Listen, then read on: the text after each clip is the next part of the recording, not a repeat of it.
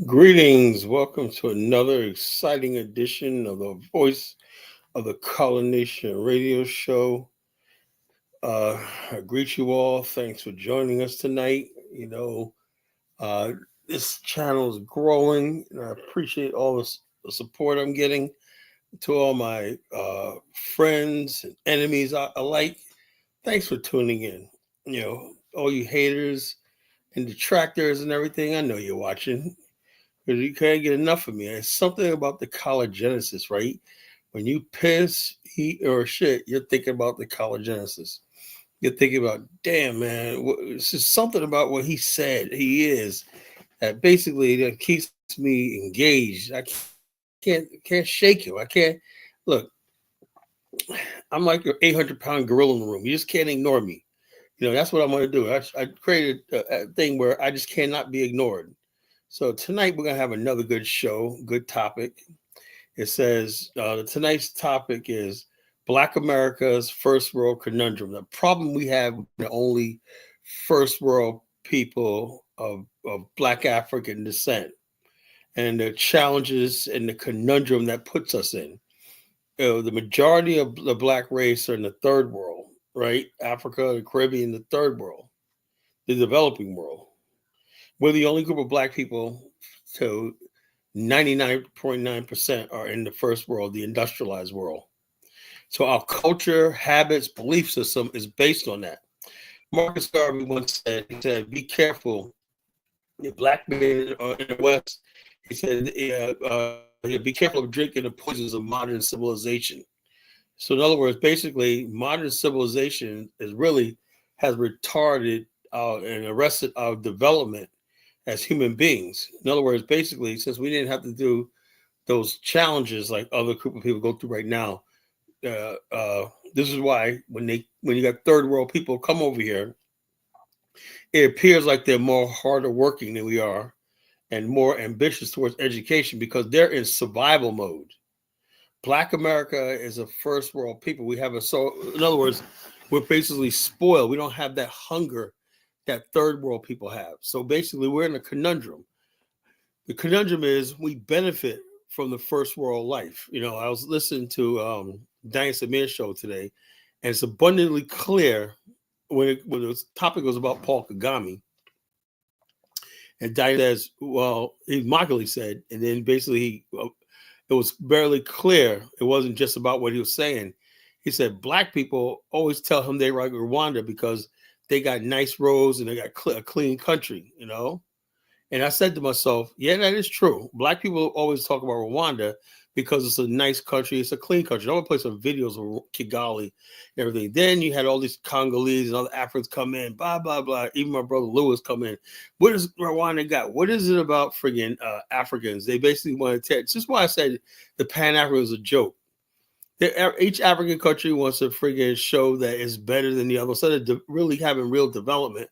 Where the whole continent could come up and everything and have a basic living. This is why I say you can never build anything as long as the majority of people are in the third world. You cannot do it. So therefore they're like, oh no, Rwanda is not that good. Look, I'm sorry. When I look at Kigali and I look at the rest of Africa, it's very clean. Except for Namibia is very clean too. Kigali looks very clean. So was it clean? Yeah. So in other words, basically, we're wrong for wanting something clean. We don't want trash all over the road and people pooping on the side of the streets. There's something wrong with that. So this is what I'm talking about. We in the first world, we just don't see that, open sewers and stuff like that. So therefore, how to connect with Africa when we got a completely different way of life? Are we wrong for having a first world way of life? And first world expectations? And what do I mean by first world? In other words, basically, we live in a country, in a society where everything is systematic and developed. That means I don't have to worry about my trash because there's people to pick it up. It's like, we got trash in the house. Well, that's what we got to pick up every Thursday and Friday. The garbage man comes, right? I don't have to worry about going to fetch a bucket of water because all I have to do is keep my water bill paid. I don't have to worry about getting a solar panel for the most part, right? Because I can just hook up electric. If I want a solar panel, it'd be a supplemental backup. So I don't have to do all the things that I don't have to worry about going down to police. If I obey the law, I don't have to worry about a police officer taking my last $20 out of my pocket, because he's hungry. These are things that we are used to in the first world, right? So that's why we're almost like in prison because we cannot leave this world and go to a third world. It's like a fish, a saltwater fish going into a lake. He'll die. He'll die. Or a freshwater fish going to the marine world, the saltwater world. They would die. So what is a Black America to do, right? We're in a white man society and everything. Everybody knows this is a white man's country, but the bottom line is it works. So that's the conundrum we're in right now as Black America, So we're going to basically talk about that tonight. And look, when you have topics like Black America is Black first world conundrum, things are going to get hot tonight. What's going down in Cololand. So don't be selfish. Like, share, subscribe. Tell a friend. Stop what you're doing and tell a friend.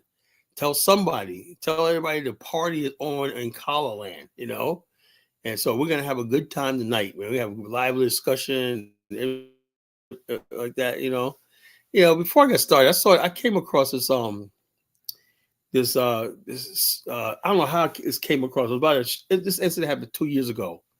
And this is another problem with conundrum we have. Although we live in a first world country, we have worse than third world crime rate in Black America. That's the whole thing. We're basically, I do believe in many ways, Black America is not too far, if not the same thing as the average African on the continent, as far as like civilization and culture and civility and just levels of civilization. I really do believe that. I do believe that the only reason why we have what we have is because we live in a white country. And I seriously doubt if you put Black America in any African countries as a group, we would survive. I'm just telling you that the only way we could ever survive outside of America is we have to build an infrastructure similar to America, if not maybe somewhere modernized. We give our terms. I don't think we could ever match America as far as like the Afghanistan. But I do think we could even look at other models like Dubai, not even at Dubai, maybe like Singapore, Hong Kong, and all these places that solve the housing problem by expanding vertically. And most people in Asia live in apartments as opposed to everybody using up land and wasting space on single family homes. Maybe we could expand vertically. That would give everyone at least a modern standard of living. You may not have a big backyard and all stuff like that, a swimming pool. You may not be able to match the lifestyle you may have in North America, but you can at least live in a modern world. That's what I believe. I don't think Black people could ever go and live in a third world situation. I just don't. Now, listen to really carefully. Like it seemed like everybody that was the African American that were on the panel, except for a few sycophants that basically saying, "Well, we have this thing where some Black people, right? Not all of us, right? You got two types of Black Americans, right? You got one who basically always identifies with the struggling people, the losing people, and the backward people, and stuff like this, So, no, I'm sorry, brother Big Cheese. I'm looking at you Negroes, especially FBA. You guys ain't too far from these Negroes. You ain't too far from Africans. I'm dead serious. You're not. The only thing that you have is you live in the United States. That's all. I look at the FBA. Most of you people, FBA, are primitive people. They're damn self. They're more like Africans than damn self. They're more than they think they are. More than they know they are.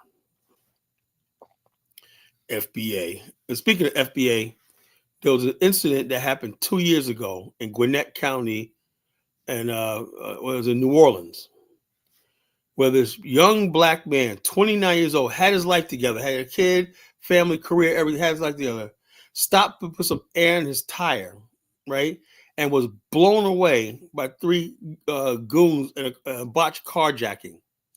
So I'm saying to myself, right, and these are so-called FBA people, So I'm saying to myself, the level of savagery I see in parts of Black America is the whole thing is like people think when we talk about the Afghanistan, I want to let this very, very clear. The main reason for the Afghanistan is because we're trapped in America, right? And we cannot see. We live in a third world country. You know what happened if we had to our criminals and thugs? They'd be burned alive. That's what happens in Nigeria. They burned a boy alive for freaking stealing a cell phone in rural areas. Because we're in a freaking first world country, that means we have to use the courts, the laws, and all stuff like this. We can't do that in a civilized first world country. So, in other words, basically, the criminal element in Black America is ruling because we can't do anything to them. You understand where I'm coming from? So, basically, like this. I see Big Chief said FBA is better education has more money. What does more money mean? Money don't mean that you're better than somebody else or better educated, whatever. Sometimes people got survivors. I'm telling you right now, when you talk to Africans and whatnot, they seem like they're more wise than the average so-called Black American. I'm just dead serious. Black Americans really don't know anything about the world. Crime is going down. I believe that when I see it. You gotta give me some receipts. You say crime's going down in Black America? I seriously doubt it, bro. I seriously doubt it. I seriously doubt it.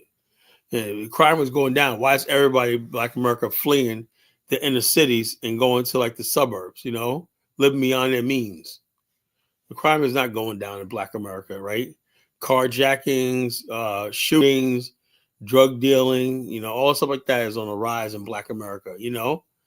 Look at Newark, Baltimore, Philadelphia. It's a disgrace. Crime is not going down. It's just so-called FBA people. They got the most crime out of any group of people in America. The so-called FBA. I did Google it. Crime is not going down. I don't care what you say. Maybe the reporting of crime is going down, but crime is definitely not going down in Black America. I look at places like Baltimore; it's basically unlivable. Yeah. See, as soon as Dusty makes $50K, yeah. As soon as a Black person get to that $40,000 mark, he's gone. I tell this story all the time. There's one lady, older lady, Miss Coffee, right? I remember her name Coffee because I was talking about Paul Coffee. It's an older Black lady. She's like in her 70s, right? Now, I used to always stop at this Taco Bell in the hood, right? And I used to stop over there every like once in a while, eat Taco Bell, whatever like that. And she always she was like a manager, and so she's a manager, a shift leader, whatever like that. I do research, bro. You know, I don't go searching Boo Boo the Fool's search engine. Big Cheese. You search for Boo Boo the Fool's research and development. So anyway, Miss Coffee basically was working at Taco Bell. Then one day I went into this Taco Bell in Virginia Beach, right? And I saw Miss Coffee. I said, Miss Coffee, what? Because at the other Taco Bell, she was like a mother figure. Oh, Miss Coffee, everybody like this. Everybody like she was like a grandmother figure to all the young people that work Black. I said, that's sweet.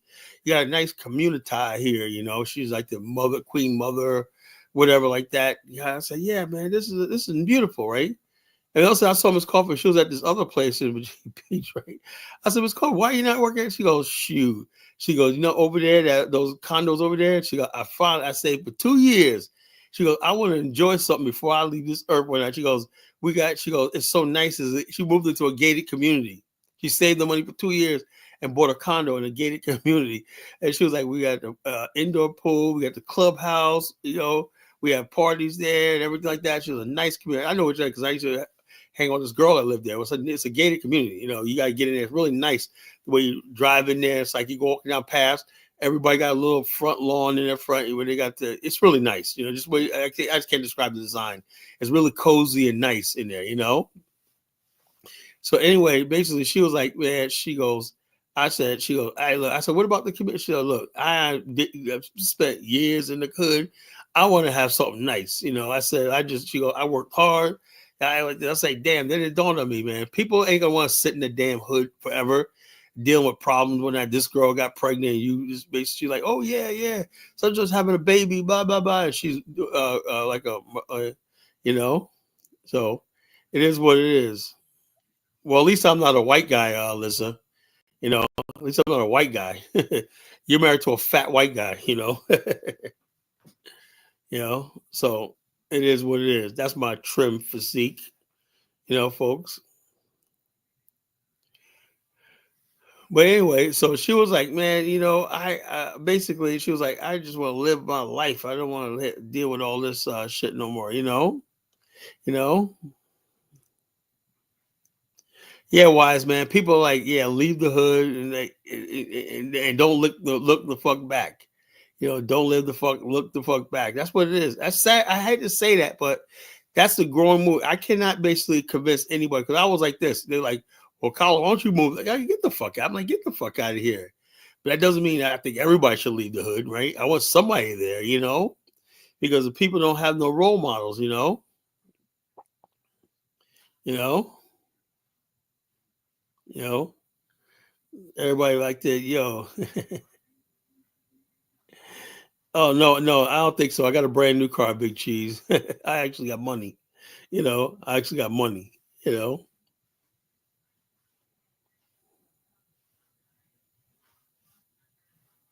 so hopefully, folks, in another 3 weeks, I'll be in Monrovia, Liberia. Hopefully, another 3 weeks. I just haven't know when I'm actually going. I got some things I got to tidy up and whatnot before I buy my plane ticket. You know. Man, people hating on my picture. Old Spice ass. Damn, does anybody give any love, man? Why don't you guys try being nice for once? Is everybody so mean? God damn, man. I thought, man. See, look, I figure, there's nothing more than I love besides looking at myself in the mirror all the time. The second thing, the most thing I love the most is the sound of my own voice, and look at myself. So I figure I share my voice with you guys and a picture of myself, What else can you ask for, I'm giving you me, I'm giving you me, and I'm giving you my voice, I mean, yeah, I love listening to myself talk, man. I can listen to myself talk forever, You know.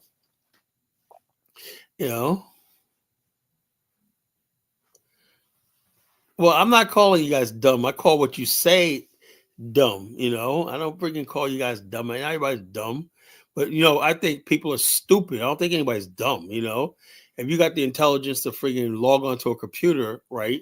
You can't be completely dumb. You must be stupid. So it is what it is. Yeah, I don't. I don't want to put up a picture of me from 2 years ago. I was terrible looking. You know. So, it is what it is, folks. It is what it is, man. I am grateful to God to lost all that weight and everything like that, trimmed up and whatnot. You know, I feel like a new person. So when people tell you, if people think that friggin' losing weight doesn't, yeah, it does. Your self esteem and how you appear to people, because I know when you lose weight and you're trim, you walk around, people give you, well, no matter what you think you are and whatnot, people always judge you by what you look like. It doesn't really matter. It ain't no matter what you look like. It's what's on the inside. No, the fuck it's not. People, only thing this world cares about is what you look like. You know, if you're like a fat slob, they're gonna treat you like a fat slob. I tell people all the time. So basically, just invest in a gym membership and get in the gym and just work up. Work out. And the bottom line, if you have goals and whatnot, set your thing, you will basically hit those goals and whatnot. You'll feel better about yourself and the world around you. Don't try to change the world, change yourself. And then you can go back and be the better person you want to be. You be the best person. Like if you say you were treated bad when you was heavy, well, be nice to her. I should take my advice. I mean, I do joke about big girls and whatnot. I don't mean any harm by it. I mean, because, I don't mean any harm by it, but I would never say something to hurt somebody's feelings in public. I treat people in public just like with every respect. Okay, what the brother, his size is or her size is or whatnot. I treat people like a human being, and whatnot, realizing that I was there once too, being looked at with disgust and scorn and whatnot. I knew people looked at me with disgust and scorn and disappointment, and judged me by what I looked like, my parents was, and everything. I said to myself, I'll never do that to anybody else. I'll never do that to anybody else. Much as I say this in public, I mean, on the show, I would never do this stuff in public. never do this up in public. I treat everybody with respect like a human being, because everybody has worth in this world. I believe that. Everybody has something to contribute. God put everybody here on this purpose. And we're all God's children when it comes out to it. What your political beliefs are, Okay, whatever, big cheese, But the thing of Black America's first world conundrum, like I said, we're the only group of Black people, for the most part, where our culture is first world. Even our poorest Black people have a high standard of living. The poorest Black people in America have a higher standard than most people in the world. Do you know what I mean by this? Do you know that only 5% of the world's population makes over $30,000 a year? $30,000 is nothing, right? Only 5% of the world's population earn 30,000 USD. And that's, like I said, this is what we're going on right now in the world. These countries that are trying to form BRICS and everything like that, and these countries are lining up against America, right? And Black people got to realize that you're part of America, whether you like it or not, And they're basically saying it's the geopolitical order that Americans have so much and everybody else is poor justifies them bum rushing the border and coming over here and everything. And so you got sycophants in high places say, something, it's so bad that somebody in Peru is making $1 a week and whatnot, and America's got so much. Come across, man. You guys can make it to America. Come on over here, And so basically, and look, let me tell you something. The world's not fair. It's not. Look, I understand that Americans have so much. Like 30%. Look, 90% of the people who make over $30,000 a year come from the United States. That means America has way more wealth than the entire world combined. And so naturally, one of the largest minority groups here, largest ethnic group here in America is African Americans. We're the largest racial minority ethnic group, not Hispanics, African Americans. And so therefore, that translates to Black America earning at least $1.6 trillion a year. That's astonishing. As a minority group in this country, that we generate so much money and wealth and everything like that for this country. And we, even though it all goes back to the system, we don't have anything vested here. We earn the money, but it's not ever invested, and we don't have a lot of wealth. But we do generate money, And so the question is, what do we do with that money? How do we take it to the next level? And I said, yeah, we have to invest in our own independent nation. That would basically give us something that would basically, in other words, basically, if you want something more than America as a group. Now, as an individual, like these people, Big Cheese, Elisa, these are individuals. Like as an individual, I'm fine. I don't need none of this shit. You kidding me? So as an individual, but as a collective, as a group, there is no group economics in Black America, right? There is no such thing as a Black community, So, all right, Big Cheese, don't be knocking my Nigerian brethren out tonight, I mean, we don't want to do that, People going through hard times, People going through hard times. Well, Lisa, I'm going to Africa. A lot of people I know are going to Africa. We're just going to convince enough of. If I could just convince at least 10% of Black America to look into the idea of an Afghanistan, that would be everything. That would be a game changer. All we need is 10%. We get 10% of Black America, like 4 to 5 million people. We're good. We'll start a new nation. So the bottom line is this: we'll start a new nation. And we'll convince Black America that still stay here to invest in that nation, because that'll be the biggest wealth transfer and the biggest expansion of real estate and infrastructure in the history of mankind. Us transferring money. Think about it. America couldn't be built because it had to get its initial wealth from the Atlantic slave trade, the opium trade, the rum trade, all stuff like this. Black America basically generates $1.6 trillion. Right? If Black person in America said we're going to donate $2,000 to this cause. We got literally hundreds of billions of dollars at our disposal. Right? So it's doable. It's doable. So, like I said, my goal is to basically, like I said, on this show, I talk about the need for the Afghanistan, but from now on, I am not going to discuss any intricate details about the planning and stuff like that. And I'll listen to the Elvis in the replay and whatnot. He's asking me too many frigging questions that's compromising security and stuff like that, or what I'm trying to do. So anytime anybody else that want to ask me questions, you can inbox me, right? Like I said, I'm a public figure, so if I put it out there about an Afghanistan, I'll answer the questions. But I'm not going to answer questions on this show anymore. If you want to know something, intricate details and whatnot, you email me and I'll tell you about it.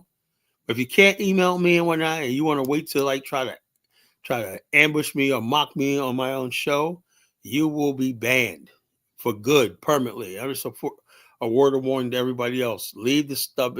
If you got legitimate questions up in the Afghanistan, fine. But don't sit there and try to friggin' mock what I'm doing or try to twist what I'm doing or whatever like that. So that's what Elvis tried to do last night. Oh, that you said this. I know what the fuck I said. I never once said that's going to be one particular nation. But David Hitt is not college Genesis. We got several people that talk about a nation state. We all have different views and everything like that. We're not on the same, but we all agree that we need a nation of our own. That's what connects us. But we all have different ways of going about it. And in the end, we'll probably work together in the end to see it through. But the bottom line, I have my way of seeing the world, and Brother Hitt has his way of seeing the world. Simple as that.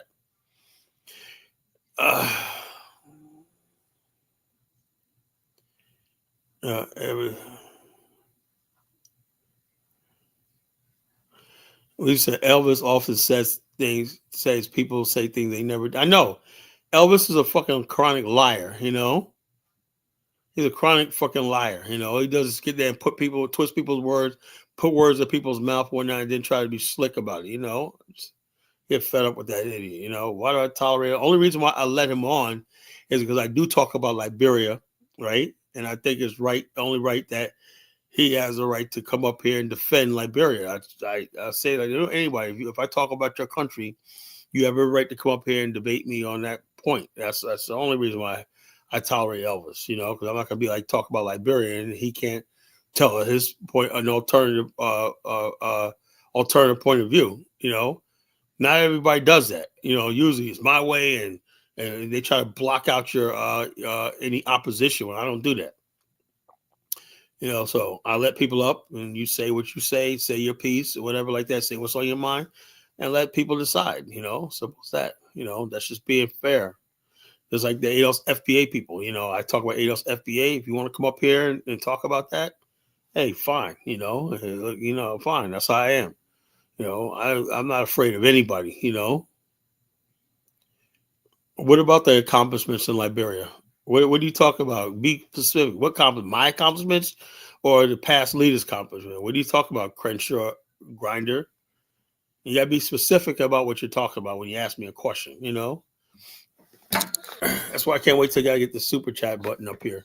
Where I'm going to say, you want to ask me questions and whatnot, you want me to respond to questions, you're going to pay for them. If you ask dumb questions and whatnot, you just wasted your money. So you're going to be careful about what you ask, because you'll go broke, because I'll be like, okay, say it again, send another super chat and say it clear this time, But yeah, Black America's first world conundrum. It's a real serious problem. What did we do as far as everything? Like other people, it's very, very clear. If your country is in shambles, your country's poor, war-torn, it's easy. You get on a plane and you leave, and you step up. There in America, there's no other place to go. As simple as that.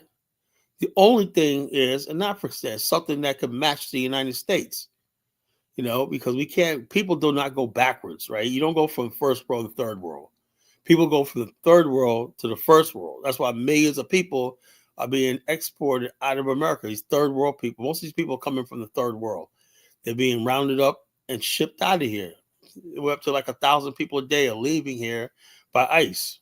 That's the first world people saying we can't handle the whole entire world You know, I didn't say the United States was in shambles. I said most of these countries around the world are in shambles, right? But Black America is in shambles because our community, even some of the best communities of Black America, are falling apart. What can we do? You know, so so what exactly can we do? There's no other place to go. You know, I look at places like people talk about Crenshaw and fucking Compton and all these other fucking places. These were once black suburbs, you know. These were once black suburbs, right? How did Compton turn into the fucking hood? These were like California communities, like any place else, like Van Nuys, Fresno, all these places like that, right? So why did Compton turn into a fucking sewer? You know, what is it about black people? You put them in the first world, but yet you turn into a black neighborhood. It's like you're in the third world. That's a sad part. That's a sad part. I look at some of these areas. That's on the West Coast. New York is different because we have communities in New York, black communities that rival the white communities in New York City. You know, just a different culture. Maybe because there's a reason why is that here in the Eastern United States, black people in the Eastern United States have been here for 400 years. So that's 400 years. We had a chance, like places like Virginia, North Carolina, South Carolina, sort of perfect certain things about our civilization. But near California and those places out west, those are basically new migrants who came there since they only been there since like the 1950s and 60s. You know, where the black people here in Virginia, their cultures developed over 400 years. You know, so that's why the people in the eastern seaboard of the United States, Atlantic seaboard, are the wealthiest black people in America, in the world, right here on the Atlantic seaboard. You know, this is the pinnacle from New York, like say Connecticut, New York, all the way down to Florida. You know, that's the friggin' that's the thing. Chris guy said we still have strong communities on the West Coast. Well, you got to come up here and show me. I don't see that. You know, I see friggin' California. That's why Brandon thinks the way he does. You know, because he comes from a community, Los Angeles, an absolute failure. You know, absolute failure. And so if you come from a city like Los Angeles and Long Beach and whatnot, of course you're gonna have negative views of black people. Like O'Shea Jackson come from Sacramento. These are fucking black failures in black failed communities, you know. I've never been to LA, but I've seen enough of it, you know. I've seen enough of it. I don't want to go to LA, not even on my day off. You know, there's no way I'll ever go to LA. I want no part of it, you know. So I want no part of Los Angeles, you know. Now, black Los Angeles in the 70s was a nice place. I used to watch old movies from San Francisco, and I always, to be perfectly honest with you, right? You know, the place I always wanted to live in the world, I was always wanted to live when I was a teenager. I always wanted to live in San Francisco. I always loved that city. It looked so beautiful, the architecture and everything like that, the bay and everything, the culture. Now look at San Francisco. That place is like, I don't even want to see the place, you know? Wiseman said they ain't shit in LA. Yeah, I know that. Look, I'm looking at black LA. I was like, how do y'all do it? What are y'all doing out there, man? What the fuck, man? Hispanics are all over the place shooting y'all and all sorts like this, you know? What the hell, man? I was like, damn, man. It's like black California is only 6% of the population. You ain't doing shit with that shit, you know? I cannot live in no place where I got fucking Mexicans. There's enough dealing with white people, but fucking Mexicans too and Asians. The black people out there, and then the black people out there shooting each other and whatnot, you know? Yeah, New York is good, but I want New York to turn into a Los Angeles, you know? That's why I'm glad all these freaking illegals are getting rounded up, you know, in that regard, you know? Get them the fuck out of New York, you know? Send them elsewhere, you know? Send them to Pennsylvania, you know? Send them to Pennsylvania.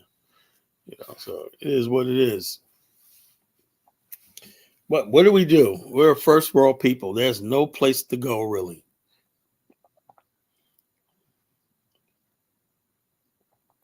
The conscious culture in New York is a fucking joke, wise man. You know, those are all deadbeats that are refuse of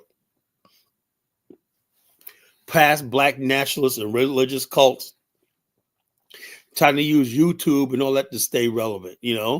I would not regard none of those people, Sinetta and all these conscious people that Laudaba. These are clowns, man. These are straight up deadly clowns over in New York. They don't represent New York. Trust me. One time New York was very militant and stuff like that, but them days are gone. Black people have moved out of Harlem. They're in Long Island, Queens, and upstate New York, Connecticut, and everything, Jersey. We moved out of the friggin' Harlem culture, so Harlem culture is irrelevant. So I've only been on 36 minutes of Tolliver.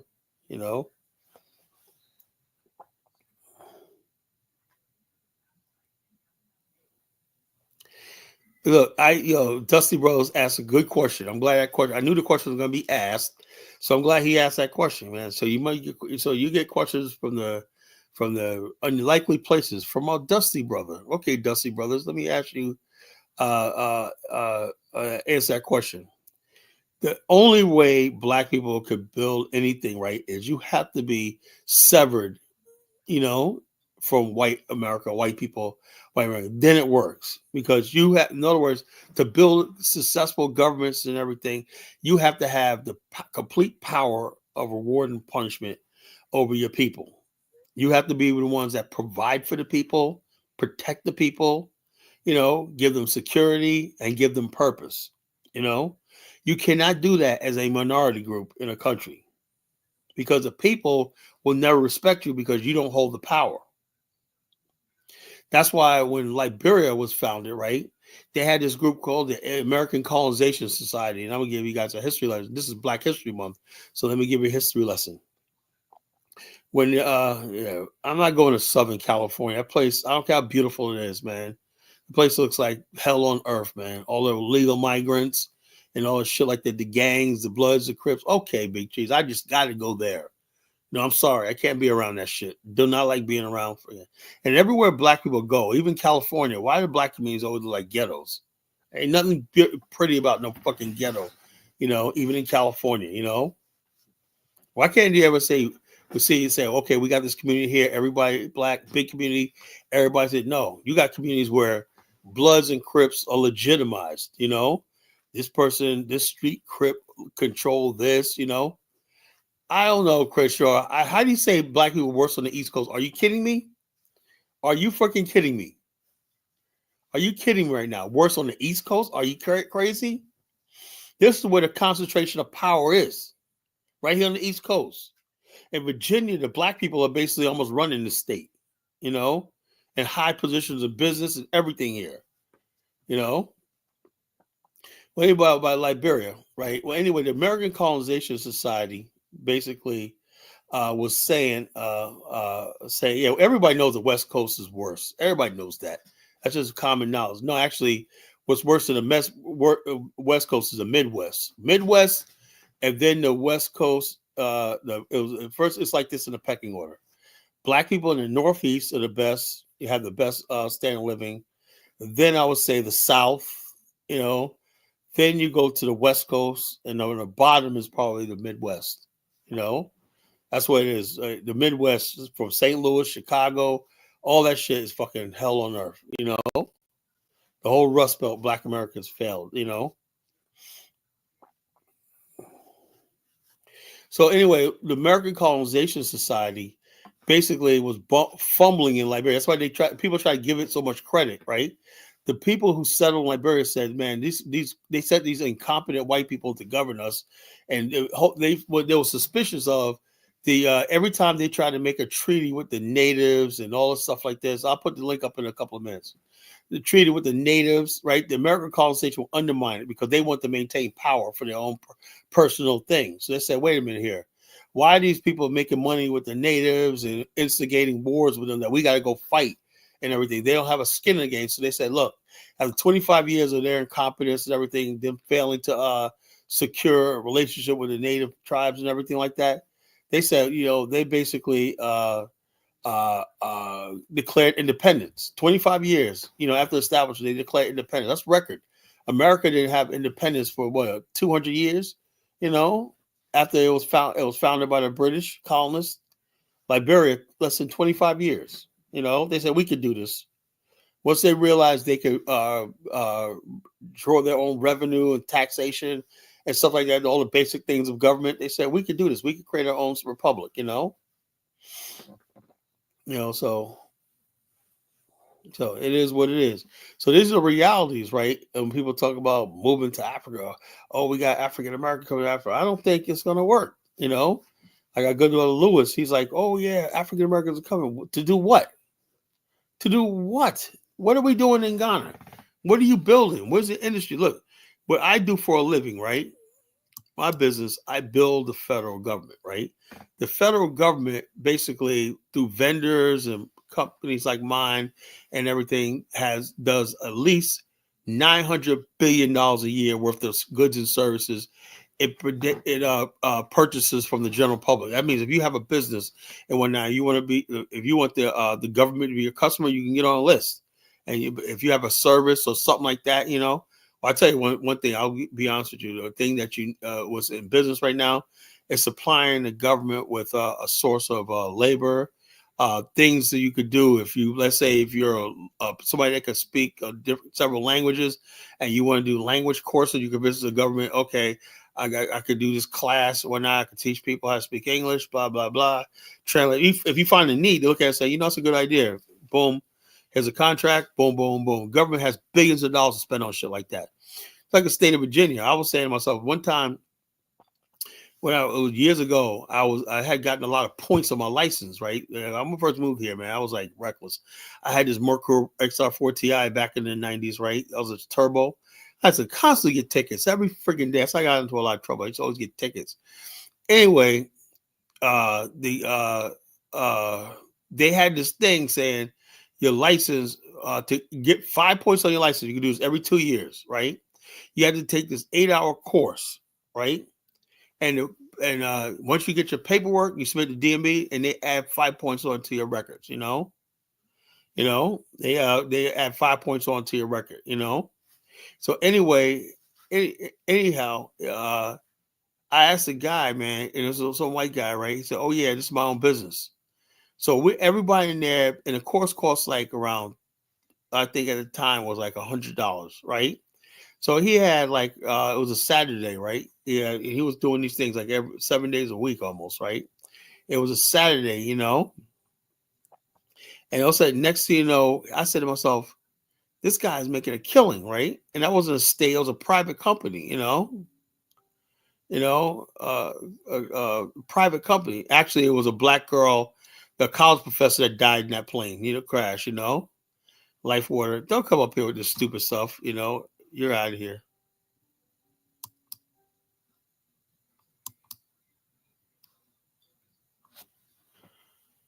I ain't got time for people tonight. So anyway, I said to myself, so this guy is billing the state for the services, right?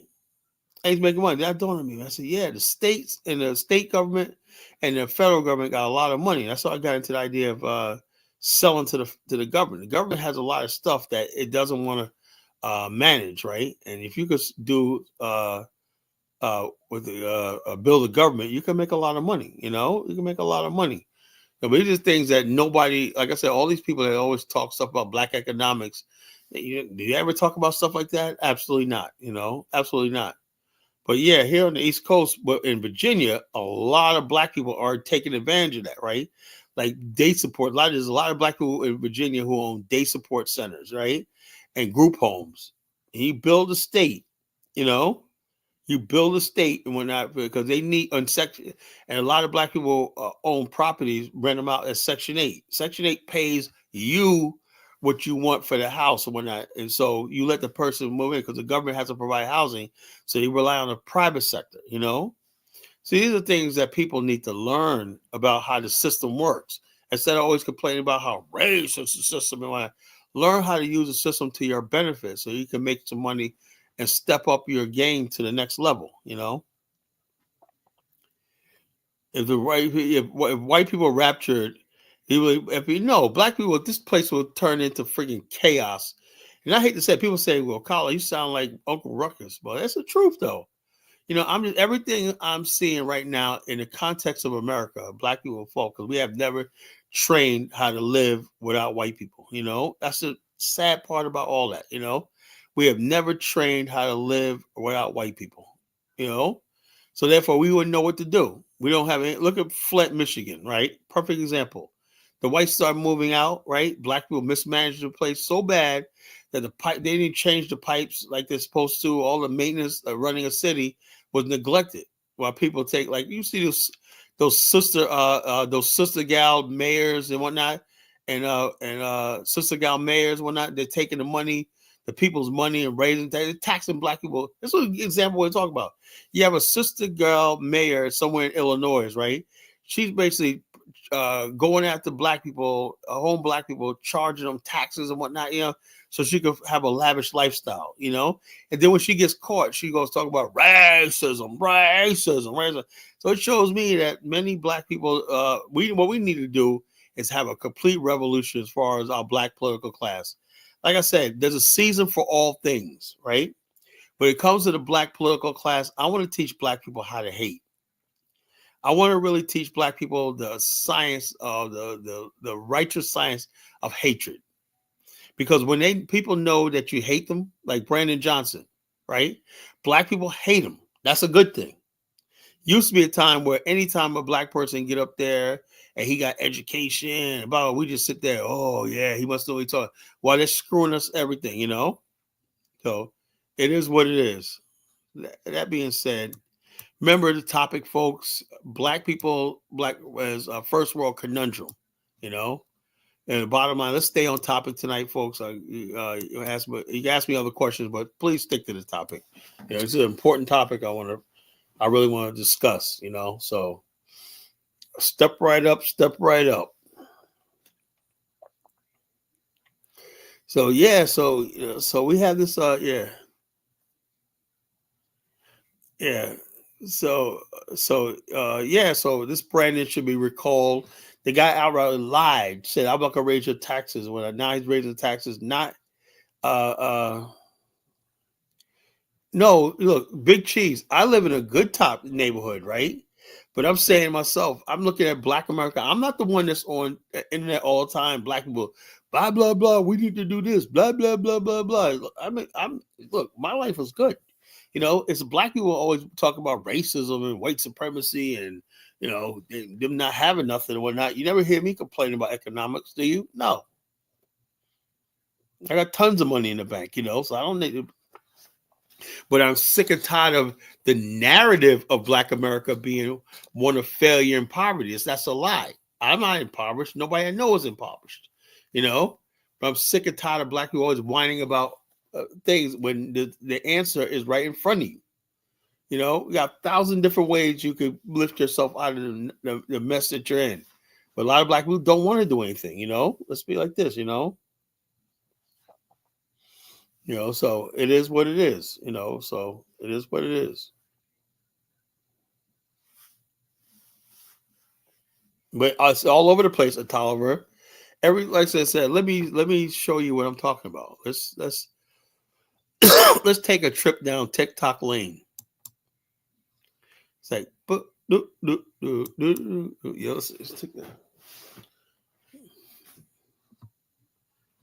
let's take a trip down TikTok lane. This StreamYard says that that's a platform we use for this, right? Says it'd be better if I use the Ethernet instead of the Wi-Fi. I don't do that, I don't know. I know anybody still uses damn Ethernet for friggin' anything. I gotta learn how to do that all over again. So maybe that's the reason why I have a lot of connectivity issues. Yeah, I need to see a therapist. I need to see something. But mine said we was gonna like he said, I'm gonna get back in and I'm gonna check myself into a friggin' therapist. Yeah, ain't gonna see me, man. Yeah, because let me tell you something. Dealing with Negroes, man, will drive you crazy. What's going on, Wise? What's on your mind, brother? Oh man, it's just this topic, man. It's hearing what you're talking about with our conundrum. We can have shows for the next 50 years, man, and it's like where we going, man? What's the point? So it's really simple, man. Just trying to build wealth right now. We should be focused on building wealth at this point, because, like you said in a previous show, this is a good time to start establishing wealth and trying to really improve our communities, taking advantage of things. Yeah, that's the only way. When I sitting around waiting for a reparations check, is not gonna fucking happen. You know. No, it's like waiting for a lottery, man. Like that's not gonna happen. Yeah, so like I said, and you got black people actually sit because they look at people like Tariq Nasheed and Rhett Cardinal. They think these people are credible intellectuals. I don't care what you tone talk. I don't care if he's a lawyer. Whatever. These guys are freaking stupid. You know, these guys are dumb. You know. Yeah, Tariq is a hustler, man. Tariq, he jumped ship. He's all about the money. So, he goes off of black people's emotions. He knows that we're emotional people. So he has some knowledge. He drops some real knowledge, but he's like a sensationalist. Yeah. So it's the same thing with Phil Scott. You know, 'cause I'm like, yo, Phil, he's been disappointment to me lately, man. You know. Mm-hmm. Us FBA, why are they fucking using that term? You know? I don't need to use that term. But I want to talk to you more about Virginia Beach and the East Coast. Me growing up in California, the West Coast, I've never been to the East Coast. I've been meaning to visit. Yeah, like I said, to me personally, I just think this region right here between Virginia, North Carolina, and Maryland is like freaking heaven on earth for black people, at least. Because Okay. what it is because we have so many nice black communities here, right? And you Mm-hmm. always see black people that got wealth, jobs, businesses. Where you constantly meet people own trucking companies, tow truck companies. Everywhere you look, black people are doing it here. Auto mechanic shops, some of Mm-hmm. everything, here, in Virginia, so and really, really lucrative business. It's like no big deal. When I turn on the internet, right? I'm saying I see black people. Oh, we got poor. They were saying like white people got all the money, the businesses we need to build. I was like, what do you? Then it dawned on me. I said that's where they live at. Well, here we got like I said last night, right? The things we don't really do is like we don't own hotels and we don't own gas stations because people would say, "Oh yeah, Arabs have gas station." I wouldn't want to own a gas station. There's no It's really tough. money, you know.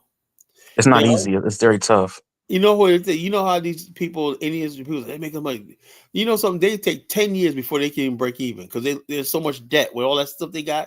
They're not making no money. A lot of times they're even living in those places. You know. We talked about that on our show before. You want to sacrifice 5 years of your life to live in a hotel, to live in a gas station? No, Yeah, you they aren't. was more like 10 years, but they got 10 years. but they How got tough are women. They you? got women that'll do that for them. That's how the loyal women. You think black women will do that? No. Heck no. No. I just, when I was in LA, mention that when I was in Inglewood, I went to a hotel one time and I seen an entire family. Now it was where like you go up to the front window to like to get your room, but I saw there was a door on the side. And you could kind of see through. It's kind of like a security door, but them old school security doors you could see through a little Yeah, bit. So yeah, I seen an entire family back there. I yeah. was like, what the heck? I thought they were just probably visiting. Then someone told No, me they live there. Shit, yeah, someone told me, "Hey, bro, they live there." I said, "What? They live in this place?" Man, I said, "What?"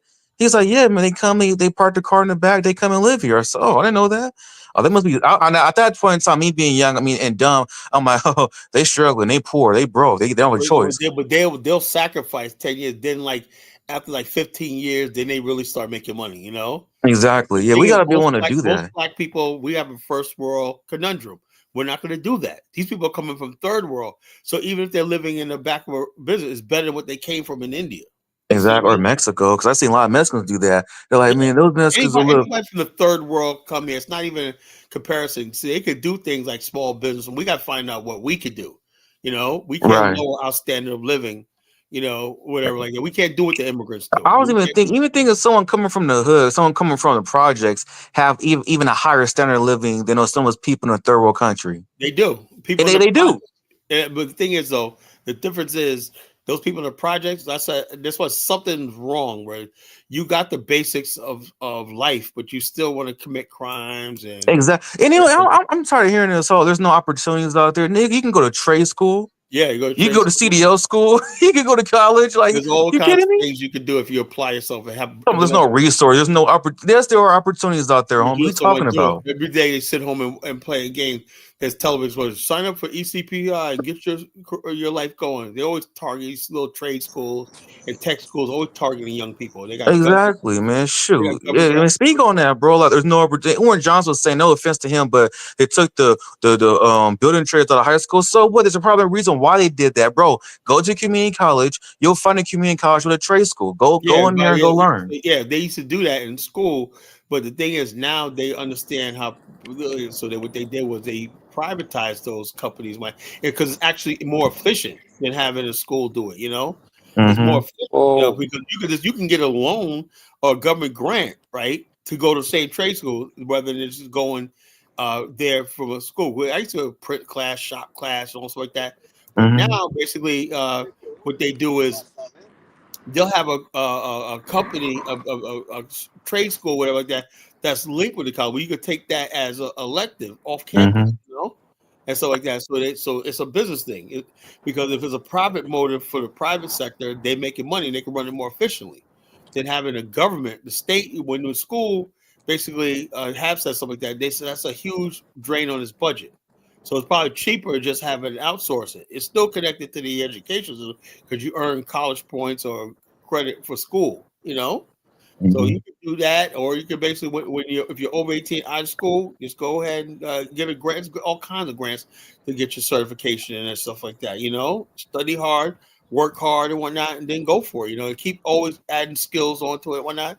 And you start seeing your money growing and everything like that. You're better off for life when you basically got control over your life. You'll feel much better, and your outlook on life will be different. You won't be sitting on TikTok, man. See the white people, blah blah blah. Yeah, man. You gotta really control that narrative because, like, where you coming from, like, what you talking about? It's all about the narrative. So it's propaganda. That's why we need to counter that stuff because that's not really true. That's like the misery merchant, the misery Yeah, misery merchant. merchants, they Yeah. sit around talking about that. And the bottom line is this: I like to get my misery on every once in a while, but damn, I know for a fact of the matter is it ain't getting me no place. It don't. Mm-hmm. I would love to get. I could probably have a huge following if I was one misery merchant. But I know that since I got actually College Genesis actually has a goal, right?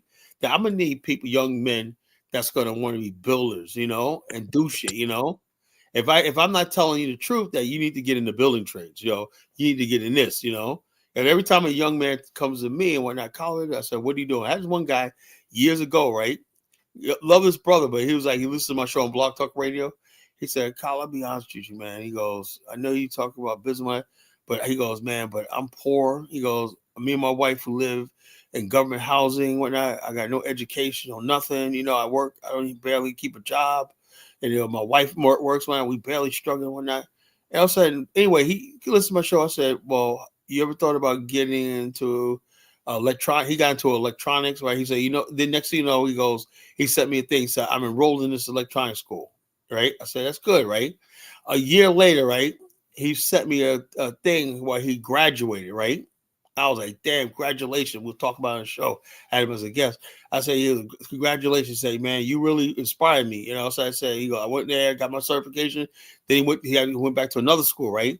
Now this guy is like a master electrician, and he does not only an electrician, he does data, he does all kinds of stuff like that with fiber optics and everything like that.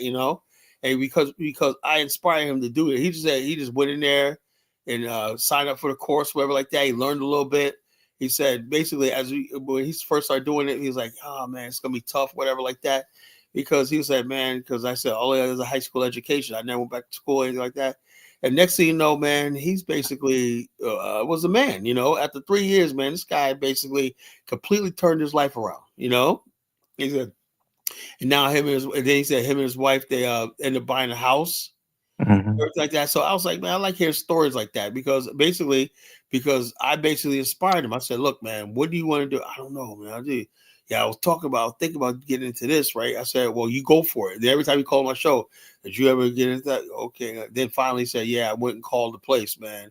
And I'm gonna have an interview with somebody about getting into the school, whatever, like that." And that's what it started from there. Mm-hmm. But even when the BAL group split up, he went the other way though, man. He's still my brother, but man, he went the other way with the other guy. So So It happens. As long as you still support you, that happens, man. People have different philosophies, things, but you inspire somebody. That's what's important. yeah, You help somebody. yeah. So it's like that's why I say I inspire people to do. I always tell people all the time, look, you got to get out there and get your trade and stuff like that. You got it like that. You know, the world is in your hands. When you're a young man in this world, the world's at your feet. Don't let anybody tell you anything different. These people, let me tell you something. These so-called leaders in Black America, they don't give a shit about you. You know, They're hustlers, man. they can't help you. They can't provide for you. They you are best on your own, right? Don't let them tell you who to vote for. Don't tell you anything. You know what to buy. Don't let them tell you anything. You know they have not earned your respect as far as like because we've been left completely abandoned. You know, Hmm. young black men in America have been completely abandoned. You know, because people are like, oh man, it's just too much, man. So they expect to turn their back. Just as long as they like, you just look at MSNBC, perfect example. You know, you got these type of black men that go to lunch with white people, and you know they made it. They got their little salary coming in, and they always give this lip service speech about what the problems in Black America is. Blah blah blah. That's why when Donald Trump got elected, they put notice how they scapegoated Donald Trump. They put all the focus on Donald Trump. They thought we were stupid, you know. They're like, yo, look, man, yeah, Donald Trump is one thing, but you don't have no legitimacy with us, you know. They just kept saying, yeah, the orange man order, Maxine Waters. Maxine Waters, you was caught up in some corrupt shit. Your district looks like shit. Hmm. Oh, you know. I don't want you what you have to hear, see what you have to say about the orange man. You know, I don't want to hear it. They You don't know, care. They're becoming irrelevant. I'm glad you said these black leaders abandoned us because they did, but they're becoming very irrelevant. That's why these podcasts, like these kind of platforms, those people are becoming irrelevant. Like we're more focused on stuff like this. yeah, Platforms that are inspiring people. That's I'm actually more productive. yeah, they're sitting around talking about like right now. We just had a president of it. So he told me. So what they want to do is this: we're supposed to sit around for the next 4 years, bitching and moaning about Trump, right? And hopefully, Yeah. and go to the polls. So that's what it is. So every year, 4 years, we just they disappear till it's time to election. Then we got to get out the poll. We got what do you mean we? You know, I don't give a shit. You know, what do you mean we got to do it? We don't have to do a damn thing. We'll stay black and die. You know. They're like, what we got to do? We got to do. What's this? Who's this we shit? You know? Exactly. We talking about. That's why it's good, but it's good it's happening because black people have abandoned them, and they know that, and now we're just doing something completely different. Everyone has their own little agenda. They got their own thing. I kind of like it, man. Yeah, I'm like this. Hey, look, I'm like this. I say all the time, look, what I'm doing with these tours in Vermont and whatnot, this makes me happy. You know, I said, whatever makes people happy, fine. I say like this is my way. I say like this, we have to build a future beyond America. Because I think we reached the pinnacle in America. You know, we reached the pinnacle. Only way, you know, I mean, I don't see what else is there. You know, you put a black man in the White House, whatnot, black family in the White House. What else is there? You know? And so I'm saying to myself, Black America, like me, people like me, I want to get to the next level. You know, I want to get to the next level in life. And it's not about getting to there's some lower class, underclass Black people want to get to the middle class, right? Us people in the middle class want to get to the upper class, you know, really, really high in the upper class and to the elite, you know. And the only way we could do that through a Black nationalist movement, you know, that's the way I see it, you know. We don't have any real major Black consortiums. You ever notice that? That You Mhm. know, shit died out. I'm saying so. No, we never really organized them because, like, for some reason, we now when it comes out to politics and black getting together, we know how to get together, jump and shot. We know how to build churches and stuff like that. But try to build an organization of investors in Black America, you know, with like 500 people, you know, and stuff like that. We don't have them, you know. They just simply don't exist, you know, because we've Nah, they never. do, but they just invest in the wrong shit. You know what I No, mean? no. Like, They look. Let me say so. When I say invest, I mean the fact that we should be able to have groups that can raise $1 billion with no sweat. We don't have that. You know, we should have people that basically saying, "Okay, we see such and such for sale. We see Ford has a plant that's for sale, a factory. Japanese about to buy it. Where's our investors ready to buy that plant? You see what I'm talking about? niggas rely too much on white people. No, Well, we it's just not don't even really that. have any black. any black nationalist stuff like this. Let me We tell you, assimilate. say this. Um, in New York, New Jersey, there are Yeah, abandoned steel mills, you know, yeah. and abandoned steel mills, and sitting there, right? That could be rehabbed. You know, it could be rehabbed. They're sitting there. You know, you got black people out of work, and you got abandoned steel mills. There's actually government money for that. You know, if you somebody would put together and say, look, we would like to rehab this steel mill. We've got like 10, 15 countries that will buy steel from us, right? Sign an agreement to buy steel for us. All we have to do is get the operations flowing, right? But there's Yeah. no black leader said that's worth their time to get involved with that, because that takes a lot of time and work.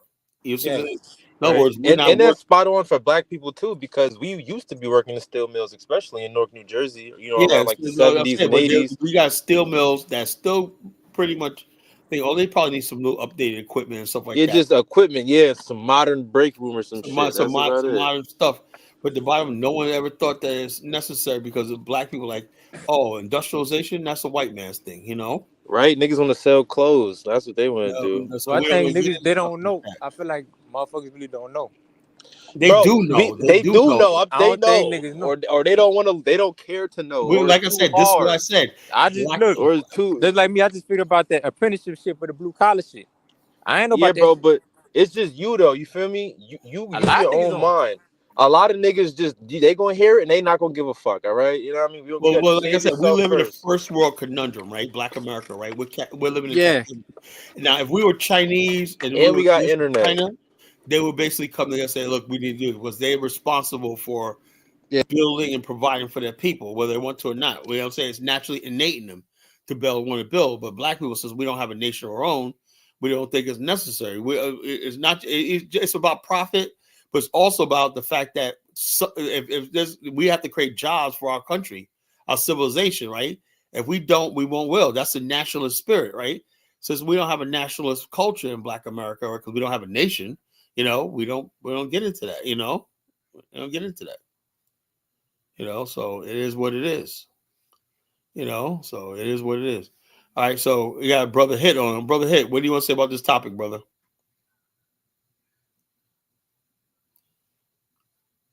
Brother Hit. So Sorry, gentlemen. I was unmuted. I was muted. okay. I'm What do you sorry. think about this topic? I said Black America, we have a first world conundrum. In other words, what I'm saying is, since Black America, like the reason why I said this topic is because I'm having discussion with a lot of Africans, right? And they basically, I think, don't think they get it, right? They always say, well, just come together. I said, look, we have a different culture and way of life. We're the only first world black people in the world, right? Yes, sir. The first world is, we believe in, we live by systems. Everything's systemic or systematic, We expect Mm-hmm. things to flow naturally, right? Where you drive on the street, everything's systematic. The light changes, you go here. Everything, we don't even think about it, you know? Everything is arranged, order, and systematics, and to for our people, that sort of system has to be duplicated. You know, when we have here, we don't have to worry about the trash can, trash getting picked up, or burning our trash, or burying our trash. The trash collectors come. We don't have to worry about the water, fetching water out of the friggin' down the river. We have a water system right now. We expect that to be there. It's all systemic. If it's not there, there's all hell to pay. You know.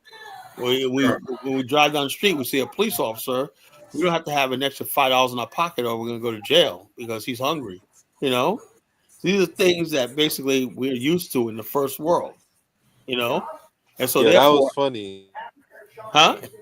That was funny. You said No, but I'm he saying, needs when I go, five even when dollars I go to because he's Liberia, hungry. man, look, if you got a cop that's hungry, man, it's like you better have a little bit of small. Makes you say, I think we gotta take you down to the police station or whatnot. When that happens, it happens. It happens. Yeah, that Nigeria, happens a lot in Africa, bribery. yeah. So bribery and extortion and whatnot.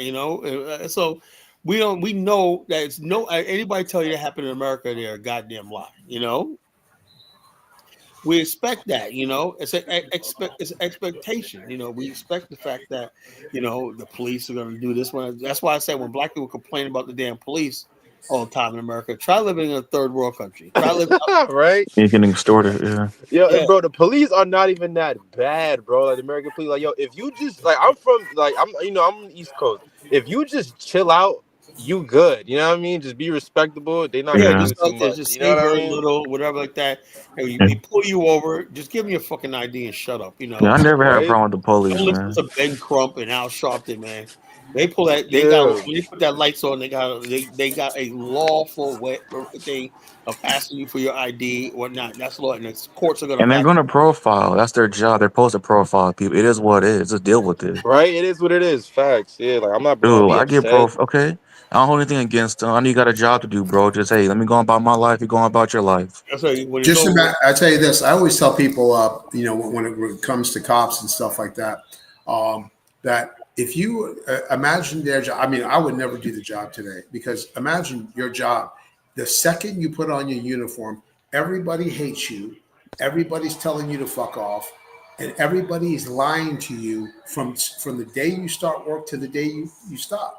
So like these guys, they see people stealing stuff. You go up to them and yo, I just saw you steal that. They're like, no, I didn't. Of course, everybody in jail has not done it. So imagine living a life where your job was to deal with people who lie to you all day long, and that everyone else hates you all the time. And imagine after years and years and years, these guys psychologically, then they start to, when it comes into their families, if they see people committing crimes in front of their with their own eyes, and they walk up to them and those people tell them flat out, no, I didn't do anything. And they're like, I just saw you do it. Imagine what it does at home with their wives, their daughters, their kids, So or whatever. I couldn't be a They cop. start, yeah, they start not to trust anyone. And so, like you said before, guys, like even with me, I never have a problem with cops. I'm like, look, comply and you will survive. I'm cool with them. I understand, the shit that they're going through. I really do because, And and then you never know when one of those really on yes, the and the edge. people that are talking shit to them, the second 2 minutes later, then they'll need them to protect them. And they would expect them to protect them. It's really a thankless job, over here. It's become a thankless job. I couldn't do Yeah. it, And man. that was a good perspective too. I never thought of it that way. Yeah, and the guys also in the prison systems, the OCs, COs, the COs in the prison system, the same thing. These guys' brains are shot. They can't, they can't trust anyone. That's the problem. And I would tell these guys, I'd say, I'm sorry to hear you can't trust anyone, but how then why should I trust you? Being a CEO is hard, man. It's the mind games and manipulation you gotta deal with. Of course. You know Guys, what's funny about being a CEO? I don't mean to interrupt, but yeah, it's not the inmates that are hard. It's the actual other officers and staff that's harder than the inmates. that's sure. Absolutely. Hey, guys, I want to show you this quick animation, if you don't mind. I want to show you something, guys, real quick. And tell me if you guys have seen this before. Um, I found this. Hold on one second. It was from like we talked about nation building, and I was talking about our right to return. We were stolen from our land in a crime against humanity. I saw this animation that goes from 1514 to 1866, and I speeded it up. Are you ready for this? The 30,734 slave ships Yeah, I coming saw that. from I saw Africa. that. You seen that before? Yeah, I seen that. I So seen it a long hold time on, ago. I'm going to show this one. This was I didn't realize how many there were that was actually documented. And brother, I'm telling you this: we gonna get our land for sure. So let me do this. We're gonna get our damn land. I'm gonna tell you that right now. That goes without saying. Um, Window. Let me share this. Tell me this. Tell me if you guys can see this. I think you have to share it on your side, Carla. I don't see it yet. You see it? No. You Okay, gotta hit hold on. share screen. Share the screen. Share the screen. Window. Share. Is that working? No, it didn't come up yet.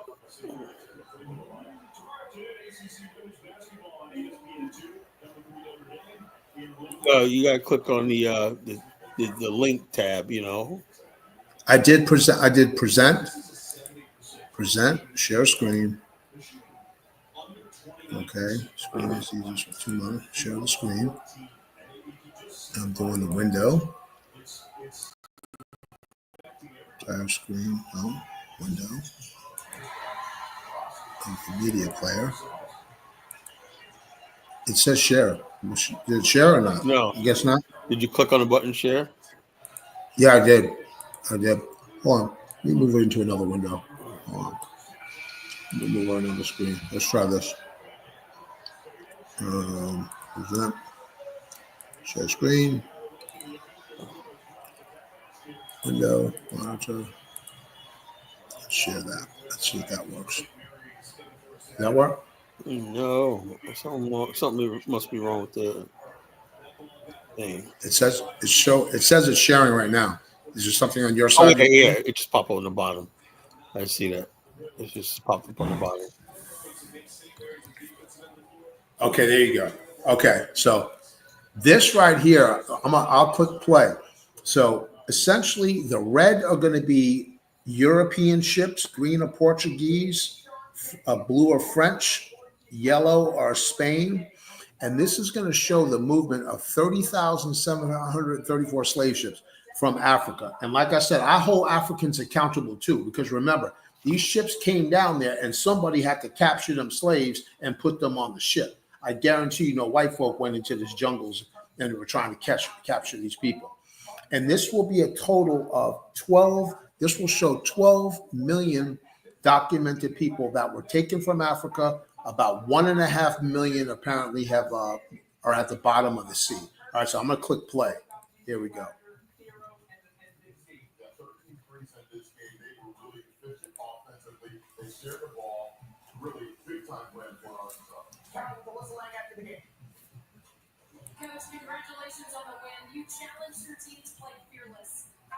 Now the 1700s, now you see the flow going into America.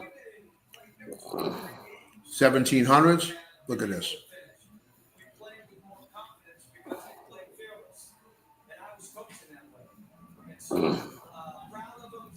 And then you can see in the 1800s now, everything pretty much is going to Brazil. That's crazy. Yeah. That's crazy, right? It is insane. So remember I was telling you, brother, so right in this area, and of course, right up in this area, we have a claim to land all in this area. That's Angola right there. That's near Equatorial Guinea right there. That's all Cote d'Ivoire, Nigeria, Senegal, this whole area. We have a claim in that land. Look at all that, man. That's crazy, man. Yeah, I was telling a brother last night. I said, look, we have a different land system law in America. We buy a piece of property, we own it. There's no such thing as paying some redundant backward chief. No. No. We all have land we own. People say, well, aren't you? No, we're not paying rent to nobody, No.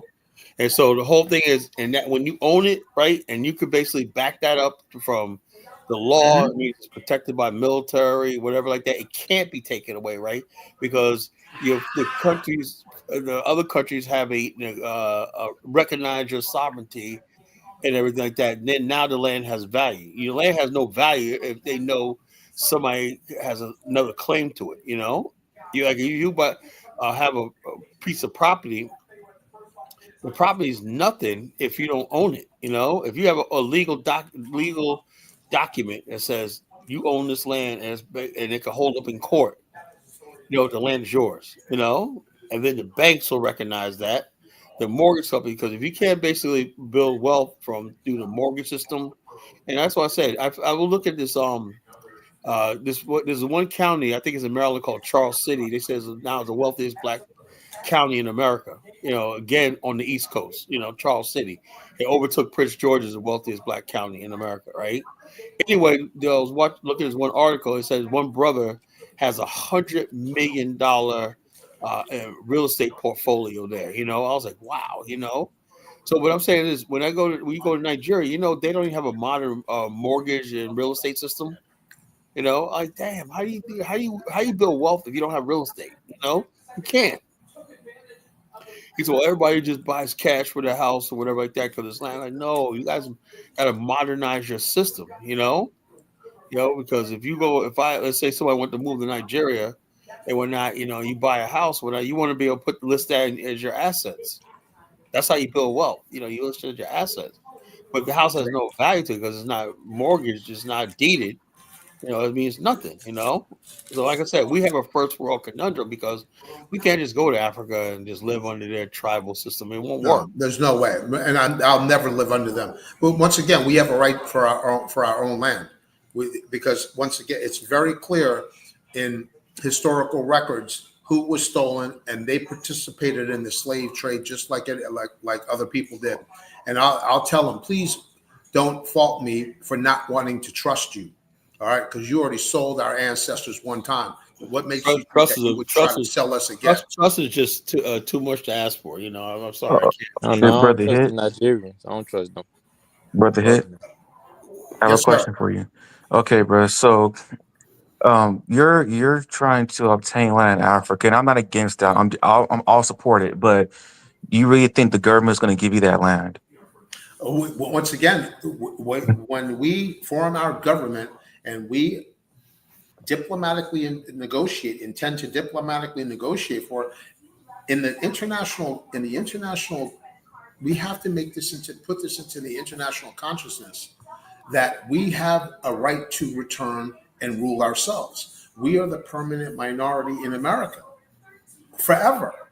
No matter what happens, we will never be in a position, brother, in America to make laws that will benefit us specifically. So, yes, I do believe that we can build a win-win situation.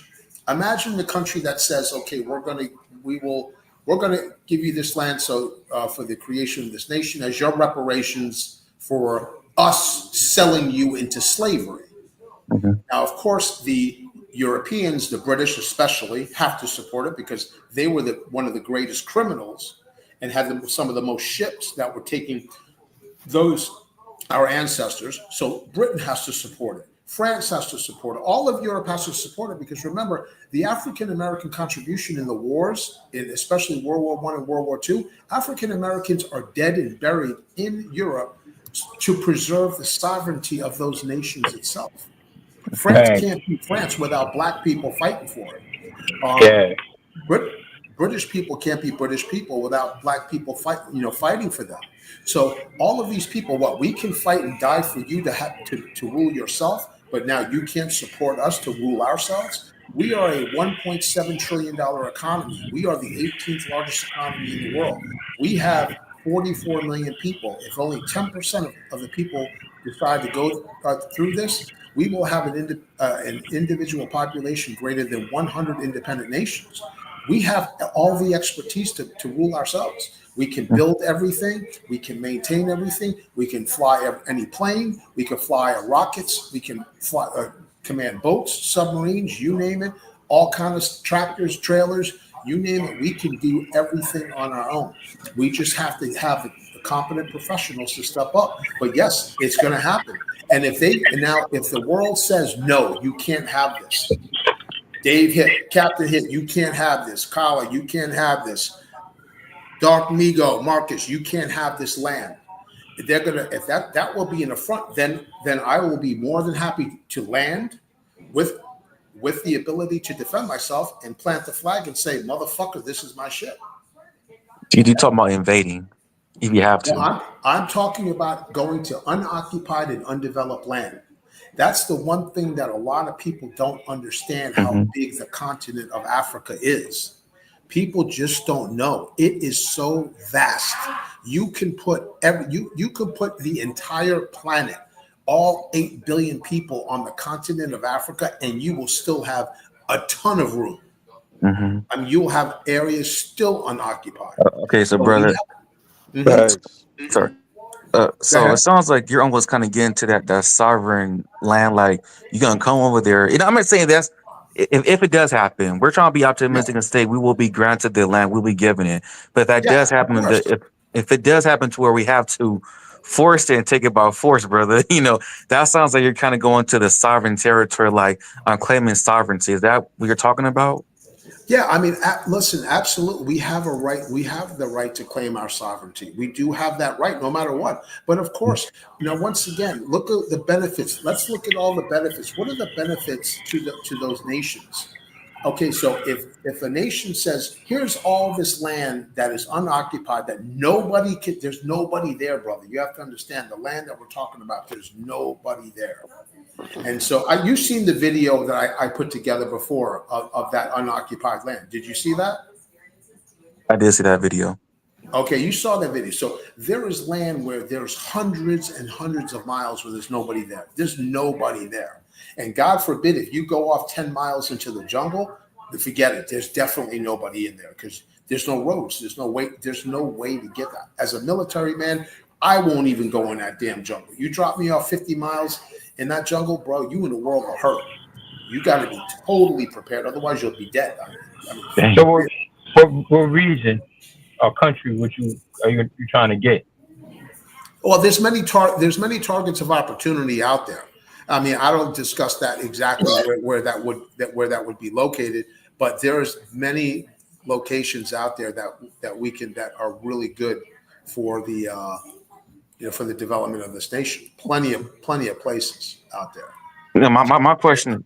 Sorry, my question is this, brother. I don't like what you said with option 2, saying if they don't give you this land, if they say no to the African nations, say no, you just go in there and say, F it, I'm gonna take it by force. I support that because that's what we're supposed to do as men. We have to start, flexing our muscle. My question is, do we have the military resources to back that up? Or are you gonna be able to fight that? Yes, we will. Remember, brother. Let me share this real quick. I want to share this screen one more time. I want to show you something of this map, just to give you an idea. Let me go back here. 1 second, sir. Let me see if I can share this one.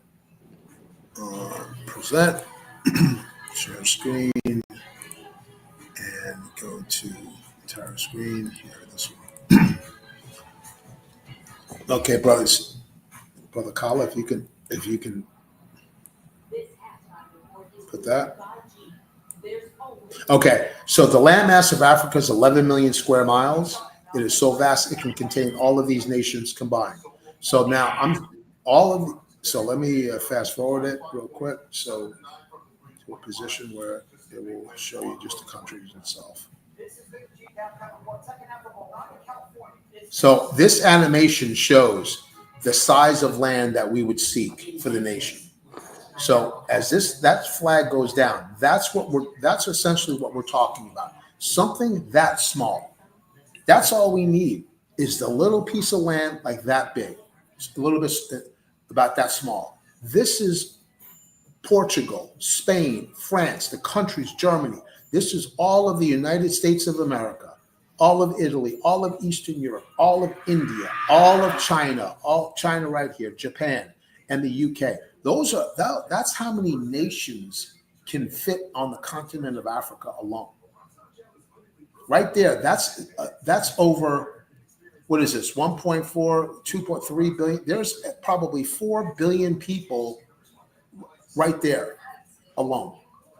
And Africa only has 1 billion people. And that's 4 billion people. And you can fit everyone in there. So that's the piece of land. That's something. So when I ask for people, are you going to tell me that in Africa, that whole continent, we can't find a piece like this for us to build? And what are we going to build, brothers? We're going to build a nation in which builds pharmaceutical plants, so we can make the necessary medicines that are needed for the continent itself at a cheap price. We're going to build data centers on there so that we can use this AI stuff on there. We're going to have factories there where we can build things there and distribute it, to the rest of the nation. Agriculture, all of that technology, power generation. That's what we want to be a part of, helping solve global problems, not just Africa's problems, but be a part of solving global problems. We're not going to have any of these drugs coming into our country. No, I'm all for it, killing all these drug dealers, just like Singapore.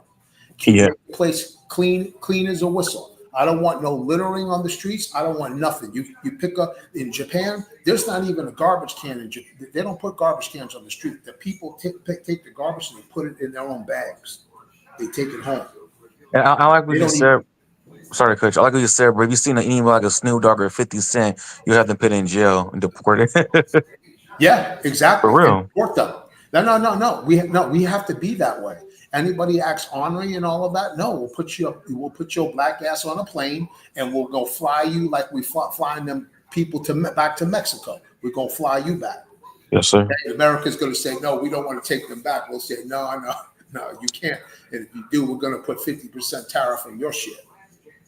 So we're talking, yeah, and we're talking about giving our children an opportunity to thrive in school, teach them skills like bring back wood shop, teach them service skills, HVAC, electrical, plumbing, computers. Teach our children that and let them go to school in uniform so they don't have to worry about I'm wearing Gucci, you wearing Fucci. So we don't have to play with those kind of games and stuff like that. So we want children to learn your languages. So that's the kind of nation that we want to build to help the continent, help ourselves, help the continent, and help global problems. We're not there to give bombs away to people and all of that. No, we don't want to do that. We're not interested in that. We're neutral in that. We want to build for the nation and for the people itself and be a part of, like I said, solving that global problem. Now, if you don't like what I'm telling you, that I want to keep people safe, bring back our families, then I'm going to fight you. Then I have every right to go to war against you. Because I'm not talking about creating a narco state. I'm not talking about creating a cartel state or something like that or some other bullshit. We're talking about doing something that's going to be an example, shedding light in this world. And I know we can do this. No, let me just say this. Let me just say this, bro. First of all, I researched this years ago. There's land in southern Egypt. It's like in the southern eastern part of Egypt. All right, it's unoccupied because remember, 90% of all the Egyptian population that they live along the Nile. But Yeah. this land is I think it borders Sudan. It's right there in the southern eastern part of Egypt. You can go look it up. It's arable land. Okay, there is water there. You can drill for water there. Okay, it's arable. But brother, let me finish. Brother, let me finish. Well, the thing is, you can drill for water there. You can do agriculture there. You can build homes there. You can build towns there. Okay, and and as long as you trade with you build roads and you trade with the people in the area, you can build an economy. You don't have to start there, bro. And what you need to understand, what you need to really think about is who's really investing in Africa right now. It's not really the Chinese anymore. It's the Turks and it's the UAE. The Turkish is building all the they building up all the airports and stuff in Africa now. It used to be back in the 2010s, flying into Africa was hard because a lot of the airports were undeveloped and a lot of them didn't even have terminals. Like the plane would just have to park and they would just bring steps up to the plane and you got your own luggage by hand. Now the Turks, they've gone in and they built up these airports. They have terminals now. They have the baggage conveyors and stuff now, you know what I mean? And because they, the Turkish Airlines, they do a lot of flights and stuff into Africa. So it's in their interest to build up the airport infrastructure. If you go and you get with those Turks and you get with those Arabs and the UAE and stuff, and you get in a boardroom with them and you set something up, they'll invest into you, man. They will. If they feel like is something that they can get out of it, okay, they will invest into your project. But you just gotta get into that boardroom with them, man. They'll fuck with you to them Arabs and the Arabs and the the Emiratis and stuff.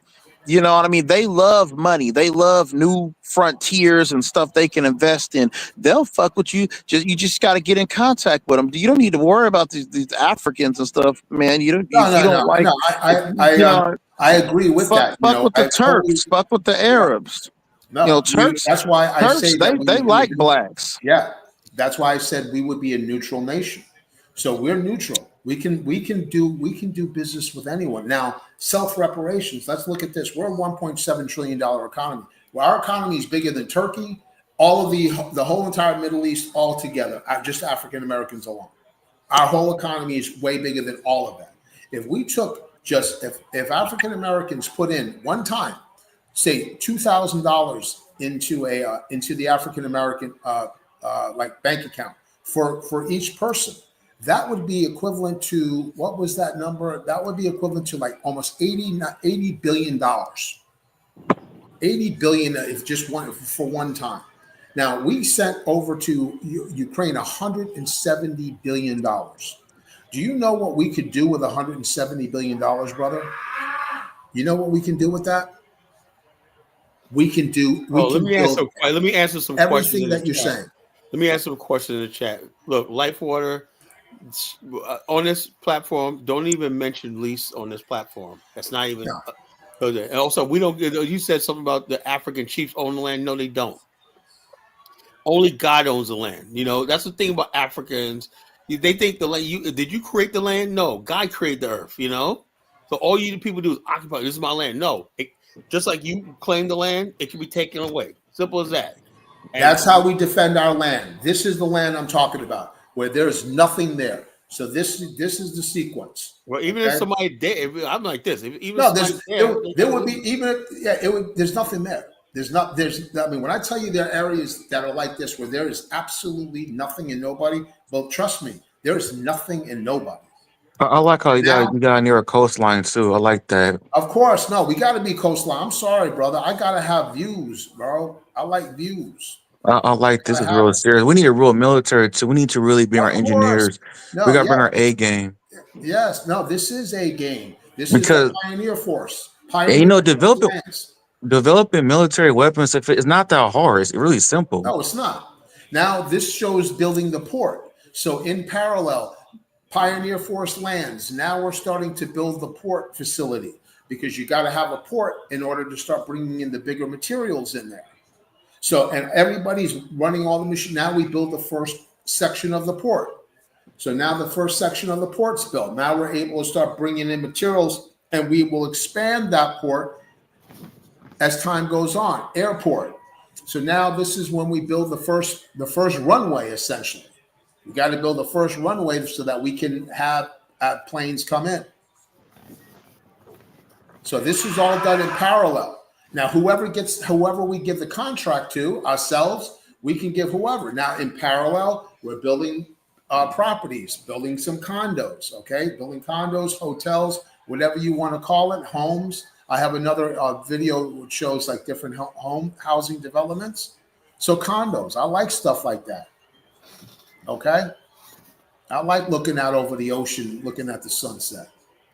Now, so in parallel, we're building this, building everything ourselves. It's our designs. Medical. We want to be one of the top medical places on the continent of Africa with the latest, greatest doctors in the world. All the MRI machines, all that stuff. And then 50 years from now, okay, there you go. That's what we're leaving for our children. We're leaving a beautiful nation, clean, safe. Kids can go to school. People can walk out in the middle of the night, not worry about nothing. Nuclear power. I'm definitely for nuke. We're going to need power. We're gonna need nuclear power. Yeah, nuclear power. Now your port is expanded. Now you're a big trading port. Then there you go. You start messing around. And there you go. There's your nation. Really nice, beautiful. I'm talking latest, greatest technology, nice, clean, all of that stuff. And you have this up on your channel, right? The IAAC. Yeah, no, I don't have it. I keep this. I'm still working on some of the previews of this. I'm still working on some other things on this. So what I'm showing, I'm almost putting it. I'm putting some other stuff together. Have you worked on like any like kind of architectural models? Like you work with the architect? See, this is one of the videos I was working on right here. Mm-hmm. That was one of the videos. Wait, but brother here, Yeah.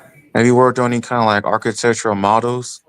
Yeah, I do have a lot of experience with AutoCAD and 3D Max. I do have a lot. No, I'm talking about physical models, like a little. Physical, no, I have seen. I have not personally worked on physical models, but I have seen many physical models in my time. Dubai, in fact, in one of the videos I put up on the one of the older videos, there's a video like it's from in the anthem, and in that video, there's a model of a city, and that was actually from Dubai. I took that picture in Dubai. But this gives you an idea of what it can be like, and it's real. We can easily do this stuff, man. I mean, building stuff. I mean, Chinese are putting together 1,000-bed hospital in 10 days.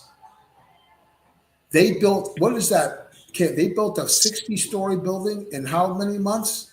What is that record? The Chinese. Yeah, it was like they could build like a whole building like 20 stories in like one day, It was something crazy. China, if we work with them, if we take our self-reparations, our money itself, and we say to China, and I looked up the numbers, $5 billion gets you the most modern airport on the planet. So say, for instance, we have $100 billion. Just a little bit less than half of what we gave Ukraine for nothing. So $100 billion, you take five, you have the best airport in the world, on the planet.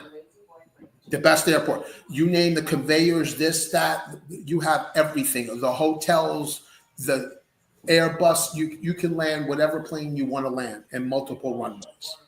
Yeah, Take but see, another here's the 5 billion. thing, bruh. Here's the thing about Mhm. that. It's not just about building an airport or building a hotels. If you look at with Dubai and stuff, when you look at those 777s that they have, Yeah, and yeah. at Dubai International and stuff, they're always full, like to the Mhm. brim. They always have people coming in there, spending money in there, doing business in there. My thing is, if you want to set this up, you got to start with business. I don't even think you really even need a military. Like, um, start with, Of you course. need business people. You need people who can go in, and you got to get people to come and bring their money to you. You know what I mean? You got to start with that, and you got to start thinking like that, And because our money. And you our know money. We need to use our money too. We need to take a portion of our money. Like I said, if you take $2,000 one time, 2,000, that's almost $100 billion right there of our money. And then we are going to hire our black companies in order to build it. So that money goes right back into those black companies that can manage the projects itself, because it will be under our auspices. We're going to be the ones that will hire whatever company that, say, for instance, that will help us build the airport, but it's going to be machines that we're going to own. We're going to own all the machines. We're not they're coming in with, no, we're saying we're going to provide the machines. You can bring in over some certain manpower, but we're going to run everything, because we want to be able to have that stuff there on the continent, so that if we need to help other nations or build roads to other places, we're able to do that. So we'll buy all of our own machines. We don't need nobody, brother. We don't need no one. Black people can finance ourselves. Okay, we're bigger than these people. And then once we build that, if we become, I'm just using the word Amazon. Imagine we are that Amazon in Africa. All those goods come to us. We get a cut. We store them in our warehouses. Then we put them on planes that are designed to go through that, to go into certain airports that are not developed, because you have to have like those regional. You have to have regional aircraft, like military aircraft, in order to go into certain places. Like you can't land a 777 in certain environments. You need like a C-17 or something like to that effect. And you can have those kind of aircraft that will then push those goods. We make a cut out of all of that. Oil, we can make a cut out of any oil. We can generating power. We go if we build nukes. If we one thing I really think we should really consider is using wave energy. The Chinese have built recently. They built a huge wave generating like barge. It's incredibly big. You won't believe how much power this thing can store. And you put that off the coast, you don't even see it, and you can get tons of energy just from the waves itself. So now you're making money that way. You're making money through international for banking. Instead of Africans having to put their money up in Switzerland and have whitey control their money, why don't we become the Singapore of the financial center of Okay, Africa? see, that's a good idea right there, but we gotta think about that. The thing is that like especially like these Nigerian billionaires and stuff, like Yeah, the guy that owns Air Peace.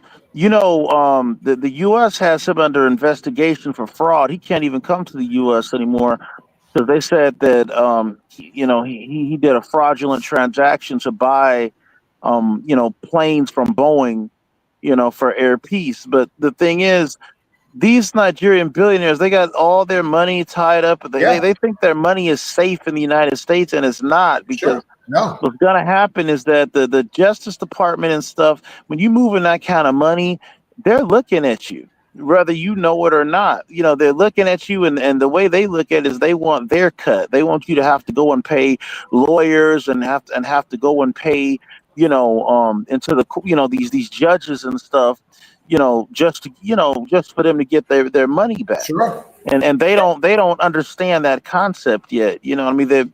sure.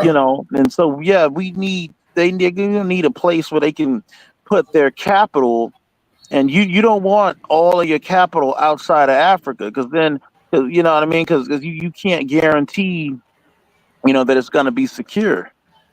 Absolutely. So Say if you got to start thinking yeah, like that. that's right. So say if we do become the Switzerland, say they can bring their gold to us and store their Yeah. gold there. Say they can do that, or any other element, some certain elements that are out there. So, and we got to be forward thinking. If we have very strict laws against corruption for our own government, and if we can operate like Singapore with that kind of efficiency in the banking system, and nobody worries about their money and stuff, man, all that money will come to us, and we're gonna be like, hey, we're open for business. Okay, we'll protect your money. And then we got to look at, okay, and we all have to discuss this, because you have the SWIFT system, and then BRICS is coming. So how do we play that? How do we play that within that system, the international system? And I'm all for exploring what would happen with BRICS. Have both. Say, as a hedge, we can put some of our capital in BRICS, and we can put some of our capital in the States. So we can have both ways to see how both of it plays out as time goes on. So we have many different options, and those who don't like this, I tell them, you can keep your black ass in America. We don't need you. We're not with this mission. We don't need to beg nobody. I don't gotta beg anybody. You down or you not? If you're not, good. Stay in Philly and watch planes fall from the sky, and then wait for and then hope you get something happens for you and stuff like that. Brother, let me play this video. Go ahead, sir.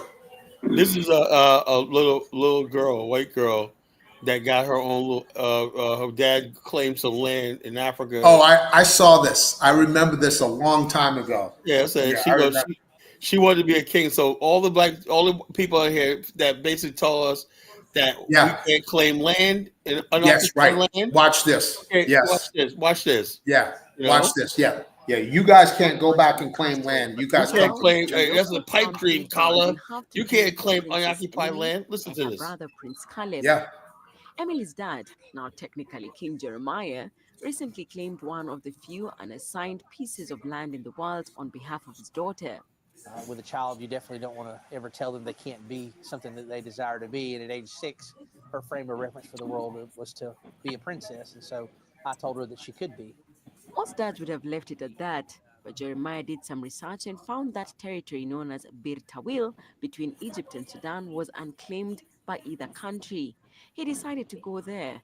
And earlier this year, he planted a flag designed by him and his children. He reckons this gives him a better claim than anyone else.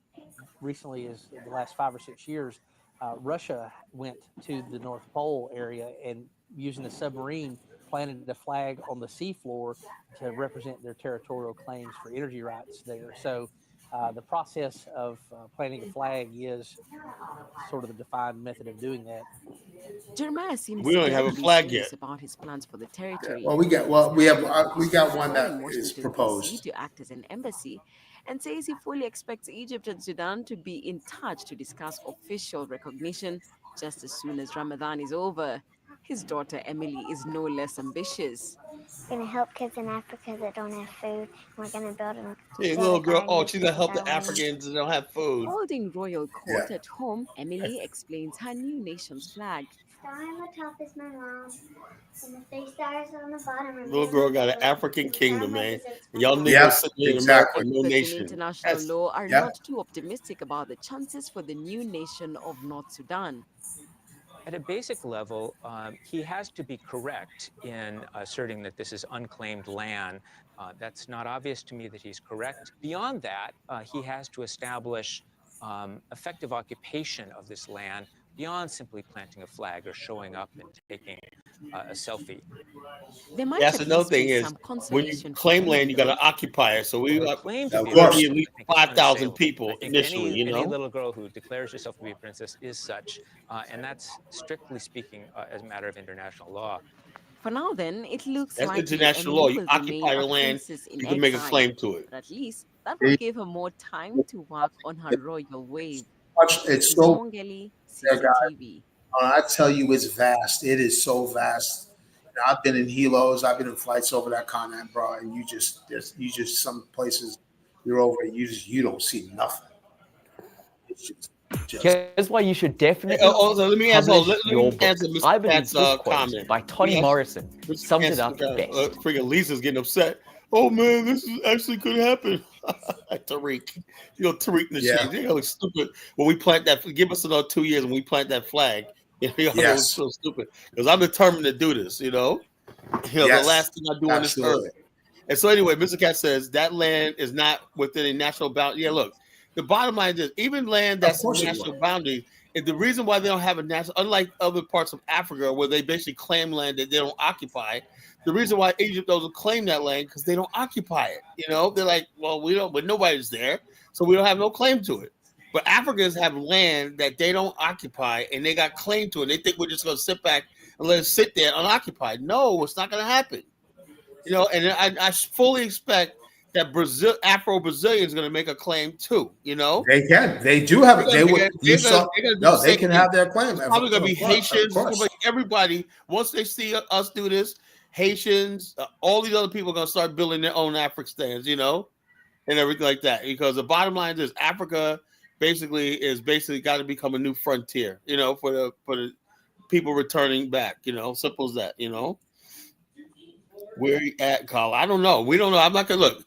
I told at the top of the show. I said I don't want nobody asking me any intimate details, anything. If you want to know my ideas, there's my email address and my website up here. You can get in touch with me there. Why people can't follow instructions? I said I'm not gonna say stuff like that on the air. You want to know what I think. My personal opinion is. You can always email me. I respond to my emails. And I'll tell you, this is my idea of what I'm thinking about. I could be wrong. I don't know it, but this is just what I think. I'm not saying I'm God or I got the way or whatnot. Okay, you wasn't here. Okay, I said at the top of the show. I said I don't want anybody asking me specifics about this anymore. Because I'm just trying to guard this. I'm not gonna let Marcus Garvey let everybody know everything. That's how people plot against you. So I'm not telling anything for now on. I'm not telling anything really on the air. People want to know. Yeah, and for people that are out there, I mean, look, we also know that internally, we know that people will send people to try to sabotage or to think that this is, do things. We're not stupid. We know that there will be people who will try to plot because their biggest fear is for the African American man, the black man to build a Singapore or Dubai in Africa. that's clean and safe. That's Well, their. just even black men in That's America their. having That's, an option. why wouldn't they? That's Why that's their wouldn't they want to be nightmare. happy? Why wouldn't they want to be happy for us? You know, No all one's those gonna be single happy for us. mothers, People all don't those want us to single be mothers happy. with 5 and 6 kids. We want those single mothers with 5 and 6 kids so that we can take those children and give them the love that they need and the protection that they need. That's what we want to be able to do. So why wouldn't you be happy for us so that we can do that? I mean, evil is real. Evil people It are is. real, Of man. And now course. that Prince B says, sit down with the AU. The AU can't even stop conflicts in the Congo, Central African Republic. Show me where the AU has any success. AU has no sovereignty. African governments have not succeeded any sovereignty to the African Union. They don't control any shipping ports, no airports. There's no AU aviation authority for the continent, no And they railway don't want authority, to. and everything like that. So every country still is fragmented, right? The AU was the original idea of the Organization of the African Union. It was to basically create one body of government that's going to be preemptive in controlling the infrastructure of the continent. You know, a common currency, banking system, a shipping system. You know, industrial development. Right? None of that stuff materialized. You know, now you got this fake thing called the African Union. Please And stop. going forth, brother Kala and brother Hit, I'm glad y'all said that. About people sabotaging Of the course. movement, like Come they on, did to man. Marcus Garvey and others. Yeah, We have to be very Absolutely. careful not gonna with. happen to me, bro. Yeah, we be very careful with the information we put out there because I don't talk about the stuff outside of this, but we have to be very careful who we bring onto this platform and just with the No, information. absolutely. Hmm? No. Yeah. People got to be vetted. People have to be vetted and stuff like that with regards to this. But once again, if we keep the mission, we keep true to our mission of creating that clean, safe place that with competent professional leadership, that we don't got brothers on there who like this one clown from a town just recently. He spent $23,000 on the local credit card for as a mayor or whatever. We don't have that kind of nonsense going on. Oh yeah, We like I need to said, I have have look. we have Black people that politics in America has sunk very so very low. focused on this. We can't have this is and these other mayors who are acting up and wanting to buy this and buy that using public funds. Come on, man. We are men among men. You can't con me. You can't buy me with no Lamborghini or Ferrari. You can't give me even $10 billion to stop this mission. That's how committed I am to this. You cannot buy me. You cannot give me 10. Say, Dave, here's $10 billion. Just shut up. Go stay in America. Don't even mention anything about this. Man, My forget soul your would not rest. I could not do it. Everybody knows. No, absolutely my soul not. could not rest. I posted something up here. I said, pain is temporary, regret is forever. Yeah, man. You'll forget the blisters. You'll never forget the moment you choose to quit. Yeah, it was. I don't want to be 20 years from now. Damn, I should have stuck No. with this. No, absolutely No, not. it's not gonna Come happen. on, man. No, there's some of us have to do that, and that's it. We're the guys that want to step up and get that done. Everybody else, if you want Fendi, Blendy, Gucci, Fucci, that's on you. I'm not Yeah. interested. And it's all about laying down the blueprint because once you lay down the blueprint, I mean, your legacy is forever. God be willing, bro. It's Imagine saying that brother Hit put this together 100 years from now. Your name is cemented. yeah, brother. All I care about is for the greatness of our kids. That's it. I don't need nothing. I don't need. Okay, look. I cannot. I'm going to be buried in an unmarked grave. Okay, my that's how soul I am. could not rest Unmarked in grave. peace. That's it. Knowing what I know and whatnot, and basically like this. Look, I'm like this. Is the whole thing is America has a good propaganda system going on. One hand, they convince black people that this is the best. This is a first world conundrum. You reach the top of the mountain, right? And everything like that. And then, like I said, the problem I have with a lot of black immigrants that come here, I have nothing against them, right? But what they're doing is undermining us. We're saying that America basically has us a second-class citizenship, third-class citizen in America, right? And we're saying that we're not going to ever reach our full potential in a white man's system, right? But hey, you come from Jamaica. I'm talking, and you look at these Jamaicans are getting deported and whatnot. They're always on social media because they come from a third world situation. Coming to America is a step up. You see what I mean? So they're the biggest offenders. Black immigrants and immigrants in general are the biggest offenders of America because they're coming from abstract poverty. You know, we basically like now we grew up in the middle class. You know, so what SNF? It's only we can only go up, right? And now what we should call a glass ceiling. You know, the glass ceiling is effect is where you see the ceiling, right? But there's a glass there where you can't go ahead. You know, that's the glass ceiling effect that Black America is going through, right? And the only thing to do that is to build your own building yourself, where you can rise to the top. You're on the top floor. You know what I'm saying? And you can only do that in your own land. You know, so those of us who are trying to get to the top, that's what we see. You know, the people that basically come. That's why I said they come into America from third world countries and whatnot, and they trying to lecture us. You can't do that. You know, I cannot look. This is no disrespect to my people from the islands or Africa and like that, but you cannot talk to me. We're the only. I want to hear from another first world people. You know, I'll talk to somebody from Singapore. I'll talk to somebody from Japan. I'll talk to somebody from South Korea.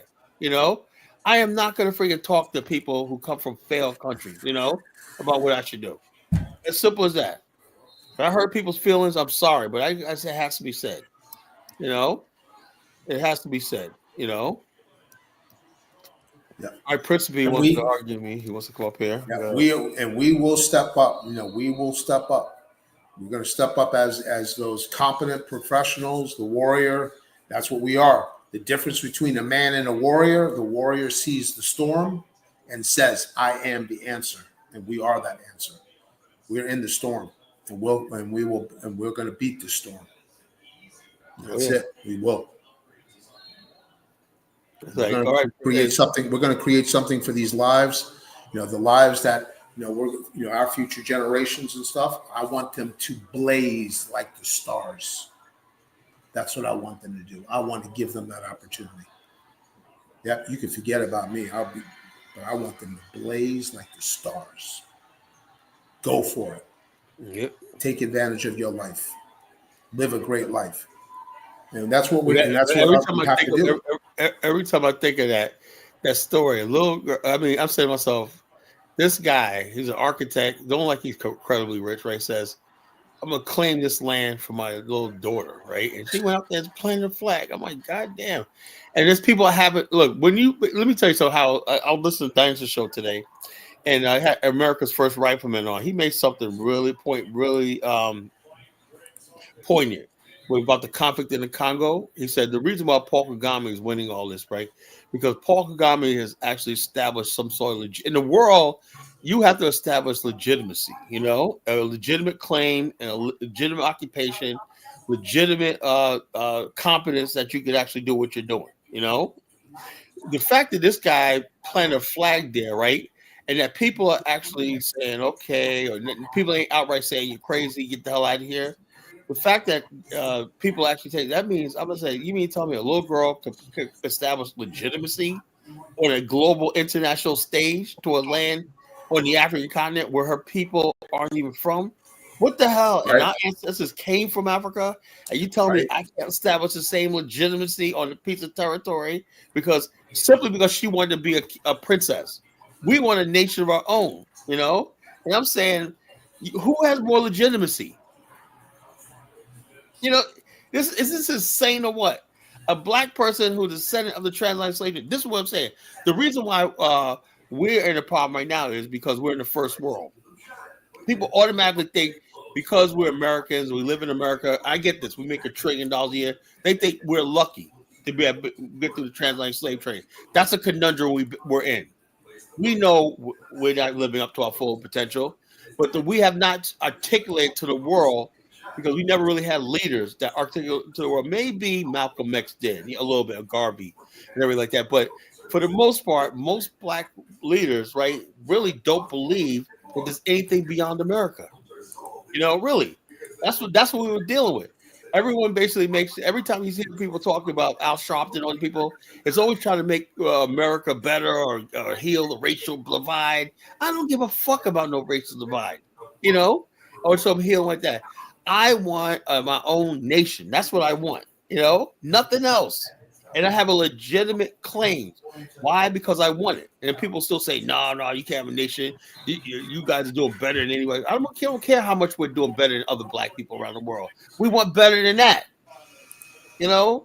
So we want better. People act like we're arrogant because we want better, and they think that this is the best we could ever do, is being a second-class citizenship in America. No, that's right. And I always tell people, what we wish for ourselves, we wish for everybody. This is, once again, we wish this for everybody. We want everyone. I mean, I've been in countries where it is such a safe place. It's nice to be in a place where you feel your soul rest and you're free.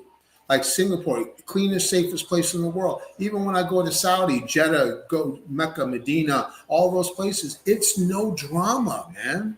The fruit American culture is like nothing but when you eat a peach or a banana or an apple, you're like, damn, this apple tastes so good. It's like little things like that, and it's like, and you don't have to worry. Nobody's tripping like Dubai. You put your phone down and nobody's going to take it. Leave it there for an hour. All of those Ferraris and Lamborghinis and Rolls Royces over there, the keys are in the cars, guys. They're sitting you can go right up to a Ferrari, open the door, press the button, the keys in the car. They don't take the keys out of the car. They just leave it there. They just think it's a waste of time to even go looking for a key and stuff like that. I mean, that's the kind of thing that, we have the opportunity to do. Okay, instead of worrying, you can't do that right in here. Go drive a Ferrari down in New York someplace. Man, come on, bro. Guys are getting, you can't do that. You're getting jacked up right on the BQE. That's it. The Brooklyn Queens Expressway, boom. You're going to get hit immediately, and you're going to get jacked in 2 seconds. What kind of life is that for our children? Principe, go ahead, bro. Yeah, man, I hear y'all doing third world bashing, man. But again, I'm I'll not speak third from the world bashing. I'm perspective just of the putting it in natives. perspective, man. And, Principe. yeah. Like I said, look. In all due respect, I love you, kid, but yes, I. Okay, so what I'm trying to say is, Black America is our first world people, right? A lot of stuff that you suggest, right, are not basically conducive to people that live in the industrialized world. It just doesn't work. We're not people coming from third world conditions where, like I said, we're hindered by that, right? Like people. No, but you don't think there's certain ideals that the Western world has basically made you guys ignorant of in the first world that you But guys the may thing not is that see with all as the a respect, factor? Principally, we look at third world countries and we're saying we don't want to do that, man. I know Indians Yeah, but come here to America, right? They work hard. They'll live 20 to a house. They'll live in their 7-Elevens and whatnot, for years and whatnot. They're willing to live and sleep on the floor in their 7-Elevens, right? For 10 years just to have a little business and they get some success, whatever like that. While their kids go to college, son graduates from school, IT. So the family now has a son graduated, the 7-Eleven, they're probably making the money. They look like they're successful. But we can't do that. We can't do those situations because that's a third world. You ain't gonna have no black woman sitting there. I'll sleep on floors with you, boo. If it means like this, I'm gonna let my grown son live with us so he's 30 years old and shit. That's not our culture, bro. But do you don't think you guys have to adapt to seize America better, should to we adapt? seize opportunity in Africa better? Why should we adapt? And that's a principle. You understand something? You're asking us to bear the burden of living in a first world country, pay all these taxes, the stress and everything, but we got to adapt to a third world way of life. You think that's fair? After everything our ancestors went through in this country? But you have to look at the results. You're naming groups, including some of these immigrants that fell in their own country. They came from third world situation. Now, if we were Black America, right? Like now, when we came from the deep south to up north, now we had a little bit of that too. Just like you black people from the north that lived in New York and Harlem and that. They used to call the black people, the new migrants from the south, as country bumpkins and whatnot. You had to adapt to the ways of New York when it's more sophisticated black people, And it's a whole thing. And like Marcus Garvey said, black man got to be careful about drinking the poison of modern civilization. Unfortunately, we're a product of the modern world, bro. I don't know how to get around that, whatever like that, but we're a product of the modern world. So any movement for us has to be based on the fact that we have to port over some sort of. Now we can't probably won't have everything we have in America, but I look at the Asian model of building vertically, and stuff like this, and being more resourceful. So everybody having like a big house and everything like that. Let's build condominiums. Let's build luxury apartment buildings and high rises and stuff like that. Even then, like initially, like initially, that even like if it's still like I said, it would be like a construction site. I live in St. John. And St. John is an island with only 3,000. There's like 3,000 people on St. John. And let me tell you something, man. When you get into a place like that, some of the houses over there, they're really beautiful houses. And when you're in a You sound far, big bro. You sound far. You sound far. am I really? Okay. How about now? Is that a little bit better? Yeah, a little bit. Okay. Slightly with an echo. Okay. Sorry about that. Hold on, let me put this up. Yeah, that's here. better. That's better. Okay. Yeah, what I was saying is when I lived in St. John, which was an island, U.S. Virgin Islands, of course, and let me tell you something. The life over there was a great life for people. There's people that have been living over there for 20 years. They don't even want to come back to America because they get caught up in that nice life, that quote island life. And if we have a coastal life, and as we start to build, like Carlo was saying, as we start to build, we have regular houses. When you have that view and you're in a place that's chill, and you're still going to have access to your TV and all that because internet is global right now throughout the world. You'll have access to that. You're really going to enjoy it. Believe me, you're not going to miss the hustle and bustle of this. But as time goes on and we do build the cities, at least we know that we're going to be providing jobs for the next 100 years. But can I ask you a question, sir? Sure. Respectfully, what you're even on the surface level requesting of your own people is it demands a level of coordination, it demands a level of sacrifice, and it demands a level of determination. And Yeah. do you see that today, because Kyle is semi praising this first world mentality of individualism, do you see this individualistic style? Principally, you misunderstand what I'm saying. I'm saying Black America is the product of the first world. Whether we like it or not, whether individual or collective, whatever like that, everything is based on us living in the modern industrialized world. So therefore, how to basically build something new, it has to be based on that in somewhat. We're used to No, but living systemically, but systematically. Everything I comes. hear what you're saying. I hear what you're saying, but I feel like you're missing the fact that some of the things that the mentalities that people have adopted in the first world is some of the things are negative. Some of the things in the Like third what? world are Hold on. positive, such That's as another thing. community, as I'm family. saying like this. I'm looking at all these. Look, when we had a Dice show, we did this thing about the Congo. Complete failure, right? Let me. 80% of all Black countries are failed states, right? People have no standard of living. No, we're the only group of Black people that have a middle class. By Let me international. ask. No, but Colin, even yesterday, he said that he felt safer in Liberia Oh, than in I his know. own That's first why. Hold on. world That's why. Hold Black on. Let me say community. this. Why was that? Bro, let me say this. The reason why is because we have a first world conundrum. That's why I led to the show today, right? Black America, in other words, what we would love to do is have a culture, right? Like I told you, the reason why I felt safe in Liberia. Because when you look at the radio, you don't have anybody saying kill him, bang, bang, jack this nigga on day when they're going into people's soul. We don't have that, right? And the reason why we Black people, although we're in the first world, right? We don't have any power over what our people look. Look, I played you videos yesterday, Black women who would saying nasty stuff about Black men in America, right? Where's that come from? That comes from because we choose to live in a country that we do not control. It's a first world country, but it's not ours. So the thing you can do, right? Like I said, I love when I go to Liberia, right? I'm supposed to be there in 3 weeks, right? But I know I cannot live there because I have a first world way of life. How am I going to do my business? My business, the federal government gives out $900 billion with a B year worth of goods and services. My company bills the federal government, right? That's how I make a lot of money, right? And I take that business model that I have and basically go to any African country? No, because they're broke, right? So I'm stuck here in America. I would love to live in Liberia. Really, I would. I would love to be broadcasting you from Monrovia in a nice beach house villa. But I know that's not reality, you know? What you call Altab said that's a lot. I'm just telling you the truth.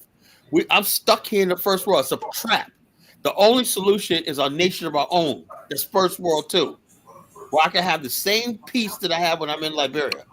Is that too hard to figure out, Principe? Let me ask you this, Principe. If I'm listening. out of 100 people, how many people out of 100 do you think would have the wherewithal, the discipline, the courage, the ability to work with one another to help each other out? Out of 100 people, African Americans, how many out of 100 do you think that we could find that could do that? Depending on how you're recruiting, I think a good 20, 25%, 20. 25%? I mean, that's a really good number. That's a big number. That's a Yeah, I huge. believe so. Okay. Depending on how you market the idea, depending where you I recruit, where plan you on one choose to day recruit. having ads and running ads on So BET. if you got millions of people, if we get 10%, we would have that 10%. 1 out of 10, then we would have a country that's bigger than 100 independent nations. It's 4 million people. We would own 4 million people. We would be we would be bigger than almost as big. Well, Singapore is at 5 million right now, but there's a lot of countries like Jamaica. Jamaica is only 2.7 million people, 3 million people. Your country of Jamaica. So we would have, with 10%, we would have more people than all of Jamaica. No, I think it's more than that now. It's probably like 4 or 5, and they have a lot of people also outside of the nation as well, like Even UK, 5 million. Canada, and America. 5 million people is 10% of us. At 5 million is 10%. 10%, 11%. If 25% come, then that's going to be equivalent to about 8 or 10 million people. That's bigger than Denmark, Norway, Sweden, Finland, Austria. Those countries, bigger than Cuba. Of course, most of the Caribbean nations combined, a lot of them combined, we get 25%. Costa Rica, Honduras, Nicaragua, we would have more people than all those countries. Singapore, the UAE, Kuwait, Oman, a whole bunch of them. Bigger than Namibia. You'd have more people than Namibia, Gabon, Equatorial Guinea combined. There's a lot of countries. So if 25%, that's a very optimistic number. I'm like, hey, I think initially maybe 1 out of 100 can be the pioneer force. That's all we need. You give us 1 out of 100. Yeah, but I said it's based on depending on how you recruit and where you recruit. I feel like sometimes as I listen to you, I think you have overall great ideas, great presentation, but the way you're trying to go about doing it is almost as if you're trying to just go, like almost like that little girl, just simply just go there and plant your flag. And basically. No, we're way above that. Let me ask you a question. Now, that little girl who planted a flag. Now, you telling me she could plant a flag, and she's white and whatnot, and it's getting recognized by international as her little kingdom? You tell me Black America? Come on, Kyler, you think those nations recognize her as a nation? Those surrounding nations, the land. All she needs is people to move there, and she'll probably bring some Haitians over there, bro, and y'all be her subjects. Bruh, no. There you go, bro. There you go, Principe. You could go over there to that little girl. She said she wanted to feed the starving Africans. You know, you can go over there. You could be You're throwing jazz, man. You're throwing jazz, man. You know? Nah, man. But like I said, I'm saying nobody really truly recognizes a nation. Even the guy that spoke afterwards, he's saying that what she's doing is just very general. Let me say something. Yeah, no, he was basically saying, well, he didn't say it's no. He said, well, we have to look into this, blah blah blah. But Tolliver says that little propaganda. He's butthurt because we making our case, right? That happened real. That little girl planted her flag on that soil. Yeah. How long ago was that? How long ago was that? 10 years ago. So do you think she's still there with United the? States of Africa that would have no. You can't understand how weak Africa is right now. Yeah, and your bottom line, just like white people are talking about building a new state, Aranya in South Africa, it's already a city, a town, but they're about to expand into a whole secede from South Africa and create their own Afrikaner republic. You believe South Africa is going to allow them to create a Well, republic? it doesn't really, yo. You go. Why you guys, you Africans, think you guys got power? You don't got no power. You know. Are you serious? I have Are you no power serious? whatsoever, man. Y'all are fucking. Y'all sit your white. Everybody's like, sit your powerless ass down. Like y'all gonna do something about it. You know. If they want, if the China man came in and said we want to create a big, greater Chinatown in Africa, when that, what the hell are you gonna do about it? What can you do? Y'all owe them money. You know. You know, African guy said Chinese have built a whole secret village in the bush. The close, yeah, I know. And you know something? There's white Americans in the Congo right now. This one Congolese guy told me this years ago. He said, "Yo," he said, "Bruh," he says, "The warlords, right? See, that's another thing that I was missing in the conversation on Diane's show, right? You got the M23 rebels, right? A militia, right? But you also got the militia." Are linked with warlords and bandits that could really control the country, terrorize the country, whatever. Yeah. And they control territories and everything like that, right? They lease out strips of land for planes to land. They build makeshift airstrips and everything like that. And the Europeans be looting the continent, flying minerals out on planes and stuff like that, you know, semi-processed mineral plane. There was one a UN friggin' bus, right? That was packed full of coal. It was like they had it packed. It was like they had like the windows blacked out. They opened it, a bunch of coal fell out. It was packed to the brim of the coal. They usually coal at the top, right? Pour the coal in there, right? And then shut the thing right there and try to get through, like smuggle it out of the country. You know, I never forget that shit. So the Congo is Africa is a friggin' mess, man. You know, right now, and they gonna need Africa's gonna need straightening out, man. Seriously, right? You know, seriously. But now, where we're going to be principally, we're going to be in a place once again unoccupied, undeveloped. Should be like really very few natives, if any, that will be near us. We will have a nice buffer away from everyone, so that we are not going to impede upon anyone, and no one can impede upon us. I don't want to be next to no one. We can just do things on our own. You don't need. I don't need to be around anyone until we start to develop our port and our airport, and then we can start then flying here, flying there, but we don't need to be near anyone. I'm not going to no city and all of that. Oh, you give me this deal with chief, nah, and all of that. Forget all that. No, unoccupied, undeveloped land with nobody 100 miles north, Hey, nobody brother 100 Hill, miles south. let me get this new caller in. All right, new caller, Elijah Cage. Tell us about yourself and what's on your mind. Hey, Carla, how are you, man? Carla knows me. I mean, it's been a while though. Oh, wait, you sound familiar. Where I know you from? I mean, we used to have a hub. You know your hub. The what? Oh, You know, you used to have a hub, did you say? like a forum. It's like a forum. Yeah, I still got it. You know the BAO. Yeah, I still got it. Yeah, yeah. Because I mean, I changed the phone, so I don't normally see you. So today I just saw you. Oh yeah. What you call? Yeah, I members still use it when but it's there. Like I have like so many blogs in there when that's everything, and we need explains everything I'm trying to do. So what's on your mind, bro? Yeah, I mean, I just started listening, so I don't know exactly what you guys talk Let me ask you, about. you from Liberia? No, You I'm sound from good. Mali. Mali. Okay, Yeah, Mali. you remember Dynasty? Dinosaur. Yeah, dinosaur. Yeah, Yeah. Okay. yeah. All right. I used to talk there too. Okay. Yeah. So what's on your mind, man? What do you think about what's going on in the Congo? You know, Kakame is an agent. You think so? So Why is that? Why is Africa? Let me ask you a question. Why is Africans? Do you understand? Like Hustle Smart was breaking down today, that the Congo has been in a mess since 1960 when Patrice Lumumba has never yeah, had stabilization, whatnot. And let me honest myself, right? The same thing happened, right? And I can't wait to see this here till tonight because I was hoping Elvis was going to be here because I know he's going to be pissed. He's in the chat room listening. You know, I know he's going to be pissed off about to say this, right? Well, several Elvis's crime brethren, right, like 10, 12 years ago, decided that they want to join the forces in Ivory Coast and go across the border.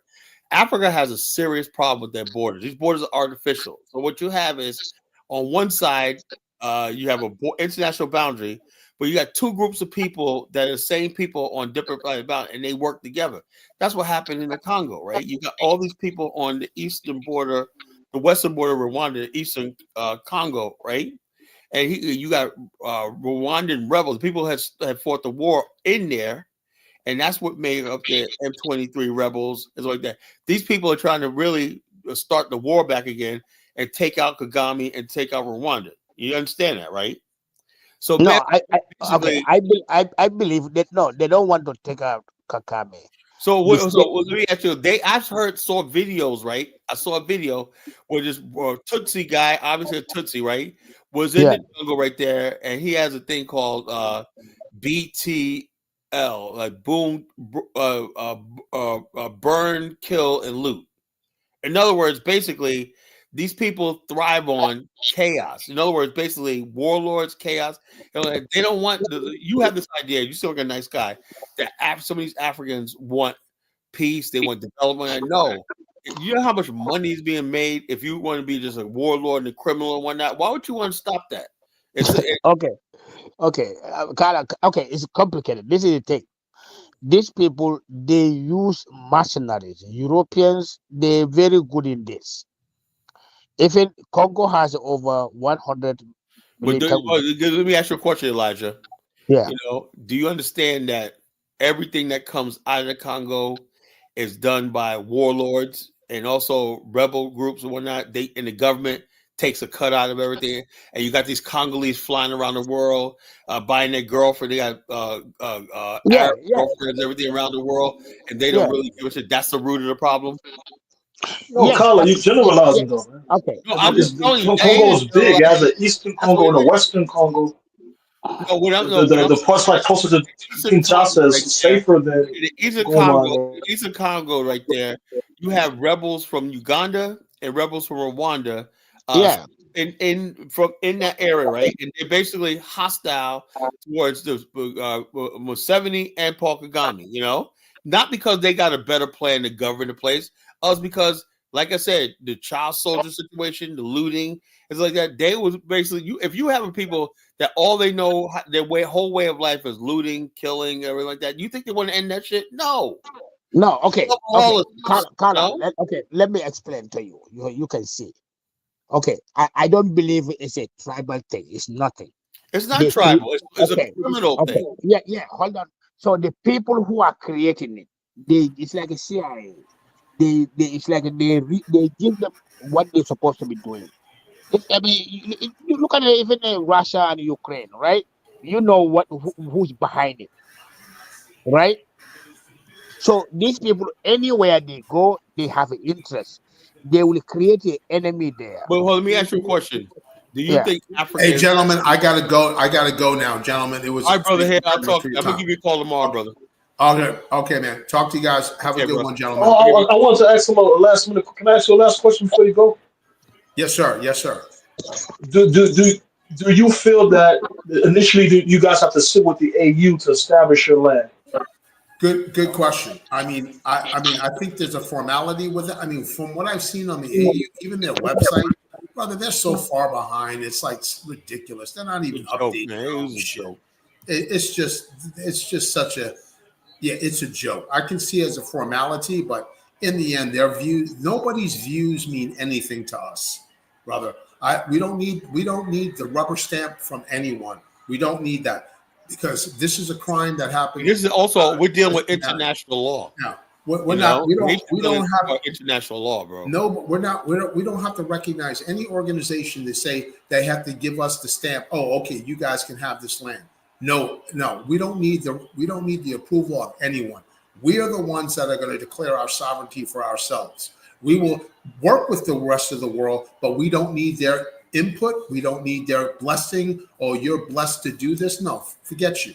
Because once again, we're talking about restoring the rights, the true rights of us African Americans whose descendants were taken in a crime against humanity. Stolen from their land, forcibly stolen from that territory, and we have a right Yeah, to but plain and simple. but you have to remember too. A lot of African leaders and nations agree with you on that point. So why come with the adversarial energy rather than sit down, Hey, coordinate? look, the whole It's principally, you gotta understand something. First of all, the fact that we even exist is a shocking because Africa should have took this initiative like years ago, even when they first got the independence. It's like, yo, look, we got to make a way for millions of people to take it. They didn't do that.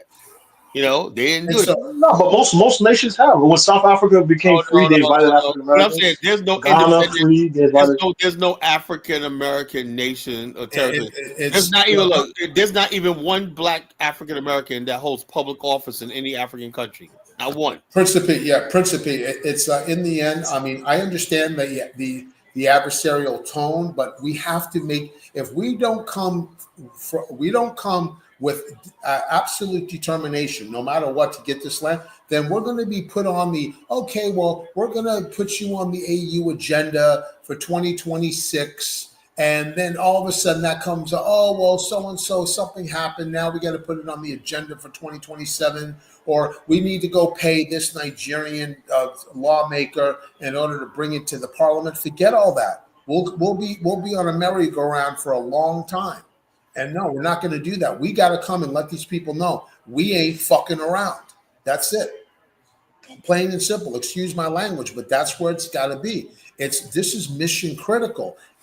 We are a permanent minority in America. We are 12%. In the year 2050, we're still going to be 12% because black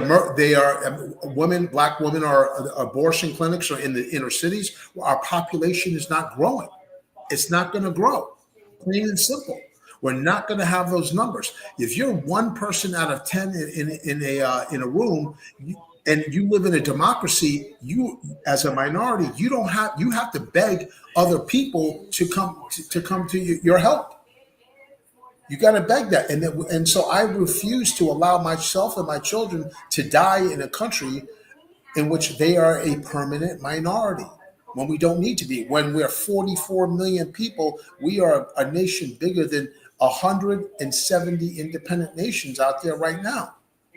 So no, we have to let these people know this is mission critical. Our kids in these schools are horrible in math and science. Our life expectancy in America is for African Americans is horrible. We have obesity in our community that's absolutely out of control. You saw that 20-something-year-old girl who trying to get her bag to sue Lyft, and in fact, I think she's trying to make a scam over that. She trying to call up all of these drivers. And you saw how big that girl was. That girl Yeah, I seen it. it was disgusting, and she wants to act like she's somebody. I'm like, come on, man. These people, the black families being destroyed completely. It's not like when we were growing up back in the early 70s and stuff with Black Power. Our families were so strong back in the day. Our aunts, our uncles, everybody. Now there's none of that. And you've taught black people to kill each other. We kill 10,000 of our own people every single year. Them white boys, they say, you know what? All they got to do now is they got to just take a truck with a bunch of liquor, cigarettes, and a bunch of guns. Just park it in Chicago, and them black people, they'll take care of business for themselves. The KKK guys said we don't need to go hanging anybody, run around with sheets. Take a truck, guns, liquor, and some cigarettes. They'll kill each other on their own. And that's exactly what they're doing. We got to get out of this environment. You have to change your environment completely.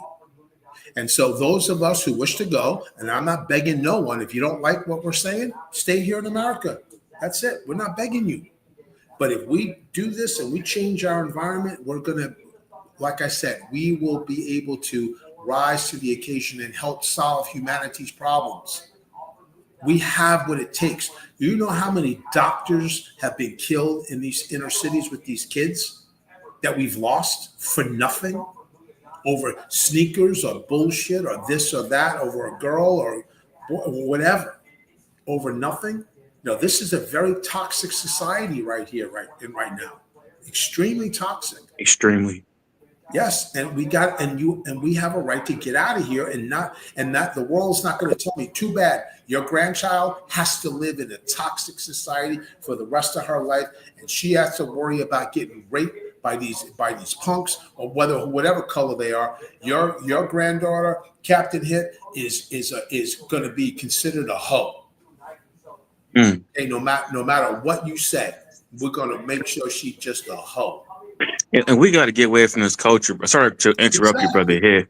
But brother Yeah, Head, man, please just take it on, man, because black culture I'm is on it, super brothers. toxic. I'm on it. I'm on it, Black brother. culture is so toxic, brother. It makes us have low IQs. I was watching a video, and I'm not the biggest fan of this guy, but Thomas Sowell, Yeah. he had Yes, a good I know. video about black culture and IQ, and he said you're surrounded by an environment that is not, promote intelligence. Mm-hmm. That's why our people are failing, bro. We got gangster rap. I mean, that's still a thing, but it's still there. The culture of Yes. ignorance is still there. Like our people are so susceptible to it. Yes. That's why in China, you see in the environment of China, what are they showing their kids on YouTube? How to build things, how to do things, the country coming together, everybody singing and laughing and working hard together. And what's the TikTok videos that we're seeing? A bunch of dumb shit. All constant dumb shit. There's this other fat rapper, Purple, whatever. Yes, man, that's sad. 23 years old, man. Yeah, and this dude is on a stage with an oxygen tank. It's horrible, man. Hey, man, like, see, China is serious. I like China because, these people say they're they got a right to be racist. Look, man, China ain't playing. They banned hip hop. No, yeah, that's right. They banned it, and Russia too. Russia has banned it, and the African American nation. We're going to ban that gangster rap. I mean, I like the beats. I mean, when we were growing up, man, come on, man, KRS-One. Come on, man. Public. It was conscious. It was productive, though. Yeah, it was all conscious, man. X-Clan. But brother, and please explain to us why China banned hip hop, because the younger generation started to trip and flip on their parents. That's right. Exactly. Okay. Come on, man. And started to dress like ignorant and tattoos and all of this and that. It's like, come on, man. Yeah, it's a very toxic, very, very toxic. If that's what you're putting in people's minds, what do you think people are gonna become? If you show people, I respect. I'm sorry, but I respect everything you're saying here, and everything you're saying is 100% correct. My thing is simply how you come is how you receive. Sometimes, like even with Dr. Umar, I think he went to Ghana previously, and they offered him land for his school because he came with a respect, and he came as a brother, and he was received as a brother. I feel like your ideas are solid, and if you go as a brother, because most people agree with you that the situation that happened in terms of slavery, all that, the tribal wars, etc., that led to the slavery was wrong, and that you guys need to have a window back home, a home of return almost, right? Yeah. So nobody's disagreeing with that whatsoever. My thing is just how you go and how you receive.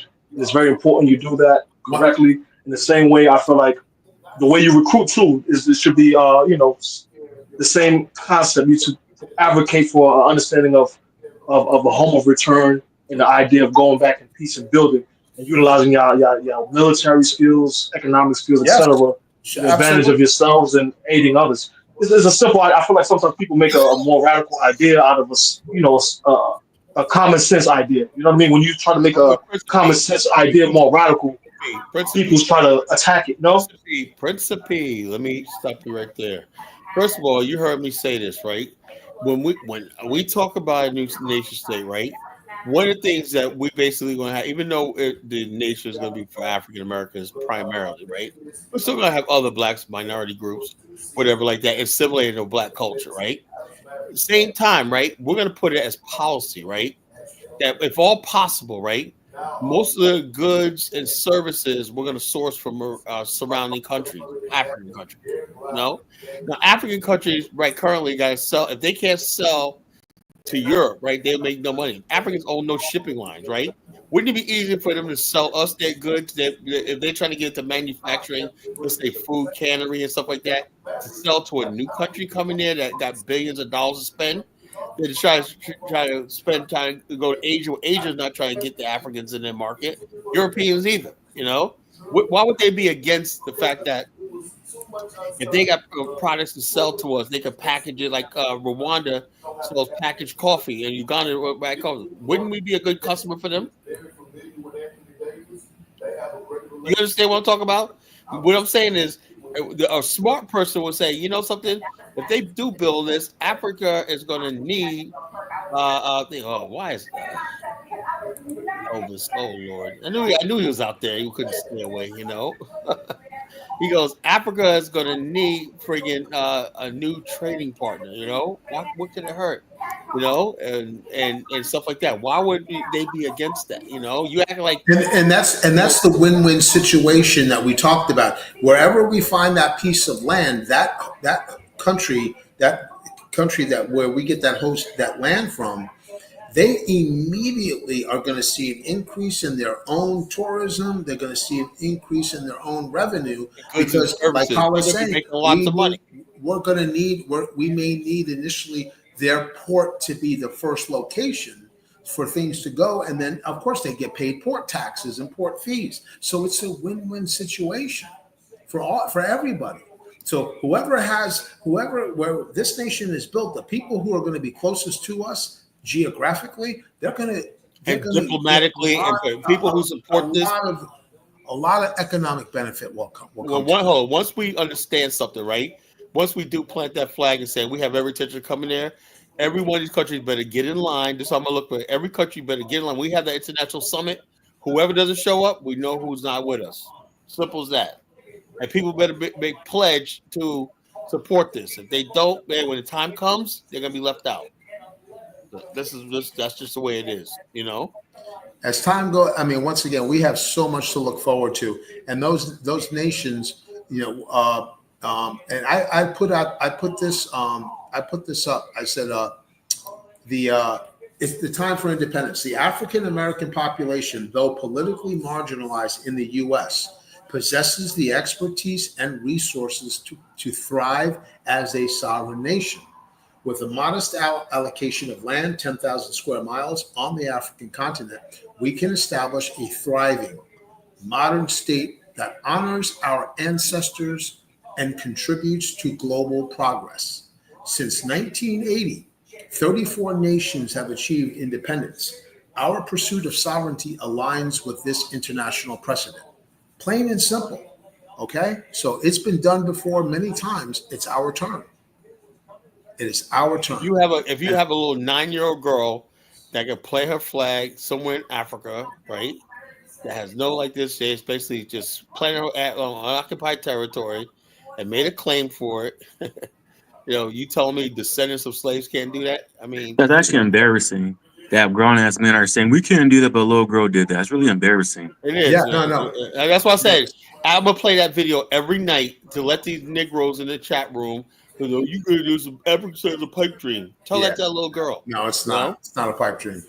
No. Well, brothers, I tell you this: in these next few months, I'm looking forward to really, honing in on this stuff and putting some shorts out there. I'm really on it right now. A Tolliver is still in denial.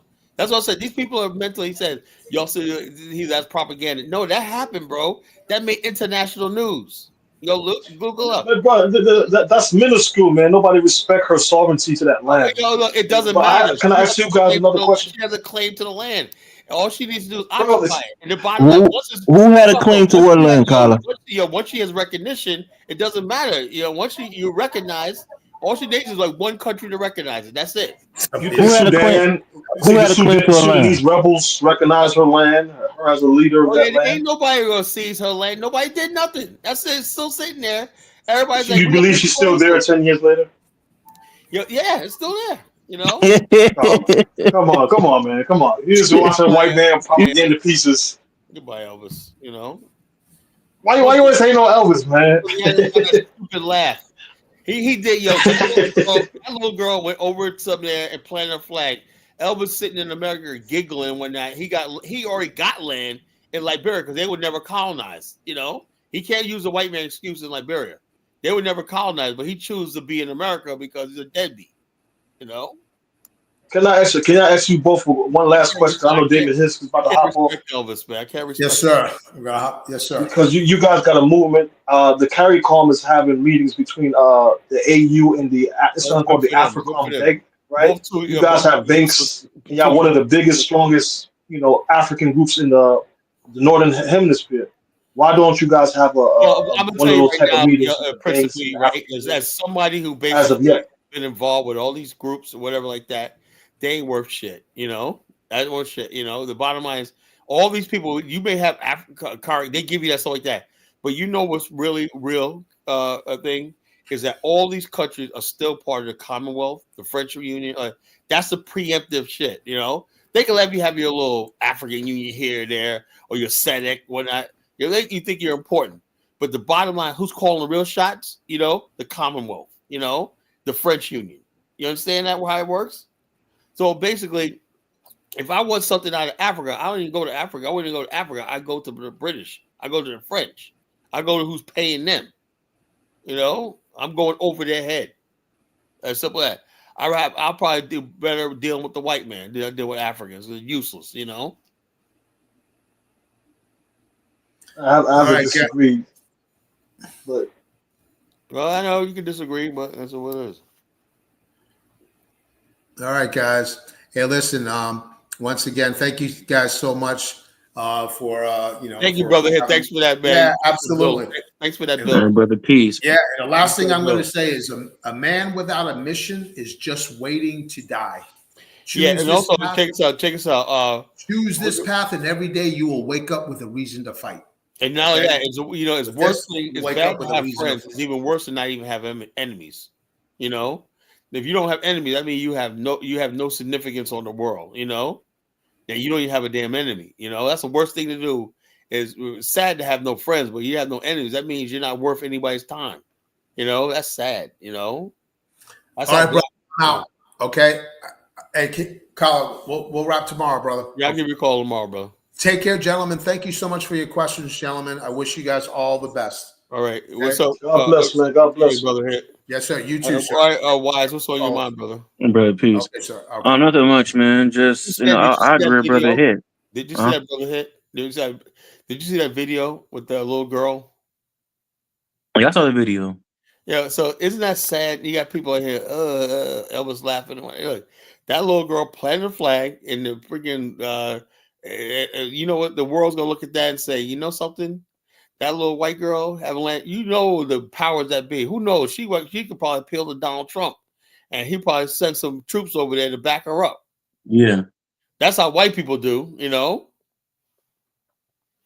So she planted her flag when the black man in America can't plant his flag or his mother continent. Grown man. Grown ass men and whatnot. Grown ass man. So I'm glad I roll with David. We don't agree on everything, man, but that's a soldier right there, man. That guy's gonna help me carry this through. And you gotta have people always not gonna be yes man. You gotta have some disagreements. That brings, Of course, diversity. Dollar Bill don't agree with everything I say. You know, he's a good partner. Don't agree with everything I say, but we're on the same page on everything. You know, so I want disagreement. You know, because it's better to have disagreements now than down the road. You know. Hey, speaking of Dollar Bill, man, how's Dollar Bill doing? He's doing good. He was on the other night. Okay, I didn't watch that one. He was on the other night. You know, he's probably listening. You know, he's probably there listening. You know. Yeah, peace, brother Dollar Bill. Yeah, so he's listening. I like Brother Hit, man. Brother Hit's a fearless warrior. I can hear in his voice. He's very fearless. Ever since I've known him, he has a steely resolve. He has a steely resolve. His resolve is like, this is what it is, and this is what we're gonna carry out, man. Because he was the one guy. I always thought about a nation state where like that, but I thought, oh, we're like so many years even talking about when I had Block Talk Radio. Then when he appeared on my Block Talk Radio show, I said, damn, I finally got a partner, right? He said what I was thinking the whole time, but I was too scared to say it. You know, we need a nation to fuck on our own. And he came on my show that one night. I said, bro, where you been at, man? I'll never forget that shit. I go, where you been at? Yeah, I said, I went inside. I said, man, I've been saying the same thing, man. Blah, blah, blah. We need our own land on our ancestral homeland and start off new. Because at the time I was studying CD, CAD, AutoCAD, whatever it's like that. You know, I was studying smart cities, and he just got back from Singapore. You know, Mm-hmm. and I know that the fact of the matter is actually easier nowadays. It ain't like the 19th century. We got to build a country. It takes you 100 years. Now the technology is like turnkey. You know, they could build new smart city. I'm gonna play a video. Hold on, let me play a video. Well, I know they can build really efficient now because it'd be a lot They can build faster. smart cities within fucking 2 years. Let me see. I had it on my website. Let me see if I still got it up there. Let me see. I got it on my website. Let me go to my website. Let me look for it for you guys. Keep talking. I'm gonna go look And for it. that's the thing about us too. We have to be futuristic. We're too busy about the past. I got nothing against the conscious community, but after a while, man, I kind of like stopped following it. I got as much as I Hey, look, I'm needed. sick and tired of hearing speeches, man. Really, Yeah, man, I am. I'm tired You know, about Egypt. the Can you more talk about people like say, look, such. Look, what is it? Let me guess. Another speech? You know, I am such. yeah, I want to say action. I want no more fucking speeches. You know, I've yeah. had I mean, all the even in speeches. college, man, I had to kind of put that stuff on hold. I'm like, okay, let me talk about like stocks, man, property, like real estate, real stuff, man. Damn. Yeah, Becky went out. You know, like I Yeah, said, I just got tired of talking about Egypt, like Egypt and Egypt. We gotta go back to Egypt. No, we need to create something better than Egypt. it's bottom line. We need an Afghanistan. That's what we need. You know, Yeah, and if people ain't talking about that, then I don't want to hear what they gotta say. You know, that's what I'm saying. If you ain't talking about a nation state, because we got the capability of building it. You know. mm-hmm. Let me give Elvis one more chance to get up here and act Where my civilized. brother Elvis at, man? Where He Elvis says at, right man? here. Say, I know you're right, bro. You two There third we world. go. You okay, Third fellow? world brothers for life, man. Third world for life. His third world, his fellow third worlder. You know. Go ahead, Elvis. Give us that third world babble. Go ahead. I'm putting in a protest, Carla. Officially, you're a dictator and a bigot. I'm not. Yeah, I'm That's my not. I'm a maybe a dictator, but I'm not a bigot. I take You're a offense. bigot, bro. I'm not. But Yeah. I guess I didn't even know you was having a live tonight. I came on late. I wanted to ask David here some questions. Once I got on, you kicked We me do off. live. We do live every Yeah, night. David Hick was solid at least tonight, you know. But So did they did the they main agree, thing. Friendship? Did they agree that the way to do the Again, African? they're like a Venn diagram. They have some overlap in the middle, you know, but they have some differences. But overall, they have some similarities. The overall, one believes more so in a stern, steady nation state, and you know whether they give it to us or not, we're going to take it. But they have an initial idea. They both have Well, an initial idea of I sitting believe like down he with said. I believe like he said. governments. Bottom line, well, we both agree now. We're going to negotiate, whatever like that. You know, Oh, okay, that's good. That's what I no, want to hear. saying no is not an option. You know, it's like But that's. can I ask a question to Elvis? Go ahead. He was before we when I hopped on, he was talking about first world, basically implying that the first world mentality is somewhat a norm in Black America. And I was telling him that even like Kala, even David Hicks, these guys are more disciplined than the common Black American, and they must adapt some of the third world ways, such as working together, coordinating, etc., to build this nation. And he kind of implied that the third world ways were backwards or No, whatever. no, no, no. I'm Do you, saying, Elvis? look, Do you believe that they need to? principally, you misunderstood what I was saying. I said, as far as America is concerned, yes. Now we could basically do some of the third world things if we were leaving America. Of course, we would. We would have to basically sacrifice. Of course, that would work. You know. But I'm talking about living in America, right? You don't go backwards, right? We can't just start doing third world shit like living 20 people to one house and shit, you know, or sleeping in our businesses and whatnot, and just living hand to mouth, in the name of that's third world shit when they come in. So they could do that. We Fr- can't do that. Prince, let me answer your question, bro. I told Kyler this, and he agreed with it. Well, that's the thing about certain people. When their friends come around, they become a different person, right? So if they're going to a barren land, a land that's not developed, undeveloped land, right? You're not going to have first world quality of life for the next 15, maybe 20 years. That's if you work really hard and Hold on. develop really rapidly. Let me say this, bro. It's like this, what we're gonna do is, like I said, it's gonna be a work camp. If you understand anything, Elvis, right? When you build a base, right? A base, like a base. Let's say the United States takes over a landing strip in the Pacific, right? You know something? What they build is all the amenities. You know, first world just means you live on the grid. That's all it means. That's all it is. You live on a grid. You know how you live on the grid. First of all, you got clear land. You build housing, residential, commercial, industrial zones, and all these places like that, business, whatnot. And you got to have a good transportation network, right? The base, and also your food and everything doesn't come through subsistence; it comes through employment. That's all it means. First world means. And We plumbing forget as that. well. And Yeah, I don't think plumbing. that's what first world means, Colin. Yeah, that's the no, but that's what the first world is because most countries in the world Nah, don't have that. nah. First world is about. Most countries in the world, 80% of the world in Africa still lives on subsistence and Yeah, we know that Africa is a third world, but it doesn't mean yeah. just being on the But I'm grid. saying first It's world. about your infrastructure sophistication. So first, every it doesn't say it actually. To tell you the truth, right? The reason why African countries and countries don't have first world because they don't have a first world expectation. You know, if people could live in mud huts forever, they'll do it, right? Black African So what Americans. are you saying, Colin? You guys are not going to be Hold on, living hold there. on, You're hold going to on, be hold on. Let me chime in on this one. transporting goods to build. What are you talking about? You said it's going to be like a work camp. So you guys are not going to be No, living there. You're going to just. look. As it raises the belt, more people will come. It's simple as that. It's gonna be stages, you know. So stages, you know. Oh, So can I defend the mud hut thing? Because they're actually doing agriculture. A lot of those people that's living in mud huts, so they're contributing to the that's economy, good, man. That's while good, man. the Like I said, homeless population of America doesn't contribute to the economy, that's yet they're really still good, man. first But the world. bottom line is You this: got people living in people are trailer homeless parks that in don't really America fully usually contribute drugs on and stuff like drugs. that. There's nobody basically in America like homeless because that's their style of life. It's only homeless because they got mental issues or they fell on Yeah, hard yeah, but times. there's poor white people in trailer parks in America as well, not Trailer fully parks. contributing That's to America, still yet they're they still still considered live on first the world. Yeah, grid. They're still a trailer part of parks are the mud huts of America, Colin. there you go, The buddy. trailer See, park that's is what still you better got to It's than make. mud worse. hut. It's worse. It's You got to worse. make your mistake. You make your mistake. Living on the grid means you got electricity, you got running water, you got indoor plumbing, you got all stuff like that. You got toilets. Yeah, so a You lot got of people are living. I guess a lot of people in Africa are living a first world lifestyle. My house in Africa has running water, not really. No, electricity. they don't. No, they don't. You know, What do you because mean? one I and two understand you people best the shanty live it. homes, You know what I'm saying? not So the mud huts.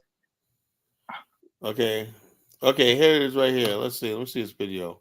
This is about Kigali. Everybody's mad at Paul Kagame, but yeah, He's everybody's gonna mad at he's Paul. gonna get his comeuppance. Yeah, It's a matter whatever. of time. Whatever. I hope he takes over the Congo. Still healing from its tragic history of war and genocide, Rwanda has undertaken an ambitious effort to become a model of and catalyst for sustainable development in Central Africa. The Kigali Conceptual Master Plan for Rwanda's capital city establishes a pattern for new mixed-use development based on land use strategy that respect the natural terrain. With more than 70% of Kigali's residents living in unplanned areas and 80% surviving on less than $2 a day, the city's new plan will help expand the economy while at the same time promoting livable neighborhoods.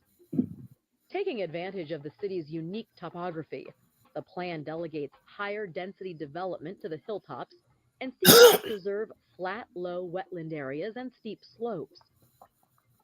The Kigali Plan's implementation strategy is premised on developing the knowledge base of local leaders and giving local planners the skills needed to execute provisions in the plan, as well as developing solutions using local materials and labor.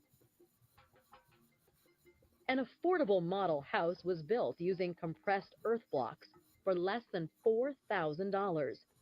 It provided a tangible symbol of how low cost, locally based materials, when coupled with decentralized infrastructure solutions, such as rainwater harvesting, can provide Kigalians with durable, low cost housing.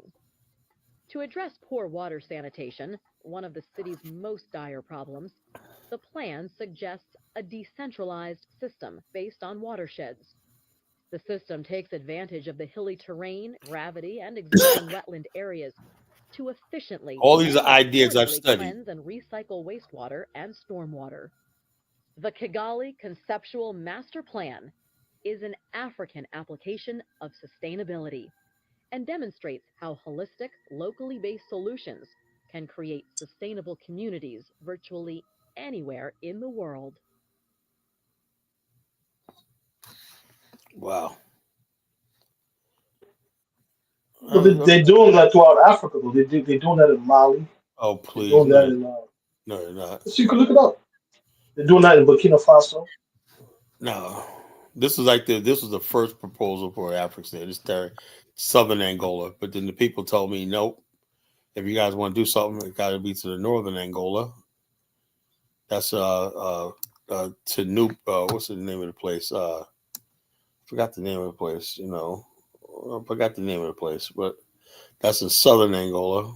There's my guy Jonathan Hill. He's the one that designed Bomani's community. He was a land development manager. So he was the one that designed Bomani's community. Bike lane, complete city. I think this is a smart city. Okay. Let's see if that's it. In a city recognized around the world as one of the best places for bicycles, they are taking new steps in Davis to make it even better for bikes. Good evening, I'm Sam Shane. Davis is home to the U.S. Bicycle Hall of Fame, and now they have plans there to build new bike lanes. Tonight, we're asking the question, how does Davis's new bike plan protect kids and the elderly? Look at that. Hey, this is what Africa needs right here, the Pung Lloyd Group. Watch this shit, the Pung Lloyd Group, civil engineering.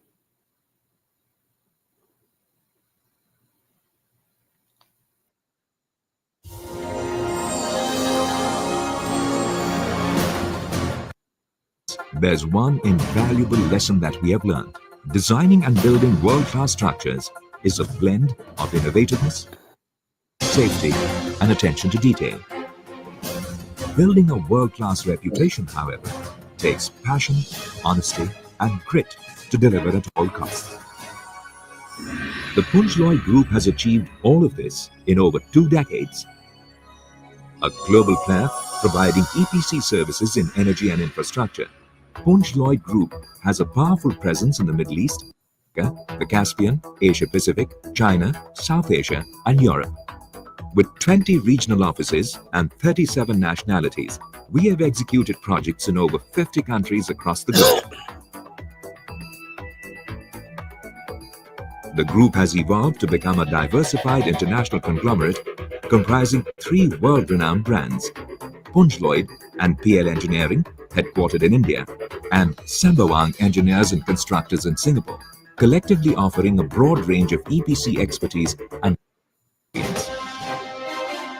At Punj Lloyd, we have delivered civil infrastructure work for major public sector enterprises and private sector companies, executing aesthetic, economical, and globally. In the area of transport infrastructure, our work includes urban projects like subways and metro stations, airports, bridges, flyovers, and interchanges. We have also designed and built highways and expressways, tunnels and caverns, as well as seaports and terminals.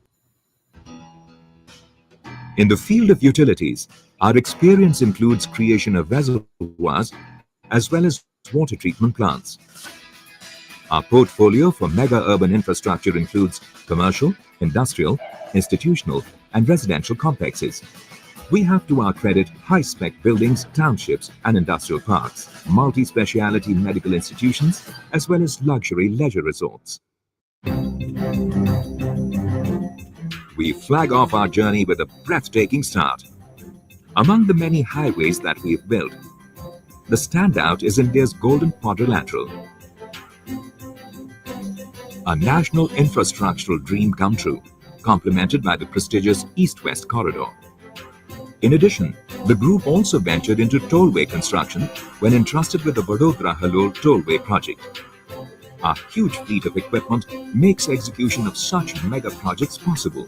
We own 13 sets of road equipment for bitumen laying and 3 sets of concrete laying, besides heavy earth-moving equipment. As most of the roads we built form an integral part of the country's transport network, we ensure safety at every step of construction.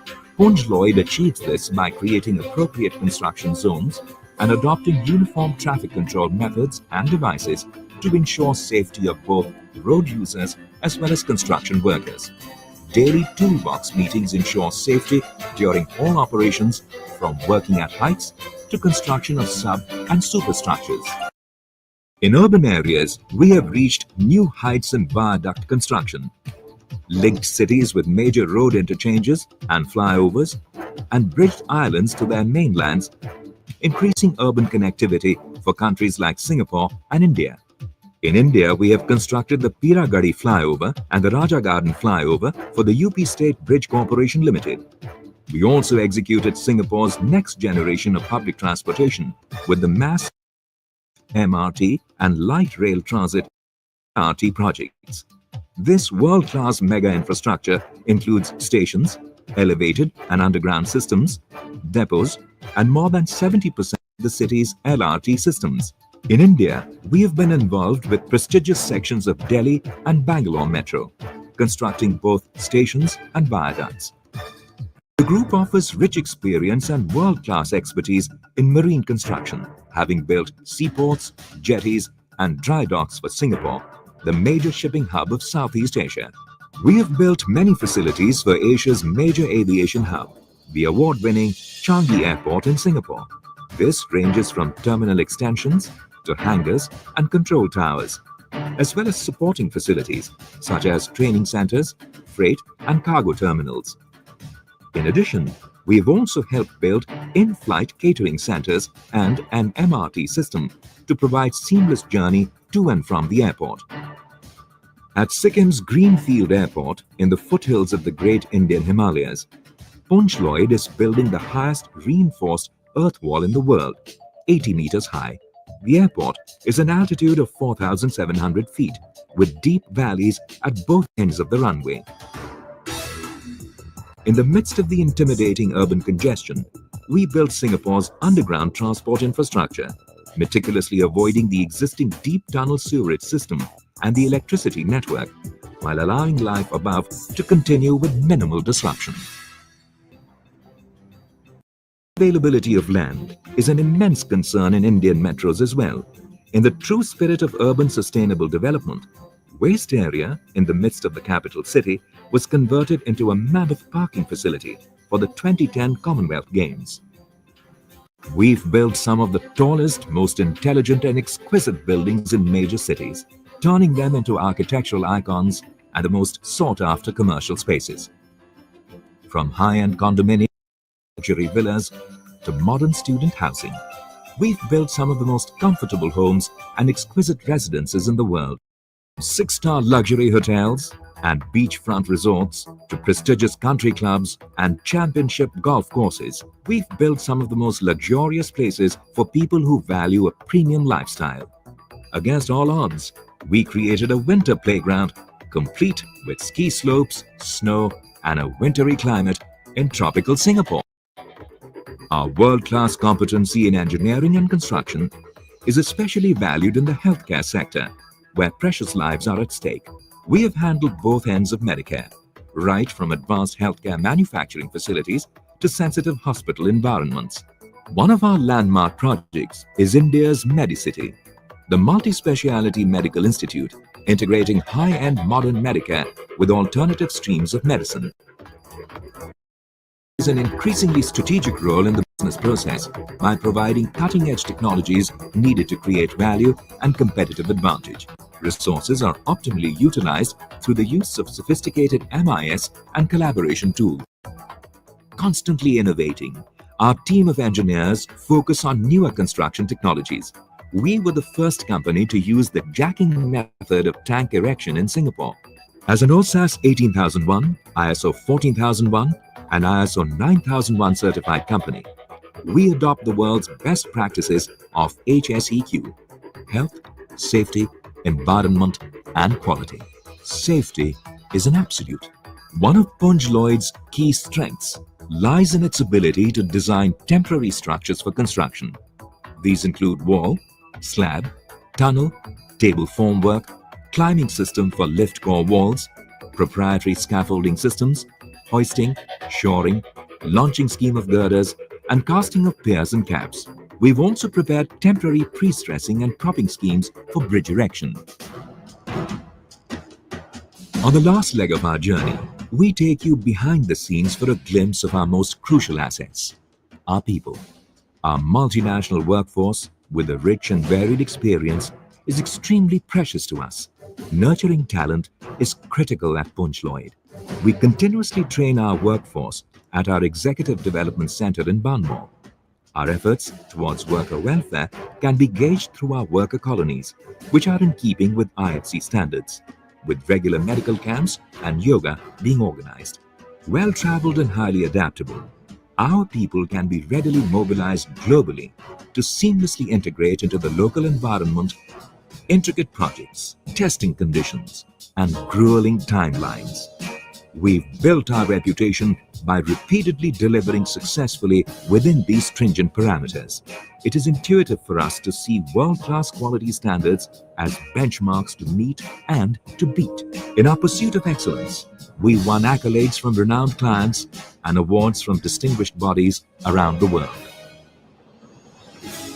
What compels and propels us?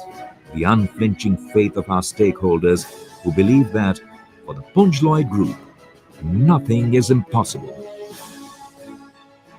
Who count on us to deliver safe, sustainable, high-quality solutions for global infrastructure. Always.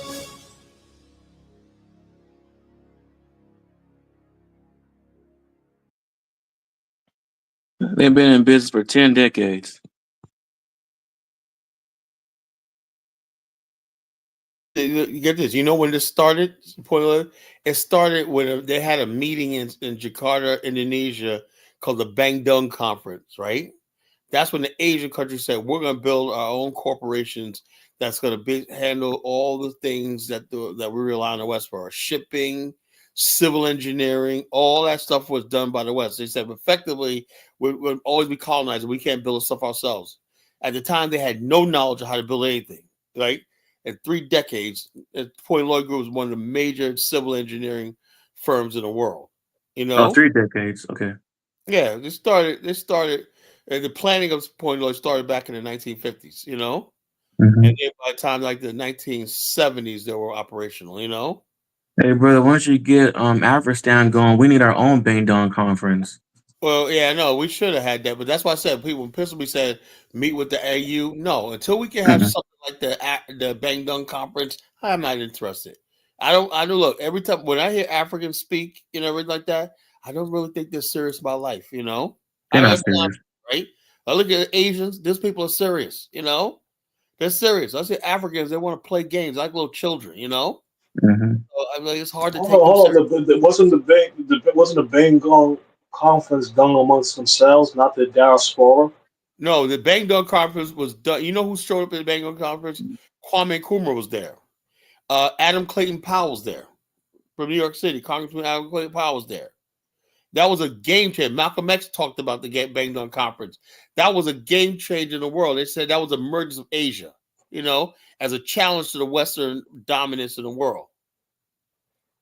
That's when these Southeast Asian countries joined with Japan and the North-South, you know, reliance, you know. Now, over the next 3 decades, Asia's now control the region. All the shipping, the navies, everything in the Asia is controlled by the Asians, you know. They completely uprooted the white man, everything, got them the fuck out of there, you know. They did get the fuck out. Well, he's still alive, but he's still in Japan. What? He's still in South Korea. Hello? Yeah. You heard about that Luka Doncic trade to the Lakers? What's he talking about? Why No. is he going to take the time to talk about some fucking basketball? Elvis here just don't do nothing but troll, so he's going to stay muted. You know? So, Elvis, we could play this all night, bro. You know? We could play this all night. You know? I'll mute you and I'll ban you permanently. I am not playing. Like I said, I got young, intelligent brothers coming up here like Wise and Marcus and Dark Migo. We're not, you know, I don't need clowns up here, you know. Well, where's my name? Where's my name? I mean, you're all right, Prince of P, man, but you listen too much to Afro Dumbass and Elvis too much, you know. You know. I'll get you right, though. I'll get you right. I'll straighten you out. You know. So you got somebody like David Hitt, man. These guys, people I mess with are real. You know, they're freaking serious about what they were talking about. We're serious about this mission we're trying to bring. No, but hold on. But that conference was to organize those Asian nations against Western imperialism, right? Yeah, There's yeah. You're still right. Western imperialism present in Japan and South No, Korea, there's no Western so it's imperial. not That's totally one thing. removed. No, that's why I say you got to be educated, right? First of all, when you say Western imperialism, right? The United States had bases in Japan because the United States beat Japan in the war, and the United States was occupied Japan for 10 years, right? But at the same time, Japan was already an industrialized country. Japan's banks is industries are the largest in the world. You know, the largest in the world. You know, Japan basically is like the world's third largest economy. You know, they're not controlled by the West. You know, at all. In fact, Japan has back in the 90s, Japan basically had a good share of a trade imbalance with the United States that almost sparked a new war. You know, so the bottom line is this: you don't have a trade imbalance like what Japan had with the United States, and basically do what Japan did. Japan was buying up so much American real estate, it's unreal. Japan owns more of America than America is owning Japan. That's the truth. It's hard to penetrate the Japanese market because of the way the economy is structured. You know, but what can you do? It's the way they have rules and whatnot. There's nothing you can do. It. The Land Development Agency photographs. Let's see. Yeah, I haven't been in there. I got to start going to the site more. Okay, this is some of our maps. These are proposed. I had people design proposed cities and stuff like that. So we got tons of them. You know, proposed cities. You know, and my brother ML Sistak designed this one. It was really nice. You know, that's another one by ML Sistak. That's another possible location of an Afghanistan first phase. Right here with a blue line, the first phase, another one right here. Yeah, that's on the Congo River. So, yeah, we definitely got plans, and we're definitely going to carry this out. Trust me, you know. So, either get down or lay down. You know, get down or lay down. I don't know what else to tell you. This is going to be something else. Let me see. That's Jonathan Hill. You know, it's Jonathan Hill. LIN, the concept of the BAO means land infrastructure nationhood. The LIN concept, that's what we live by, LIN. And also LARP, which is logical, achievable, reasonable, and practical. It's all scientific, you know.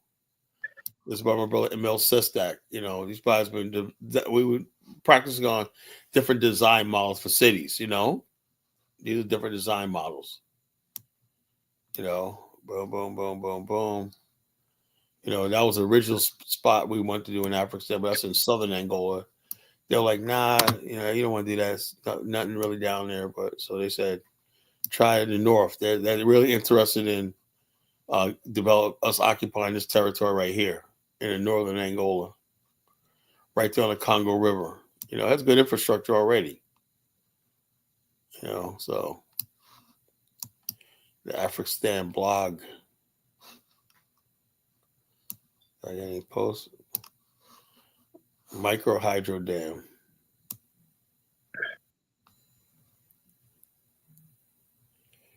Micro hydro generator. We got all kinds of stuff that we talk about. You know, it's only $169. 500 watt. You know, you would think someone like Elvis would be like, "What? You know, let me start buying these. I can make some money by stripping these in Liberia." When that Elvis is a deadbeat. You know, he's useless. You know, all the stuff we found. You know, all the stuff we found over our years and whatnot coming across because we do real serious. When you're really serious, you come across stuff. So, Wise, what do you think about all this? Now I like it, man. Great stuff. Are you a member of the social network? Yeah, I am. I'm on BAO. Okay, good, good, good. Yeah, that Africa. That's the Land Development Agency. That's that group. So all these groups right here. Oh, this group right here. I don't know if I'm part of there. I think I am. Let me check.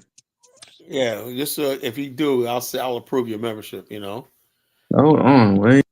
the Land Development Group. I want to make this like the premier social network for all of us in the Afghanistan, join the Afghanistan movement. You know, if we could just everybody, if you guys want to get down with this movement, you join the BAIO social network. Download the app on your phone. You know.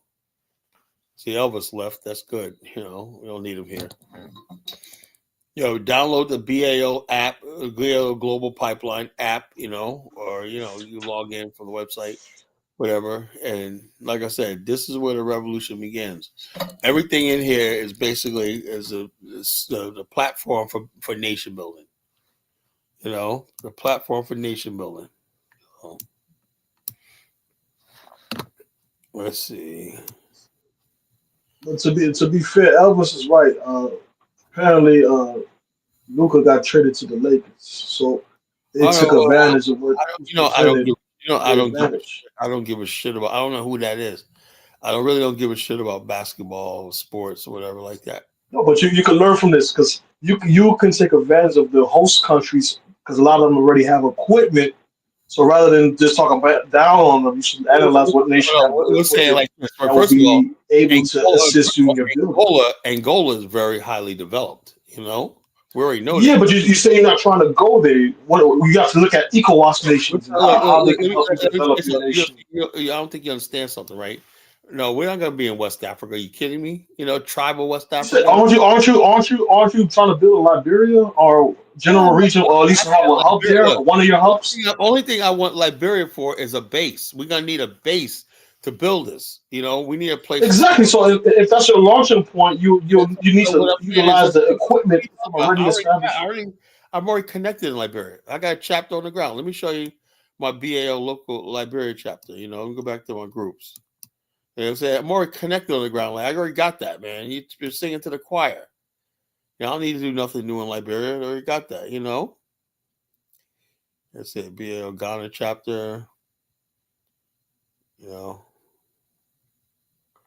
BL Liberia chapter. We only got 18 members in here.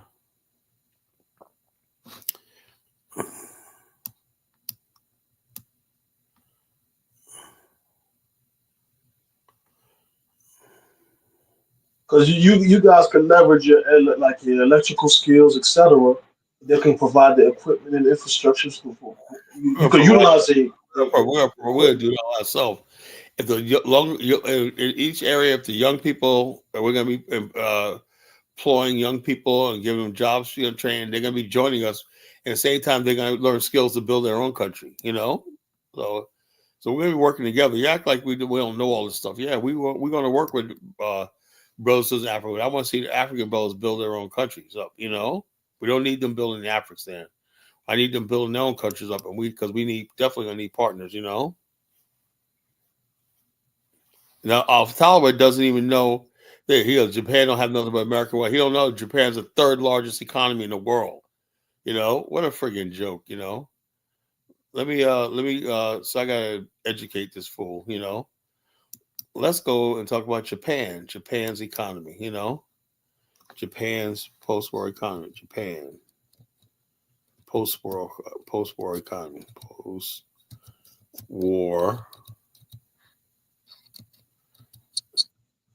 economic miracle. Japan had literally passed the United States and all of Europe. Let me say.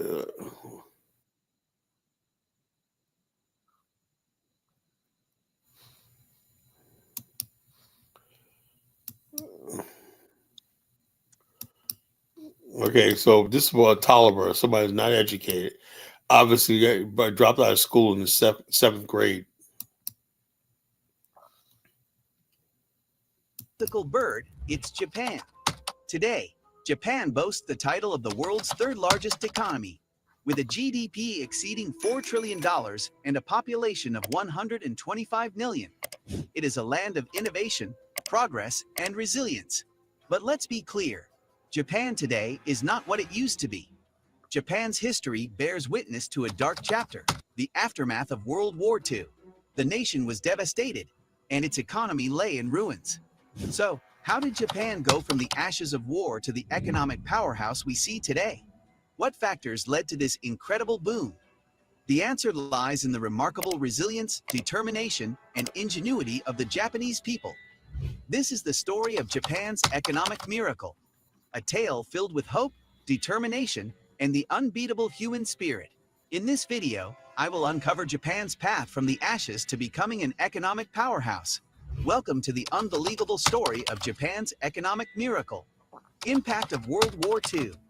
Look at these heart-wrenching footages. This is the aftermath of World War II that left the Japanese people grappling with chaos, hunger, and unemployment, with a staggering portion of their industrial and commercial infrastructure reduced to rubble. Upon Japan's surrender in August 1945, the nation lay in ruins. Over 2.5 million Japanese lives, including over 500,000 civilians, have been lost since the attack on Pearl Harbor. Vast swaths of Tokyo and numerous other cities had been reduced to ashes. The after effects of the war were even more devastating, which left the nation in a precarious situation. Now, let's break down the consequences of World War II one by one. Unemployment. Japan's economy encountered a multitude of challenges, with unemployment emerging as the most pressing and problematic issue. The demobilization of troops left 7.6 million jobless, while the end of military production added 4 million more. Additionally, around 1.5 million people were forced to return to Japan from abroad, bringing the total number of unemployed to around 13.1 million. Food and energy shortages. Japan faced critical shortages of both energy and food. Coal, the primary energy source at the time, saw a significant output drop due to Korean and Chinese forced laborers refusing to work in the mines, leading to a paralysis in coal production. Simultaneously, the nation's food supply, primarily rice, was insufficient. Fuel and food scarcity raised concerns of widespread starvation during the winter of 1945 to 1946, prompting many unemployed individuals to join the agricultural and coal production sectors immediately after the defeat. Inflation. Another significant issue post-defeat was inflation, primarily stemming from the infusion of a substantial volume of funds into circulation for provisional military expenses. These funds included demobilized troop salaries, payments for completed military orders, advance payments, compensation for losses, and more. Before we continue unraveling Japan's remarkable economic story, I'd like to take a moment and ask you to hit the subscribe button if you're finding this discussion as intriguing as I do. Your subscription keeps this conversation alive and ensures you won't miss future episodes. Now, let's dive back into Japan's journey. Path to reform. Despite being left with the wreckage of factories and infrastructure, Japan managed to embark on a fresh start in its economic reconstruction by leveraging its pre-war economic expertise and acquiring knowledge from the global community. Therefore, to grasp Japan's post-war economic growth, we need to look back at its economic history from the 1800s to the early 1900s. Historical foundations of Japan's economic resilience. As Japan embarked on its journey towards modern economic growth in the late 1800s by opening up to the world, a significant disparity separated it from the Western powers. This gap was a result of Japan's prolonged historical isolation. Nevertheless, Japan managed to narrow this divide through advancements in agricultural technology dating back to the Tokugawa period. By 1900, Japan was at a crossroads. As a densely populated nation with limited resources, it had to rely on trade for its basic needs. But the winds of change were stirring. Japan was gearing up for a grand transformation. Industrialization was taking root, setting the stage for a new era of growth. Japan had undeniably established itself as one of the world's foremost powers, boasting significant economic and military prowess, with the fundamental elements for its growth painstakingly laid in place. These remarkable achievements during the post-war period provided the basis and skills for the economic miracle after the destruction in 1945. Demilitarization and economic reform. The reform policies imposed by the Allied powers, particularly under the leadership of General Douglas MacArthur as the Supreme Commander for the Allied Powers, SCAP, had a more direct influence on the country's governance. One of the initial steps taken by MacArthur was the establishment of economic demilitarization, ensuring the complete cessation of military production. This pivotal move laid the groundwork for the crafting of the 1947 Constitution, in which Japan willingly renounced its right to maintain any military force and instead relied on the United States for protection against external threats. Reducing military and defense expenditures emerged as a primary driver behind Japan's economic miracle during the post-war period. Also, a series of reform policies were enacted under SCAP's oversight, chiefly aimed at democratizing the nation. Three major reforms stood out during the occupation of Japan. Breakup of the Zaibatsu. These powerful business conglomerates enjoyed government privileges and wielded significant influence. Dissolving the Zaibatsu aimed to dismantle Japan's military power, both psychologically and institutionally. Core holding companies were broken up, and their stock was made available to the public, fostering competition and marking the beginning of rapid post-war economic growth. Land reform. Land, predominantly owned and farmed by landlords, was redistributed to tenant farmers. This democratization policy sought to transfer land ownership to those who cultivated it and modernized Japan's land system. Land reform dramatically increased the percentage of owner-operated land, soaring from 54% to 90%. Labor democratization. Labor unions were permitted to form, and the proportion of organized workers surged, reaching nearly 60% in 1948 to 1949. Labor unions played a pivotal role in enhancing working conditions, wages, and job security. The 1945 trade union law granted workers the right to organize, bargain collectively, and strike, resulting in significant improvements in real wages and working conditions. Transitioning from reform to economic revival. The Dodge Plan in 1948. After implementing three key reforms, Japan's economy embarked on a path to recovery. However, by the summer of 1947, Cold War tensions in East Asia had led the United States to revise its Japan policies to accelerate economic revival. Joseph Dodge, the president of a Detroit bank, devised the 1948 Dodge Plan, which aimed to strengthen Japan's economy and cut back on American support for Cold War preparations. Dodge introduced three key policies: a balanced budget, suspending new loans from the Reconstruction Finance Bank to curb inflation, and reducing or abolishing subsidies. Korean War economic boom. The onset of the Korean War in 1950 had a profound impact on Japan's post-World War II recovery. During this period, global trade surged by 34%, benefiting many nations, including Japan. Japanese production experienced a remarkable 70% increase, providing a significant boost to businesses. Japan received substantial foreign currency, primarily from the U.S. military, totaling $590 million in 1951 and exceeding $800 million in 1952 and 1953. This influx, equivalent to 60 to 70% of Japan's exports, enabled annual imports of approximately $2 billion, crucial for industries reliant on imported raw materials and firms seeking expansion. Economic miracle. The swift economic growth in Japan from the early 1950s to the early 1970s wasn't solely a product of exceptional government policies. It was equally the outcome of the collective dedication and diligence of its people. One of the ways that the Japanese made use of their unique characteristics to expand the economy was to improve and make practical use of technologies and technological know-how imported from foreign countries. While Japan acknowledged its limited production of original technology, it excelled at combining various imported technologies.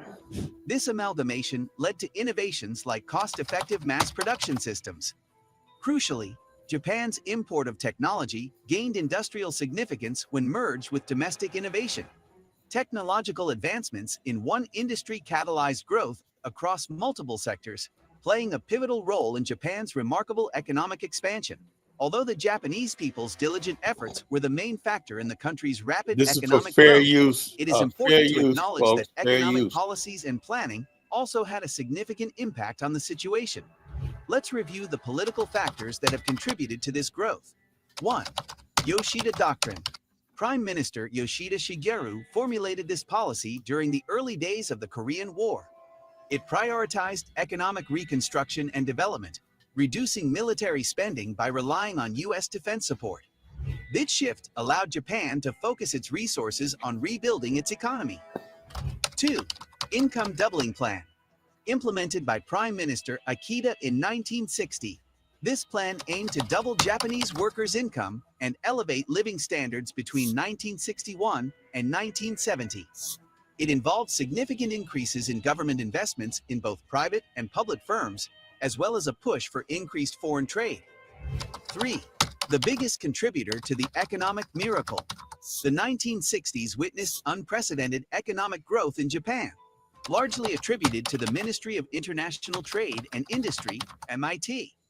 Established in 1949, this ministry played a pivotal role in the nation's economic resurgence. MIT fostered collaboration between the government and the private sector, enhancing industrial productivity and driving economic prosperity. It gained authority over technology imports and eventually took charge of all imports in Japan. The introduction of affordable, cutting-edge technology further invigorated the industrial landscape. Conclusion. As we wrap up our exploration of the Japan economic miracle, it's evident that Japan's journey from post-war devastation to economic powerhouse is nothing short of remarkable. Yet, a lingering question remains. Can Japan sustain this growth in the foreseeable future?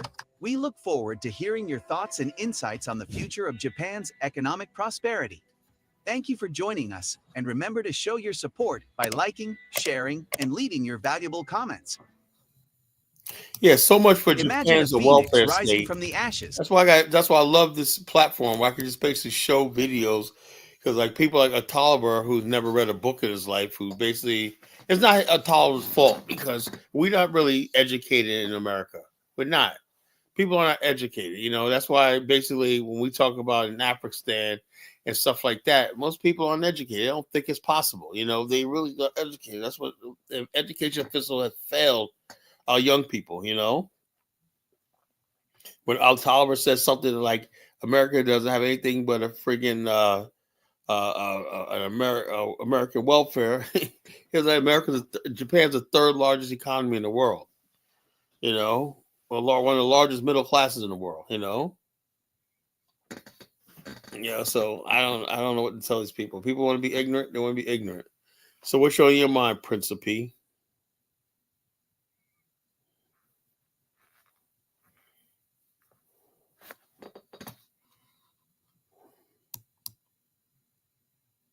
So, yes, we are going through a first world. Black America has a first world conundrum. You know, we're trapped here in the first world. You know, it's not like anything else. It's not, America's the top, the pinnacle. What can we do? As individuals, we'll be fine. But I'm talking about as a group, a collective. I'm sick and tired of being part of the race of people that's basically looked at as scorn. I don't want to be the dregs of a first world country either, you know? So it's like we're in a catch-23. Wise, what's on your mind, brother? Hey, I joined that land agency on the BAIO. That's good. Hey, so are you still doing? You don't have a cash app for your donations anymore, do you? Well, I have look, my cap canceled my account. You know. Okay, yeah, I was donating through PayPal. Let's see. Do I got my PayPal up there? Hold up. I don't know. I just want to make sure it stays current with you. That's not Cash App. My Cash App's you know. So you still got up during the BAIO, so I don't want. Yeah, I got to freaking take all that. All that's no good. Okay, what about your PayPal is still active, right? Yeah. Okay, so we can still donate by PayPal. Okay. Yeah. So like I said, until you get monetized, okay, you know. I'm gonna do this.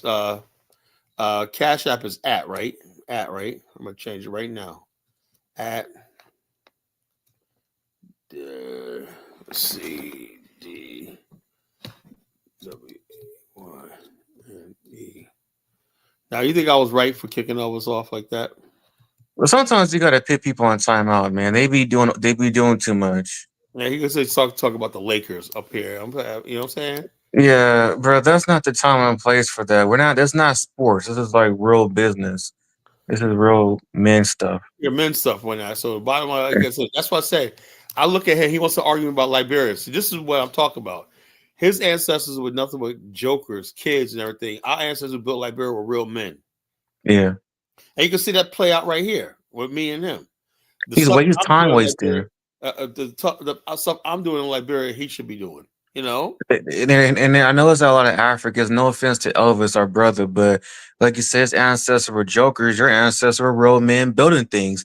They were serious. They They left were a serious. legacy And they were behind. not playing games. They were serious. And Hold on, sometimes, hold on. Kyler, he's doing. You may have a bigger vision. He's doing some of the similar things you do. You say you're No, building he's doing. I schools and know stuff he's like not. that. No, he's not. No, he's not. No, he's not. Stop it. You know, he ain't doing shit over there. If I know everybody's doing anything in Liberia, whatever, he might be donating some school or like that. But I'm saying his black ass should be there. You know, that's what I'm saying. Just like Dynasty show today, you got all these people called the the Congolese are worse than the native Liberians. They're worse. Whatever native Liberians, the Congolese were. All they do is blame everybody for their problems. You know, and that country's a freaking mess. You know. And I'm not buying the idea that Paul Kagami's behind their problem. They're behind their own problems, you know. And so Paul Kagame is a convenient scapegoat, and they know that they'll get support from the West because the West will always love painting the picture. No one wants to talk about all the corrupt deals with the Europeans and the Chinese and Indians. You know what I'm saying? If everybody could basically, if the Europeans, you know how the Europeans always skate away scot free wise, you know. mm-hmm.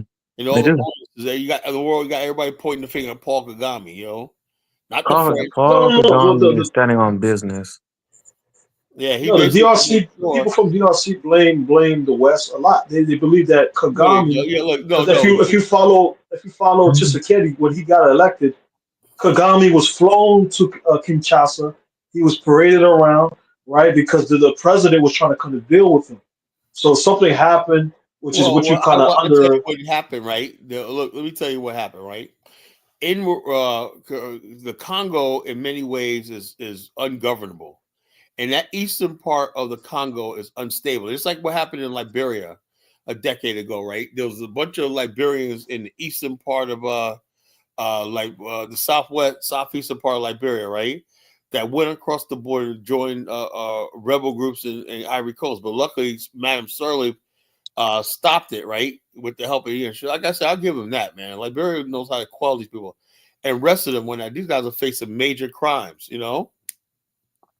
Major crimes, because the whole thing in Africa is you got overlapping groups on borders, you know? And so all these borders are always vulnerable. It's not like America, right? What am I talking about? People are freaking bum rushing this country right now. You know what I'm saying? It's up for Trump, you know? People bum rushing this country. What am I talking about? You know, borders. Without safe borders, you don't have a country. Paul Kagame understands that shit, right? And he got that long border with the Congo and whatnot. We got little good military zones and whatnot there, but when you got rebel groups basically looking for an opportunity to come in Rwanda, and it's not even so much as them come across the border, is that the rebel groups in the Congo, right, help fund and fuel opposition. Like Rwanda still got opposition groups that could give inside the country right now that could really. What I was hearing when Jamal went there, he said, something outside Kagame, you got rebel camps inside the country. You know that? You got rebel camps inside of Rwanda, inside the borders of Rwanda. But they stay dormant because Paul Kagame is keeping them cut off from the rebels that's in the Congo. You see what I'm talking about? Principally, do you understand where I'm coming from? I never heard of a rebel camp inside of Rwanda. I heard you have When Jamal opposition, you have next people time that Jamal oppose him. comes up here, he'll tell you. He said, "Yeah, you give gunshots, but there's rebel groups inside of Rwanda, gangs and shit like that, you know." And the only reason why they don't No, have I don't believe that. No, that's you said there's gangs in you got Rwanda. because you haven't really studied the country when that's what they're dealing with. Every country in Africa got rebel groups. Uganda got rebel groups still. They're hiding in the Sudan and stuff like that. You know, that's well known. A lot of Idi Amin's people went to Sudan. You know, a lot of people went to Kenya and whatnot. Yeah, a lot of Somali rebels right now live in Kenya. You know, that's a well-known fact. That's what caused tension between countries because they accuse each country accused the other of harboring rebels. That's the root of all the conflicts in Africa. Which we call South Africa basically created a rebel group called Renamo. to basically counter Frelimo. You know, if you understand Africa, how this shit goes, man, you're not up to this discussion, man. You know, You want me to believe that inside of Rwanda, yeah, there is inside of Rwanda proper, they don't walk around with military group, but they try to blend into civilian populations, but they're there. He you know talking that. about opposition? That's not the same. That's not an Ain't no armed game. That's the opposition. opposition. It's called a sleeper Gangs, cell. rebel groups that don't want to. The opposition are people that want to get in power and do what the fuck they want to do. You know, that's why I said I don't buy those African opposition. Most time African opposition just means the opportunists. How about opportunists? Not opposition, the opportunists. But I know you're talking about Carlo with those. Go ahead, Wise. Now you're talking about those terrorists, those rebels. They're sleeper cells. That's how they are. That's all they are. You know, Sleeper cells, yeah. and all these That's other not the people. same thing, man. You That's got not the same sleeper thing. cells. You got sleeper cells all over the African continent. Look what happened in the Gambia, right? These guys basically tried to overthrow Gemma, you know, President Gemma, and they basically were in the West. Usually they use the West or Europe as a base, but they also use bordering countries, neighboring countries as a base, you know. And so like that, even Charles Taylor used entered Liberia from the Ivory Coast, you know. And so the bottom line is, when you have rebel camps outside the world, and I only think Charles Taylor did wrong was he should have went and crushed those. He allowed Sierra Leone rebels, right, to illicitly trade diamonds using Liberia as a base, you know. And so he should have acted on that and crushed that, you know. But he got blamed for something he didn't start because it was rebels up there that was trading diamonds and doing blood diamonds and stuff, you know. As I said, I've studied Africa way too long, man. You know, in geopolitics, man. You can't, personally, you can't teach me on this shit because I know all this stuff like that. You can't listen to people like Ross Moisture, you know. You're talking about outside the border. You're not talking about inside the nation. Inside the nation, they have No, opposition. even inside the nation. There are people who I'm don't not talking believe about that the people war was running around and they justified. got gun battles stuff like that. I'm talking about you got rebel groups that basically it's inside Rwanda. He said, and Jamal said they're right outside Kigali. You know, you still got the government don't have Probably at the border. control over every part of Rwanda. You know that, right? They don't have it. So as long as they keep the No. rebel groups outside the country, they can basically monitor. But they can't look if the rebel outside of the country, not inside the nation. If the rebel forces outside of Rwanda and the Congo ever connects with these ones, he know Kagame, they could have another war. He could lose the state. He'd be on a plane to Zurich somewhere. You know, that's exactly what could happen. You know, easily. So that's why I agree with that. I agree with that. Paul Kagame is literally fighting. Rwanda is literally fighting for its life. You know. No, but why is Rwanda not working with this regional? Because before you were born, there was a war in Rwanda, which almost 1 million people were slaughtered, and the bad blood is still there. Again, why is he not working with Uganda and DRC to create peace in the region rather than trying to be a hero, savior? You have this idea, this kumbaya. We need to work together. The bottom line is this: it's about survival. Yeah, I am so against this so-called fake-ass Pan-African stuff. When next thing you know, 1 million you're Pan-African, let's work together. And next thing you know, you're being tied up and like Patrice Lumumba. They say, "Oh, let's work together, let's discuss it," and they freaking same people that friggin' he was trying to work with when I tied him up and delivered him to the Belgium. Please. It's not utopia, man. It's not utopia. It's never going to happen. Nobody's saying No utopia. country is utopia. Nobody wants to hold on. Kagame is very, very close to Museveni of Uganda. They have similar tribes. Museveni is an elder statesman, right? The bottom line is this. He said, Uganda is not a banana republic. He said you can't just have some opposition come in here, cause a bunch of ruckus online, and think they're going to wield power here. It's not going to work. You know, he said that. He said we're literally fighting for our life. We get this wrong, we could lose everything. You know, so that's what they're dealing with. But Uganda is actually sitting with DRC. In a first world country, it really doesn't matter who's in office, right? We have a system and infrastructure and institutions in place to weather whoever's in office. You know. In third world countries, the wrong people get in power, whatever like that. That's it. You know, that's it. That's what you're dealing with. Why do you think Haiti disintegrated? You know, simple as that. Haiti disintegrated, similar to the DRC, though. The DRC has a lot of UN presence. Because international hands these are present. these third world countries, and the bottom line is when you have a coup and you have all stuff instability, when that the whole country could collapse.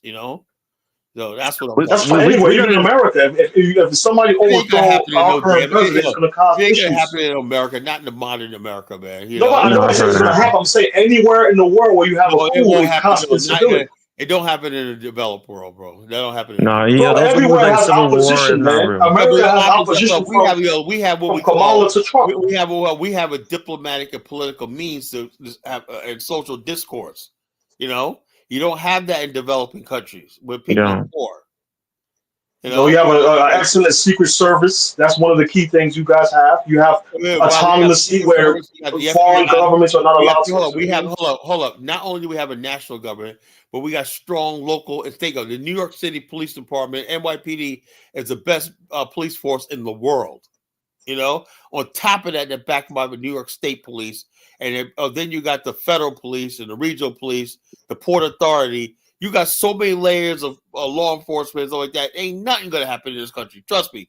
They got every 1,000 ways to deal with you. Well, God bless them. I hope nothing does happen to this nation. Nothing But I'm will saying happen. those Nothing will foreign happen. nations. Hold on, Ain't no foreign nation coming. foreign They, nation, but he, foreign nation doesn't have that luxury. There's a lot of Yeah, I know that. I know that. international hands intervening in those nations. Oh That's yeah, why international. I speak of coordination between Uganda, because Uganda International. is sitting with DRC while Rwanda is not. You Well, the keep trying bottom to line, defend hold Kagame, up. The bottom but line is, Kagame refused. Paul Kagame knows these people are the same people that caused the genocide in Rwanda in the first place. He knows that. How That's why I so? don't respect them. They're not even related. The No. people like Paul Kagame, Paul Chisekedi Kagame. is not even related Hold to. up. Paul Kagame knows, right, that the West manipulated this Hutu Tutsi. They said, Paul Kagame said that we were living in peace for hundreds of years, right, until the West came in That's there, true. told us we were different. We were different, two different races, and that caused the jealousy and envy. They will promote Tutsis over Hutus and whatnot. Say white trash, racist stuff. They pit one group of people against each other. That's why I'm not gonna let Elvis come in here to talk about, well, the Tutsis didn't believe they were superior. Some racist Tutsis. They did. They preached. They was preaching that, and they No, they believed did that. not. There's no evidence to Not that. them individually preaching that. The No, foreigners that came there were preaching look, that, and they were look. starting to believe that. Anytime like that, just like what you call white people come here and they try to convince everybody that the Nigerians are doing so well in America, they're outpacing Black America. They do that to basically cause division. That's what they do it on purpose, cause division. And then, as Jonathan was stating, we add up all the facts and everything like that. Black America is actually on top in America, not even close, not even close. We got all the millionaires and billionaires and the businesses and everything like that. We run whole states in this country and whatnot, in cities, And the bottom line, Nigerians will never catch up to Black Americans, no what they say. But we know They're not. I don't think they're trying to catch up. no. I think they're just showing that they have. A lot of them, like your Mike Olawale's in the world, when I really buy into this idea that there's some sort of special Negro that come here and they're gonna tell us what to do and whatnot. No, it don't work like that. That's why your Lord and Savior Afro dumbass, he really thinks he's better than Black America. He's not even. He's from a third world country, man. There's no way you could be on our level. I don't think he believes he's better than he believes that you don't get on the there's more resources in America. Every show he's talking about the blacks. And the bottom line is that he should be saying, "Damn, man, look what all these people invented. What's all they accomplished, whatnot." I'm coming from a dusty ass country that never built shit. That's what he should be saying. He should be worrying about the. No, but but hold on. He always highlights how you guys used to do this and used to do that. We still today do it. you guys don't do that. Do That's what he says. What are you talking about? We're still doing it. We're still excellent people. Only thing is there's a racist propaganda through the garbage culture that highlights all the garbage in Black America. But what he's gonna find out is the real Black America. Like I said, the real Black America is out there. And who knows that? Kyla, do you believe that? The way you speak? Do you believe that the Black America is still the same Black America from 1960s? Yeah, look at me. Look at me. Look at my family. My cousin Jerome, my little cousin Jerome is a freaking millionaire. He's not even 50 years old. He's a millionaire. You You know, talk about we are state. individualistic No, it ain't accomplishments. I'm individual. talking We got about community. We got whole communities and whatnot. Charles City, you have pockets. You have Charles pockets of City, communities. Charles City, Maryland is probably the richest black enclave in the world. Prince George County. No, it succeeded Prince George County. It overtook Prince George County. Charles City, Dang. county. It overtook Prince George County. We got fabulous black communities in America. Uniondale, New York. Sag Harbor, Long Island. These are black enclaves. Yeah, we're the same people. No, I'm not saying that you're not this. I'm saying this in terms of mindset, in terms of community, in terms of family, in terms of hold up. how you perceive one another. Hold up. Look, let me tell you something. Black America, we're focused on our families. We've always been family oriented. This idea you guys been trying to do, because a lot of people that talk, you guys come from third world countries and whatnot, so you want us to act like third world people. We're in the first world. We can't act like third world people talking about we're going to be communal. We're not a communal people, Your ancestors were communal people. Your ancestors. What are you talking about, bro? Our ancestors were rugged individuals. That's not true. That's not true. That's not. Look, What Jonathan is that? look, we never had anything. We operated together like the civil rights movement and stuff like this. But for the most part, we never had no collective community and whatnot. We never had that. Big bro. Today, you guys cannot do no boycott like I did in 1940s and 1930s. You guys were more communal then. That's like I told you the other day. That's because we were fighting against something that was real and tangible, like the busing situation with the sitting on the back of the bus and racism, discrimination. That was out in front. That had to be done. But the bottom line, you take it to the next step, like the Jews. The Jews are together. They got businesses and stuff like they live together and stuff like that. We don't do that. We don't live together like that. You used to. No, we don't. What are you talking about? We never had communities like the Hasidics or the Amish and stuff like that. We never had that sort of shit. What are you talking about? My land, my family. Harlem was once a community where the rich blacks. That's what I learned in New York. We still have communities like that. Middle class blacks and the poor blacks live together, and the rich blacks made that Harlem busting and pop. We had neighborhoods. When I'm talking about this, if you go to upstate New York, right, where the Amish and the Hasidic Jews live, whatnot, we never had communities like that. We never had communities. Harlem used to have their own. Look it up. They used to have their own black police officers. Where was this? No, it's not that though. They used to have a bunch of white ones. We have those communities. Officers were in Harlem. The thing is, white people always moved into them. No, white people always owned them. We just occupied territory. We was never really. No, I'm talking about communities that we built, like the one that you talk about in Virginia. Black people built it, lived in it, and then the white people decided to move there too. Look, in Virginia Beach, we have one of the oldest African communities in America, and SeaTac. That's the oldest black community, African community in America, right? But the thing is, though, when you go to SeaTac and everything, they do things together, and they got a cultural center, blah blah blah, everything like that. But what I'm saying is, black community was usually was basically based around the church. A Christian. Like when black people, when you say black people, they don't say they're black. They're saying they're Presbyterian, or you're a Baptist, you're a Seventh-day Adventist, you're a Methodist, Episcopal, or you're this denomination. The black people always judge themselves by their denomination, or you're a Muslim, something like that. That's how Black America used to be. We never had no black collective, black identity until we don't have to have a black collective. We're similar to how the Africans are. They don't say they're black while they're in Africa. They say they're tribe. We don't need to say we were black over here. We said our denomination. When you're in a world, it used to be a time where 99% of the people you can't contact were other black people. So there was no need to friggin' come together because we were already together, Nobody said you need to come together. I said you were together. You're making a whole different argument. I said back in the days you were together. Today you're not. Check us out. Right now, I'm watching in real time. Black people, cities in Norfolk, we used to be a real black city, 50% of black population, right? Is rapidly becoming mostly white and everybody else. Why? Because black people are abandoning their communities left and right because of crime, whatever like that. White people coming in, the property values are going back up. I'm seeing it in real time. And 5 Points in Norfolk, Norview, that 7-Eleven, that McDonald's right there used to be all black girls and black kids working there and whatnot. That was everybody's used to work there. Family all knew each other. Now you go there, it's all foreigners, Filipinos. Who follows that? Well, the black people, because these people are moving into the neighborhood, Where's all those rich black people you love to brag about? Why they not Hold buying on. back the The rich black people community are and doing their own thing. re-educating the blacks?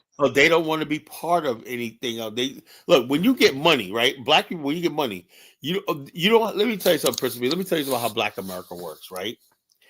In white America, right? You'll have a white guy live in an area where it really doesn't matter because he's white. He can move into a lower class neighborhood, a white neighborhood, and basically feel comfortable, right, like that. Because his white skin is that he's white no matter where he goes. He can live in an apartment, right? Like this. Black people, right? The only way to friggin' make sure that you're not confused with the other black people is you got to move away from them. That's our culture, It is what it is. We gotta live in a better neighborhoods, blah blah blah, and everything like that. They have nothing against the black people that they left behind, but like I told you, like I said, the one lady, Miss Coffee, I used to see her in Taco Bell. I said, "Oh man, she's like a grandmother figure to all these black kids," and that she was a manager. Also, that one day, I never forget that, man. It kind of hurt me too. I said, Miss Coffee, she was working in a freaking Taco Bell in Virginia Beach. She said, "What are you doing over here?" She goes, "Oh, they transferred me. So, I live over here now." I said, "What?" So I bought a condo at, I forgot the name of the place right there. And it was like, she goes, "Oh man, they got this." She goes, "I saved me 2 years of saving to buy that, So she just completely abandoned. That's what I see all the time. People talk about their neighborhood or whatnot. Next thing you know, as soon as they get a little bit of money, they're the fuck out of there. They're the fuck out of there. Not even because the neighborhood's bad. It's that black people simply don't want to live around other black people like that. It just they don't. They want to move on, like Jefferson, moving on up, to the east side. That's reality, bro. That's reality. How to change that? We're in a conundrum, because the bottom line, every black person wants to do better, wants to do better, and also in areas like a neighborhood I live in, a lot of black people got money are starting to band together. A new community is popping up. Black people who are successful are banding together. So there's a disconnect now between the black people who are successful and the black people who are still struggling. How to bridge that gap, I have no idea.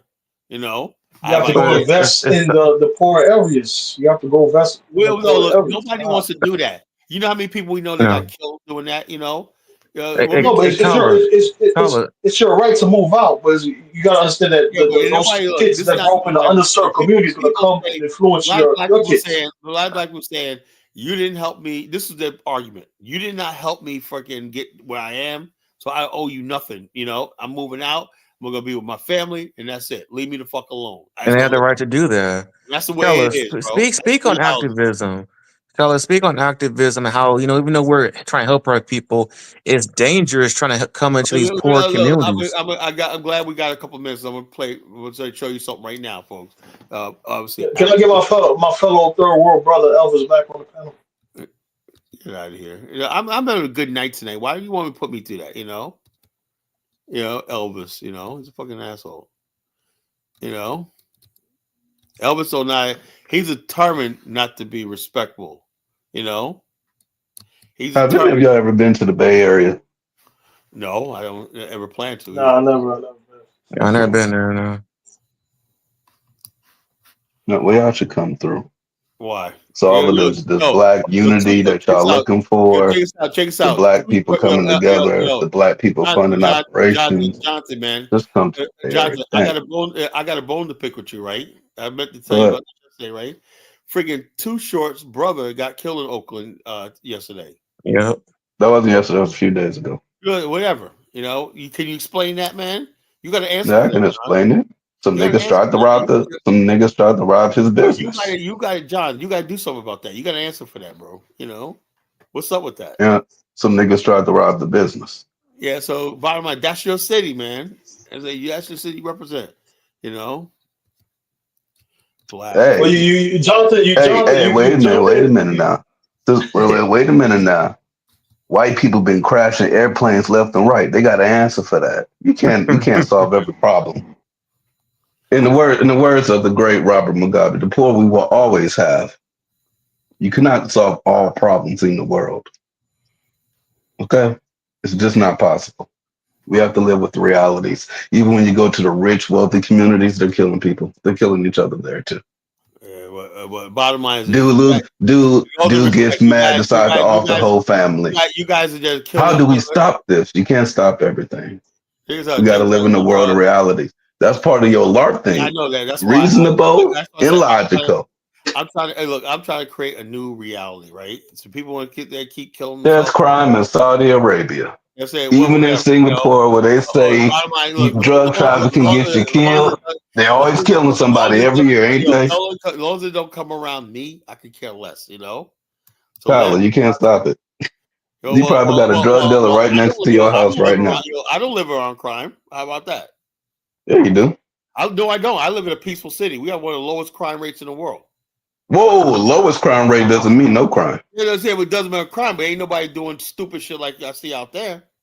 You Now, know. let me go and let me look this up. Look You it said up. Virginia Beach. One of the safest cities in the world to live. You know.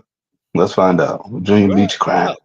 Go look it up. But Carla, you talk about an isolated city where they probably still have two family Whatever. homes The city and is still live the way they used to live in 1940, 1950. Now, that's the thing Compared to the that rest gets of me America, right. doesn't live like that. Virginia Beach has fewer homicides than cities like Atlanta and Minneapolis and Miami, but it don't say zero.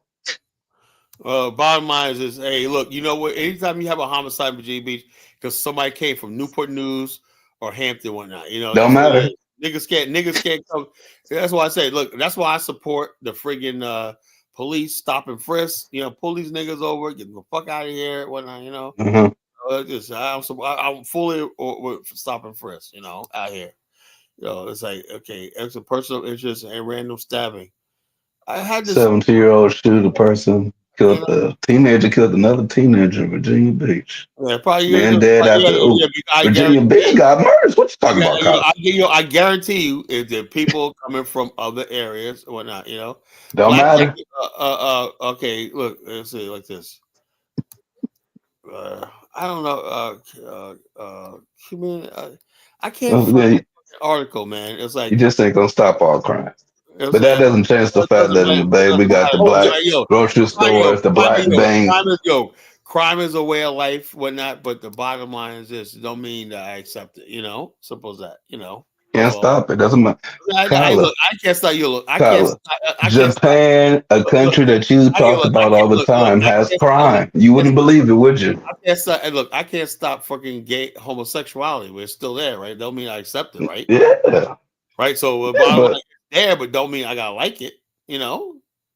you don't have to like it. It doesn't Of mean course, I but like it. Don't mean I have to accept it. You know, I don't have to accept it. You know, simple as that. Don't approve it, whatever like that. In Norfolk is so bad when not the friggin' police chief quit, man. I never forget that. It really hurt me, man. Because he was like a really good police chief, man. He said, "Look, I did everything I could, but the situation." He just said, "Look, man, about the community in Norfolk, why not the black community in Norfolk?" He said, "There's something going way back in our culture and that we didn't resolve." That's what he said. And basically, this is a guy, man, one of those, you know, he might be a David Clark type of dudes, but he was cool though. You know, he said, "Yeah, I have to tell you, man. You know, much people don't want to hear this, but it's something in our culture, blah blah blah." He said that it can't be resolved. We didn't resolve something and whatnot. And these kids are born into something that's the level of death and stuff like that, and the disrespect for human life and whatever like that that I've seen. He said, "I'm just resigning. I don't think I can help the situation, and I'm leaving." You know, It's retired. beyond repair, man. It's beyond repair. You Hold on, know, But Carla, talk about the video. So talking about how being a community activist and going to these areas can be dangerous. And I'm I'm like, trying what's to the find point? that. I mean, check this out. There was a lot of blogs on that a couple of years ago, and they seem like they Man, bro, like I used to kind of do that, man, but I almost got wrote up on by somebody. I'm like, yo, what's the point? Do it from a distance. You saw it in Nipsey Hussle. I was out there in LA when Nipsey Hussle got killed. I met Nipsey Hussle at Simply Wholesome, actually. But simply like Nipsey Hussle was killed 2 weeks later when I met him. But he was in the hood trying to fix up his community. And he made a mistake telling the Crip to, you're not on the set no more. F you, woody, woody, woody. And dude came back and shot and killed him.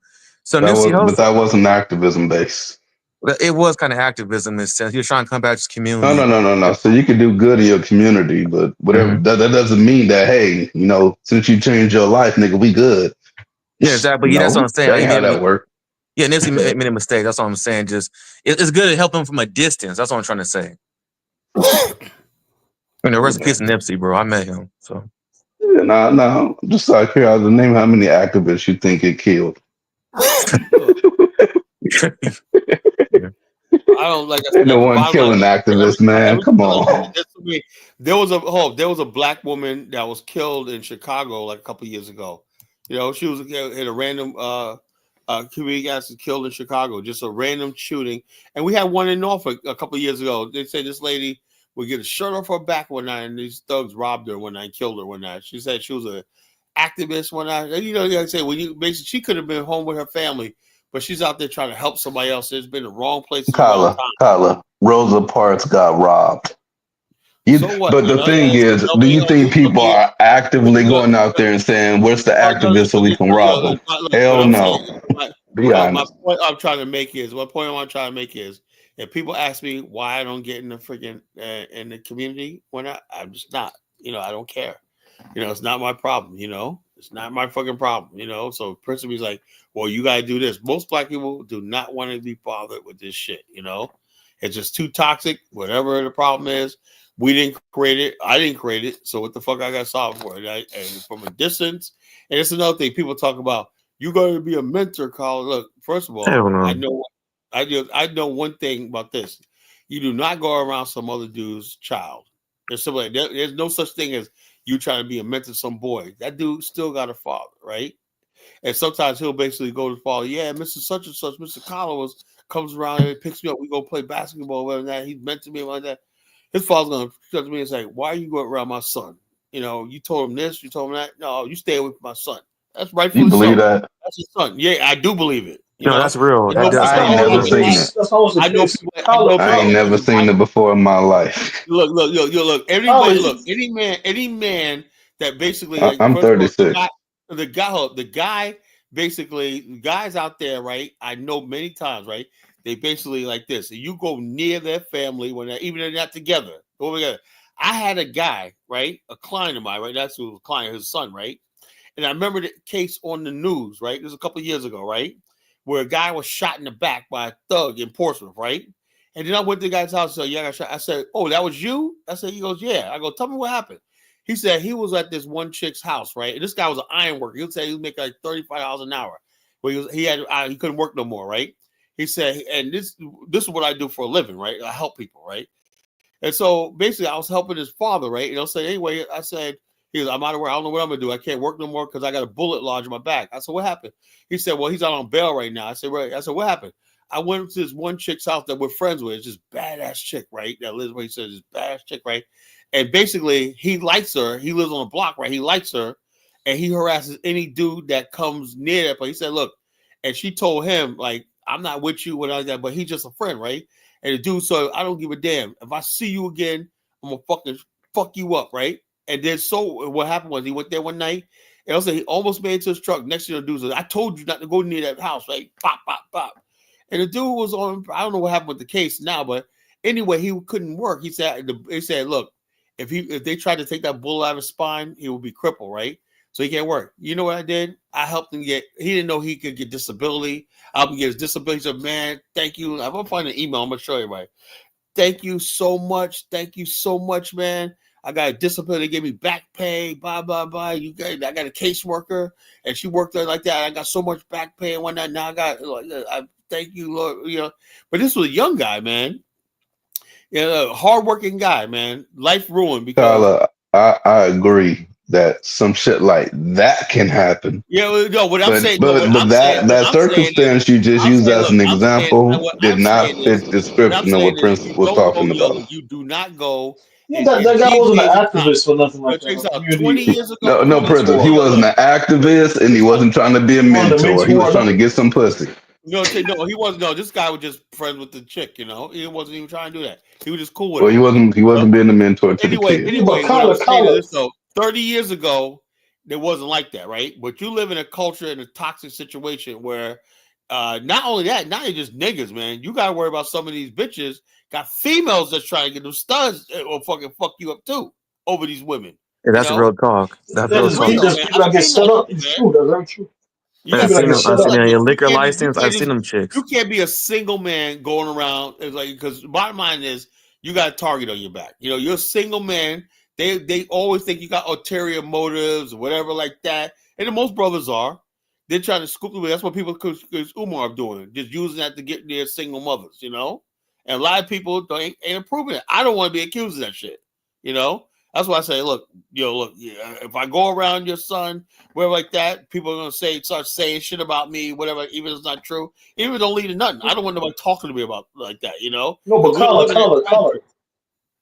Nobody's telling you to go around people's son. You could have started I a don't want to be program around where no you look. teach I don't want people to how be to around nobody's get their daughter. security license, I don't want to be around or their nobody's arm daughter, license. nobody's children. I don't want to be around nobody's children and We're daughter, talking about whatever young like men, that, you know? 19, 20, I don't 22, want to be look. 23. I don't You can want to teach be them how look. to I get their arm you guard give look. license. I'm not going to sugarcoat it. If you were talking about being a mentor to someone's daughters and shit, well then yeah.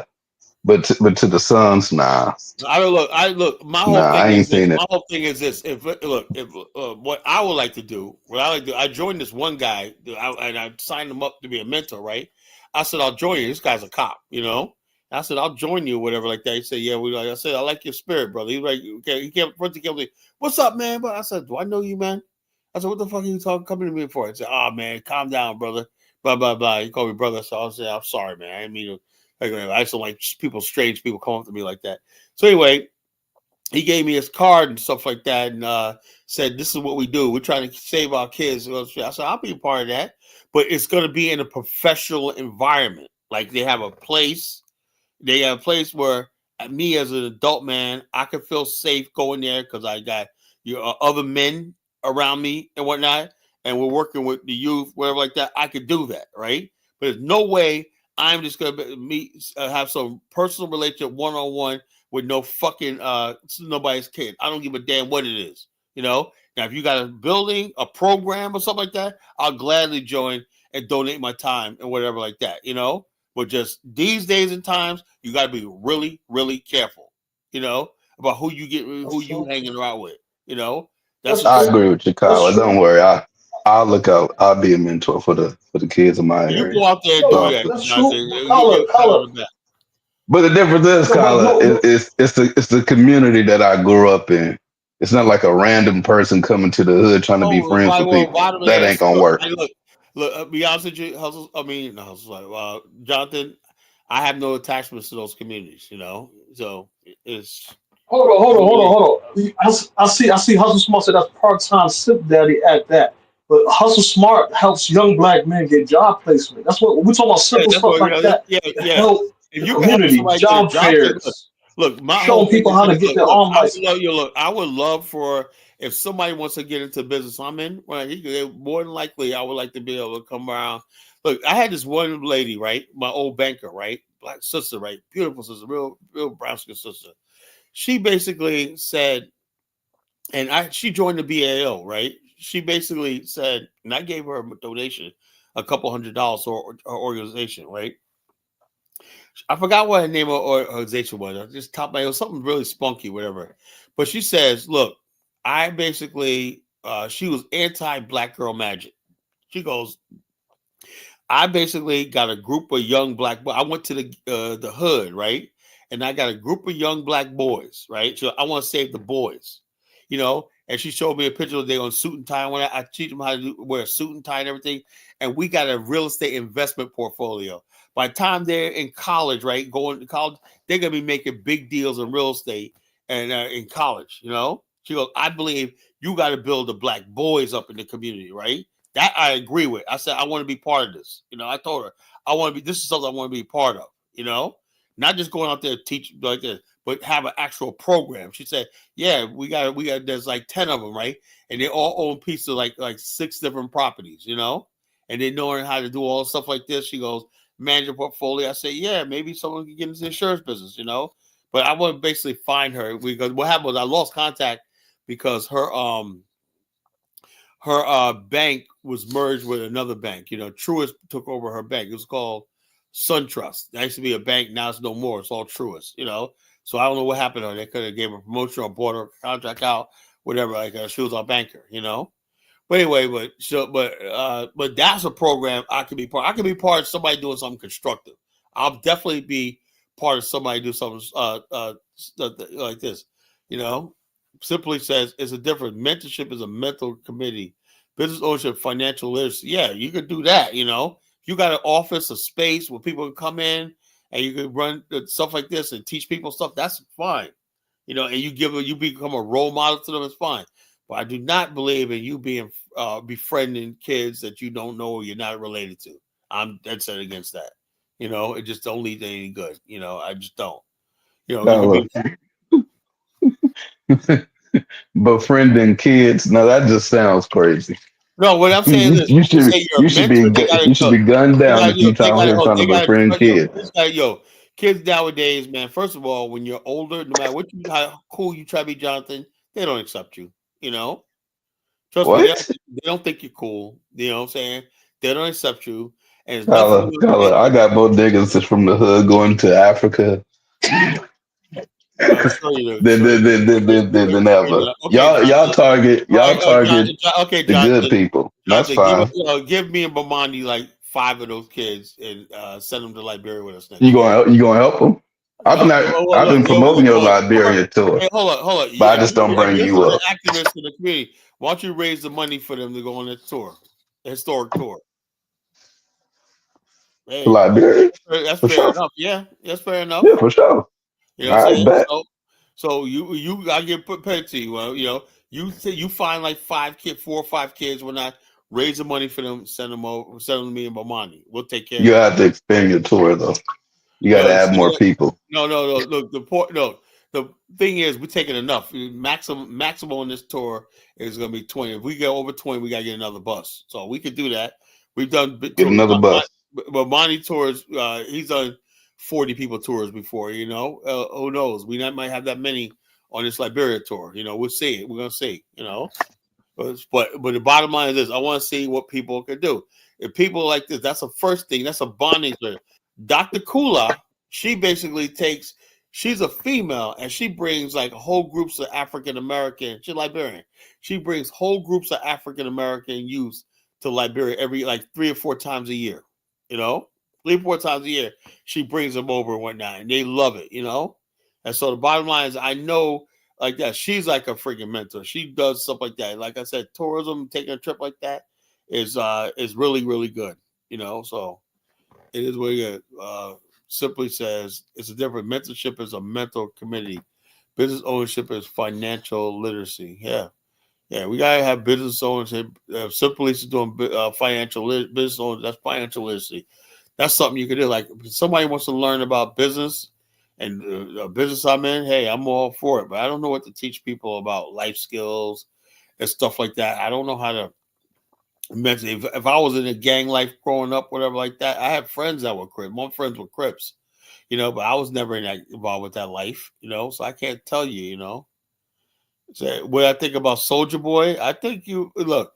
This is the whole thing, I never was a Soldier Boy fan. I used to hate that fucking song, Superman. That whole every time song came on the club, when I was working in the club, I'd go outside because I hated it so much. Anyway, Soldier Boy is a inducive of, and let me say this: what I'm saying, he has every right to work for Donald Trump, whatever like that. Same thing with Mike Tyson, same thing with anybody else, Snoop Dogg, whatever like that. You guys are a free country, Rick Ross, whatever, make your money. But what I don't like is the attitude was I'm getting paid, right? And blah, blah, blah, because even though he has every right to do it, right? The attitude of I'm getting paid. That's every one of his songs. I'm getting paid. I get money. Yo, Lil Wayne, little duffel bag boy, get your money. Little, everything's about money. So we don't even have freaking real music and culture anymore. Kala, they got songs that's not like that. You got to listen to the I do non-commercial. listen to the song. Everything Kala, you wouldn't believe even Young Thug got music that ain't about stupid shit. Well, yeah, Well, whatever. if you're gonna listen to the radio, then you're just gonna listen to the Whatever. radio. It's what you put out there. It doesn't matter what you do. You may have 1 or 2 songs, blah blah blah. They don't. But No, it ain't even that. It's not what they put out overall, there. the It's what the theme is record people say put out there. money, pussy, partying, clubbing, all that shit like that. That's what their value system is.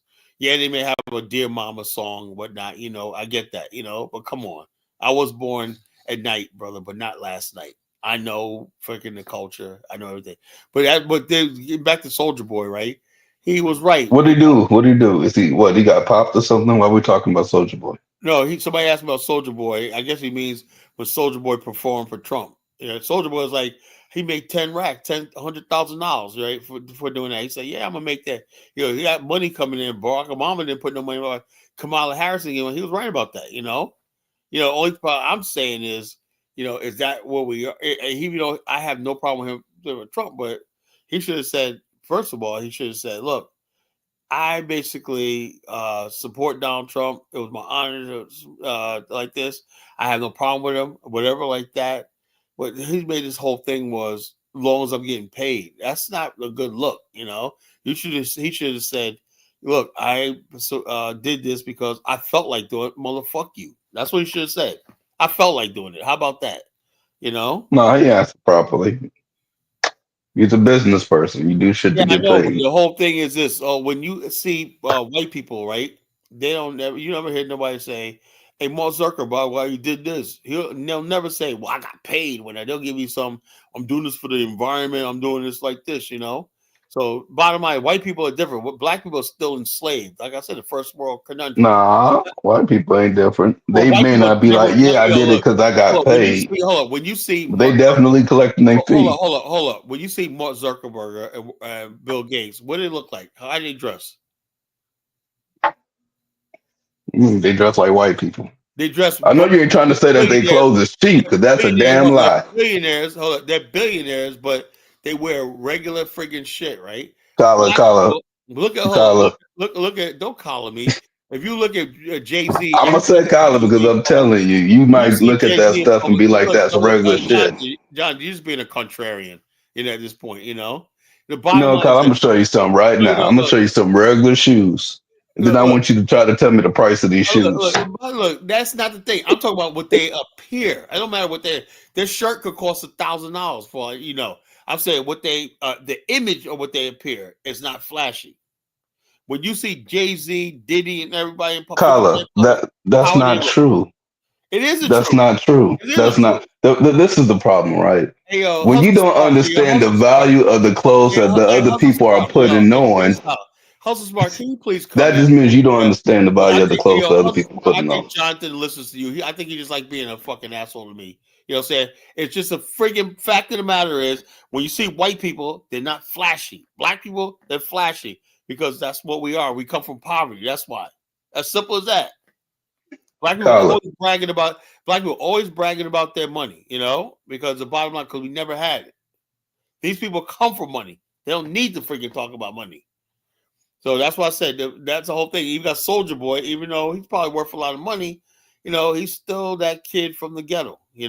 As simple as that. He never. you know what? What I learned, because I be around a lot of people with money, right? You would look at somebody and be like, "Damn, man, these regular ass clothes." And these motherfuckers be like, Oh "Oh yeah, no, this yeah. costs 1,800. It's an $1,800 jacket." In my whole life, not that black. I know white guys that are contractors here in Virginia Beach and whatnot.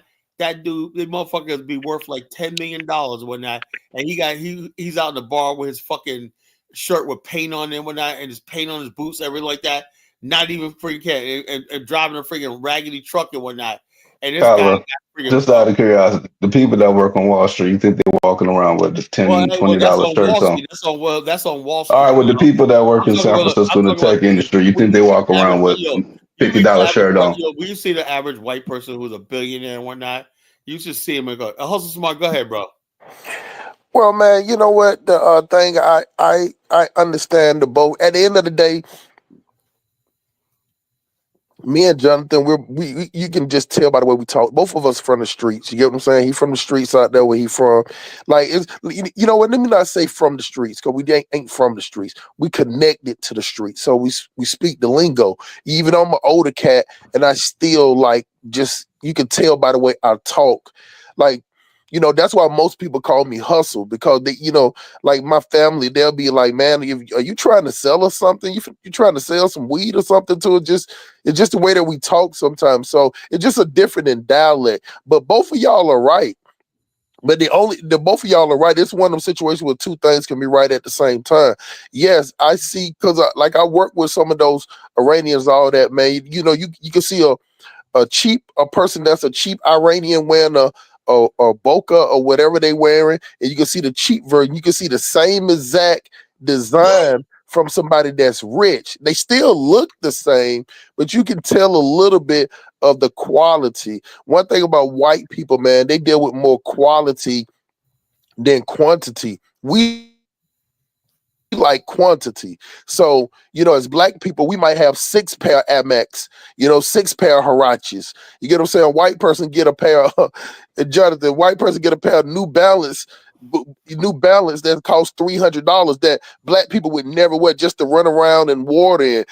Like my son, he actually put me on these new shoes that they wearing now with I forgot the name of them, but they look weird or odd and awkward, but they cost like $400 because he saw somebody that when he was doing his thing up there at the military thing, he saw the white people getting off these because the military has a charter school that he goes to, and he see them getting off the boat, and he was like, "Dad, what are those? What are those?" And then he looked it up. He was like, these cost $400. So white people dress, and Jonathan, I will give you this. I'm saying, I know you didn't say this, but the reason why white people dress the way they dress because of the way that they're just weak as far as their physicality. You get what I'm saying? So they gonna put on some shoes that gonna make them walk better.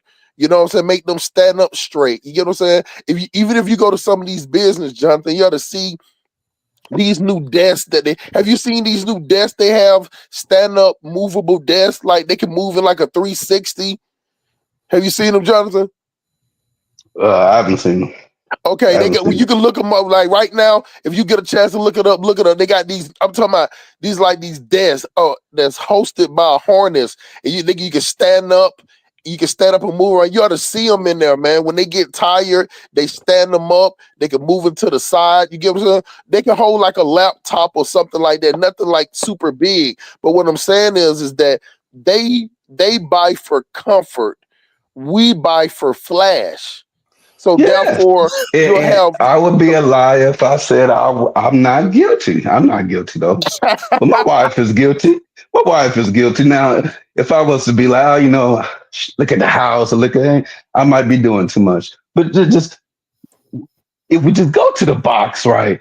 We got a $2,600 purse. We barely even use the shit. We might trash it.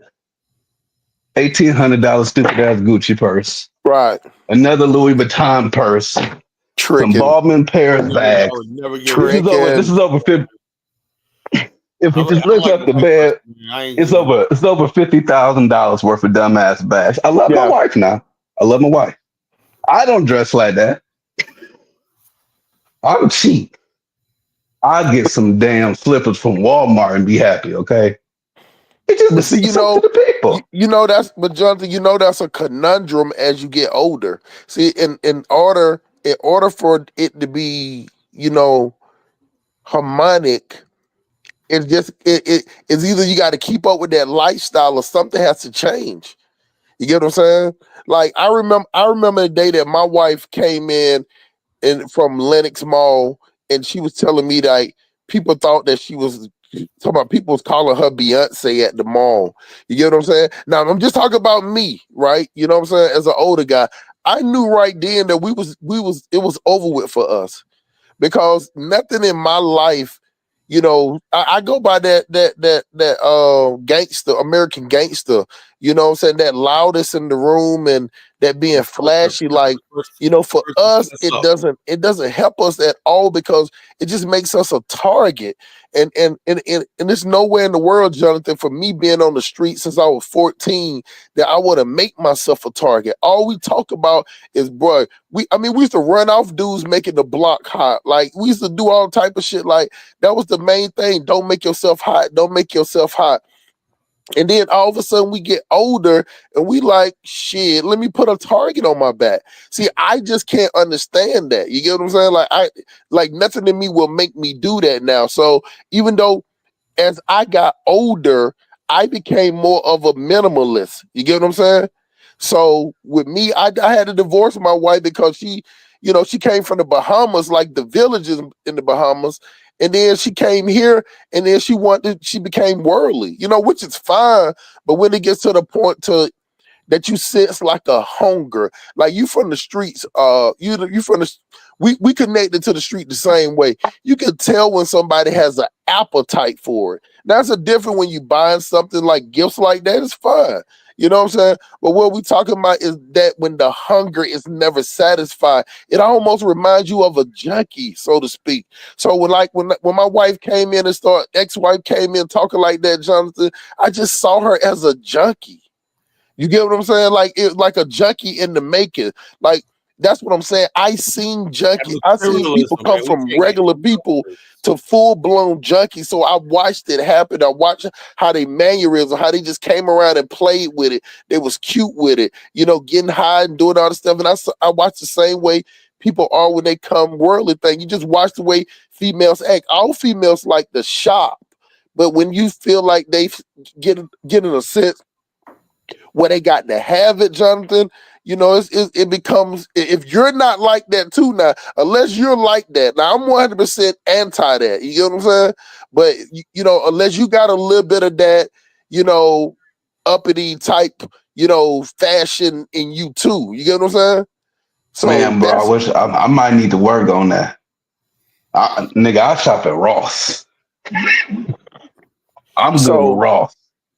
Well, check this out.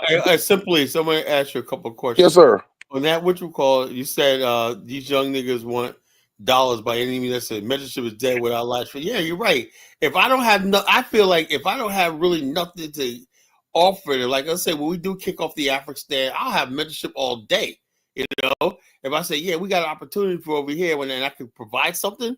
Yeah, but if I don't got nothing to offer, the people is like I say, I used to get mentored. All I get was lip service in the end of the day. It didn't prove me one bit. And also, I want to ask you about that Dynasty show today. That was a good show. You really held it down, man. I tried, man. I tried. I've been missing shows. What happened? I love my guy Lewis, man, but he's a handful. Lewis is a fool, Jonathan. He had on this goddamn shirt that was like from the sixth grade talent show with the buttons popping. He had a shit. The stomach was out. The chest. He's trying to get his sexy on, man. Go ahead, though, Colin. Anyway, listen to you. That one dude that called in, someone I traveled this and whatnot. I came from the street. What do you think about that dude? Which one? Which one? The one that was saying that he came from the streets and whatnot. He said you came from the streets. Now he went there and studied Africa and all. Oh, talking about the holistic guy. Yeah, man. I ran him up out of there. I knew. See, when you're dealing with holistic people, I didn't see the whole thing. What happened? It's a reason. It's a way you get holistic people out there. So you just have to form the narrative where he's sitting up there talking about he don't travel and study and debate people. You know what I'm saying? Yeah. And then the one thing he fucked up talking about we got to take a holistic approach. Some fucking yoni steaming, burning sage and all. Boy, I went Wait, someone in said on that shit. Yeah, but motherfuckers trying to be holistic to what? To accomplish what? To the goddamn civil war, Jonathan. A civil war. Yeah, war. And you said it right about the. Check us out. Can you break it down to Principe, right? Because he don't believe what I said. So I already knew about the rebels, Rwandan rebels that are in that Congo region, and also simply, it's like Jamal was telling me. He said, "Do you know inside of Rwanda they got sleeper cells? Inside Rwanda." He said there's rebel groups outside of Kigali with sleeper cells. They don't got complete control of that country. Paul Kagame is trying to be preempted by. He knows they can't do nothing. Like if he basically cuts them off from those groups in the Congo. That's what the base is. Yeah, that's why he's trying to save his country. I tell you what, it's just like how you call a man with a strategy and a plan is a dangerous man. You get what I'm saying? Yeah. Like at the end of the day, you're gonna have all these people from foreign have their foreign entities put their tentacles out there, but they're always gonna go with the foreign. They always gonna go with the man with the strategy and the plan. The way that the power structure is, and what I study is that It's not as simple as they saying that the U.S. CIA or whoever is backing this up. What it is Can't that stand they're that. trying to. It's so simplistic.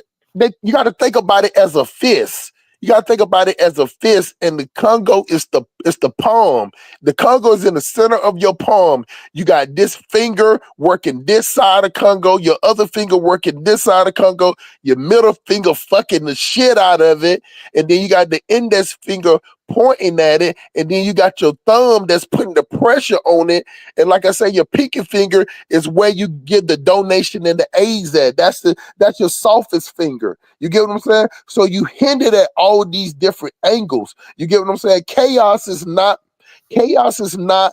just an earthquake or not a hurricane or a typhoon. You know, chaos can be done by giving this tribe more food and then starving this tribe and then bringing the next tribe over instead of giving them corn, you give them flour. You know what I'm saying? It's divide and conquer at the end of the day. But at the end of the day, they're trying to get what they get out of it. But when it comes to the way when the original war happened, the original genocide happened, that when it happened, they ran them out. But the thing about it, they ran them to the borders. They ran them to the borders. So it's the equivalent of, you know what I'm saying, Prince P and all the other guys, is that it's the equivalent of if you're in Haiti and you some people try to attack you and they run to just the border of Dominican Republic. They get on the Dominican Republican side, but they sitting right there. They sitting right there on the fucking border. They ain't went nowhere. If they march for 30 minutes, they're back in that country. So they sat over there and they posted up. They hid the people that did the genocide. They hid with the refugees. But it went on for so long, and you know, goddamn, they out there in the middle of the woods, ain't no condoms, it ain't no contraceptive. And this one thing that I never understand about Africans, and bums on the corner, that they can fuck when they broke. They can That's what fuck I can when it's understand too. And that's what I said. and they populated. So they populated this area and it got bigger and bigger and bigger. And then the rebels that was in the area, they actually start running like a shadow government off the people. It was still 2 or 3 million people. Well, Like actually, you're missing the part out. There's warlords, right? that's the part that I didn't bring up. You're right about that. I didn't bring up the warlord part. All these areas controlled by warlords and criminal and that. The cover for that is the rebel, because I have some Right. sort of legitimacy, you know. Right. Rebel, the warlords are like underbosses. Protect those warlords and whatnot. Give them Right. cover like this. That's what it is. So it's multifaceted. It's more. Yeah. In other words, if you believe Pagami's bodies, that means you believe Pagami is has the warlords and everybody working together. That's not even feasible. Nah. You know, he ain't touching everybody. You get what I'm saying? You know, the part of it is just like you, Carla. You can only touch so many people. You get what I'm saying? The same way like Jonathan was talking, like Jonathan can, the people that Jonathan can reach, you can't reach them. And some of the people that you can reach, Carla, Jonathan can't go in that arena. You get what I'm saying? So it's just the way that it works. So the warlords is like the underbelly. Yeah. We didn't even get to that part because I was waiting. I was wanting to call in, right? Yeah. I was busy, right? I was like, why is nobody mentioning the warlords? You know, Colin, we couldn't even get past to make them understand that there these towns like Kumo or whatever the town is, Kiva is on the borders. Yeah. Like these are border towns. Like they're hitting these corners. They coming in. It's like they set it up like a pool table. They get in the edges. And once they get the edges and they set it all up, then they're going to concentrate and go in. Once they get the edges and surround it, that means that the government in Kinshasa has nowhere to go. Only thing it can do is back up. You know what I'm saying? And I understand when people say you back somebody up in the corner, but you backing a toothless tiger up in the corner because Russia's not giving you no arms. Because Russia's not giving you no arms because you're not even you have no strategy to use the weapons. So they're using the weapons to protect you and to protect their entities. You get what I'm saying? They're not giving you the Rwanda has weapons to use to protect themselves.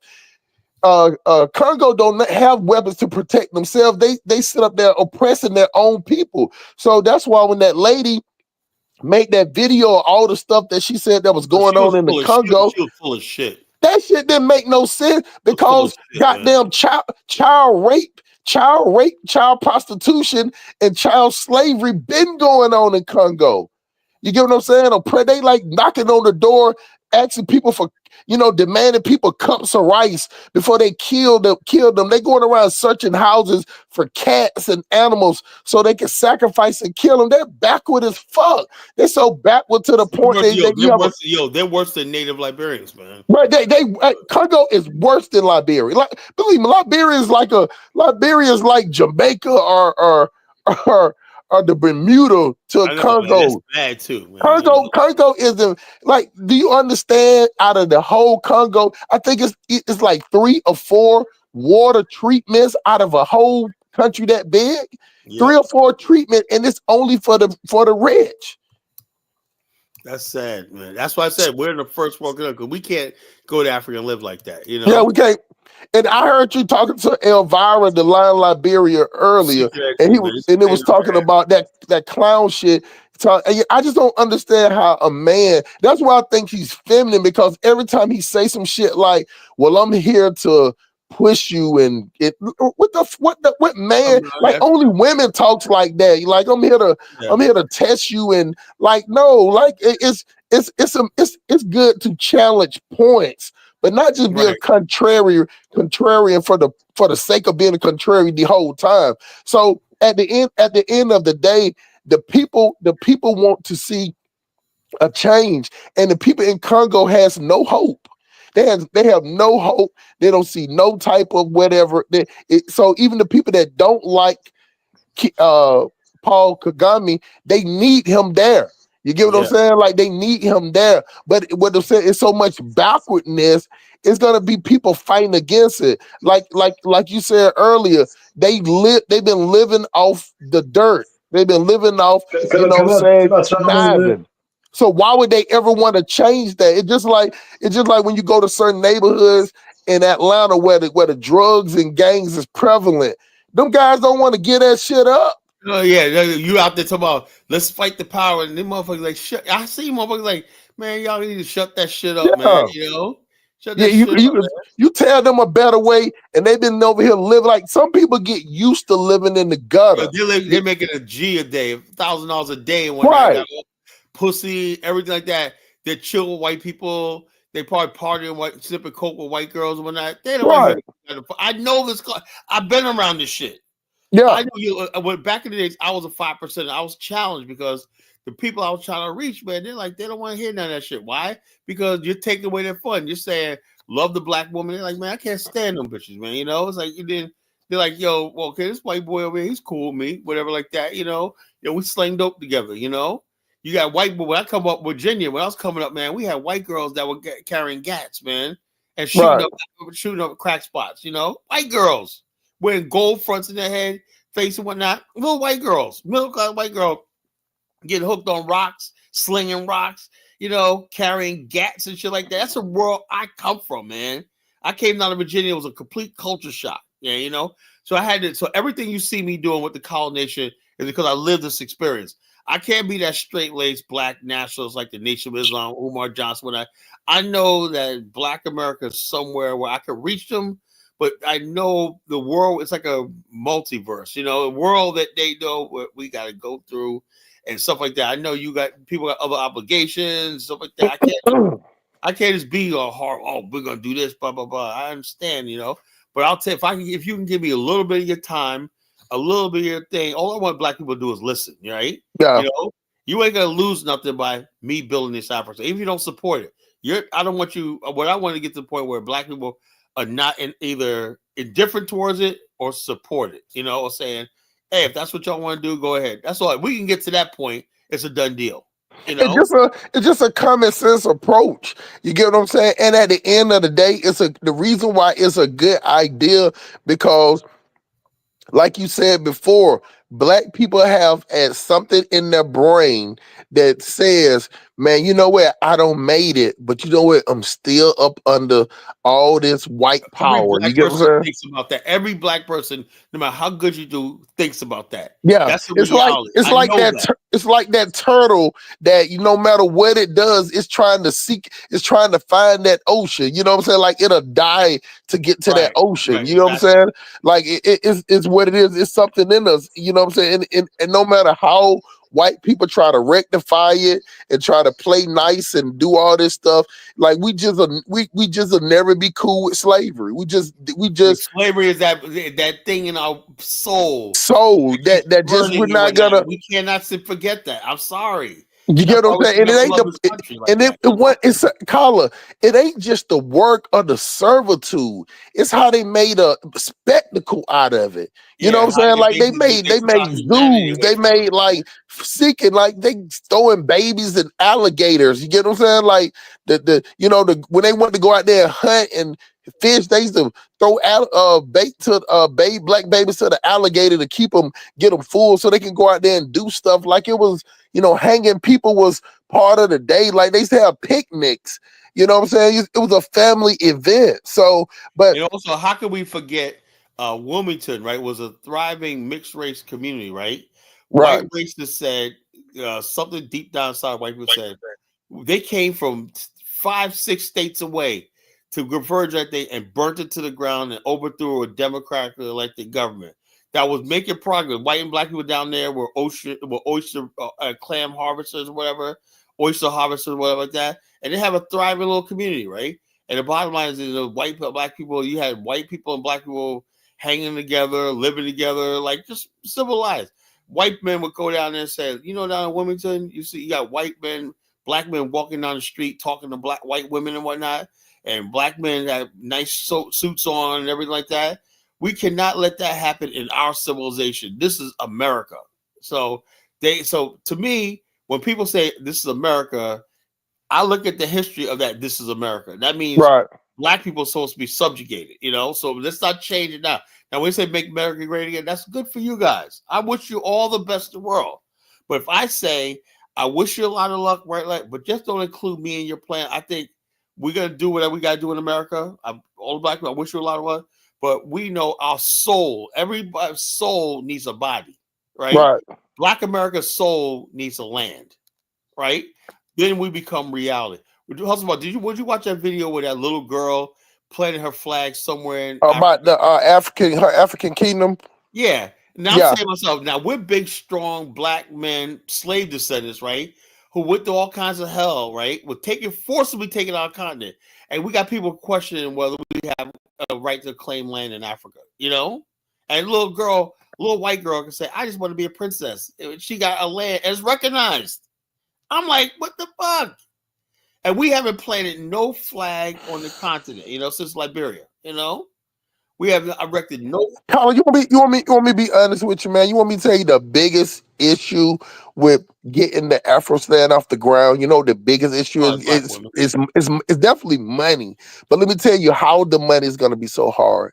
It's because you have so many grifters in Yeah, our they're in the community way. That's what I'm trying to knock them that's off. snatching $5 and $10. Like every grifter is penny pinching off. Like you got this sector because we got splinter cells of black people with different ideology. So you got this brother, you got the Umars. He getting money from the black single mama, the woke black single mothers. Then you got the dude Yada. Saying he got the simp.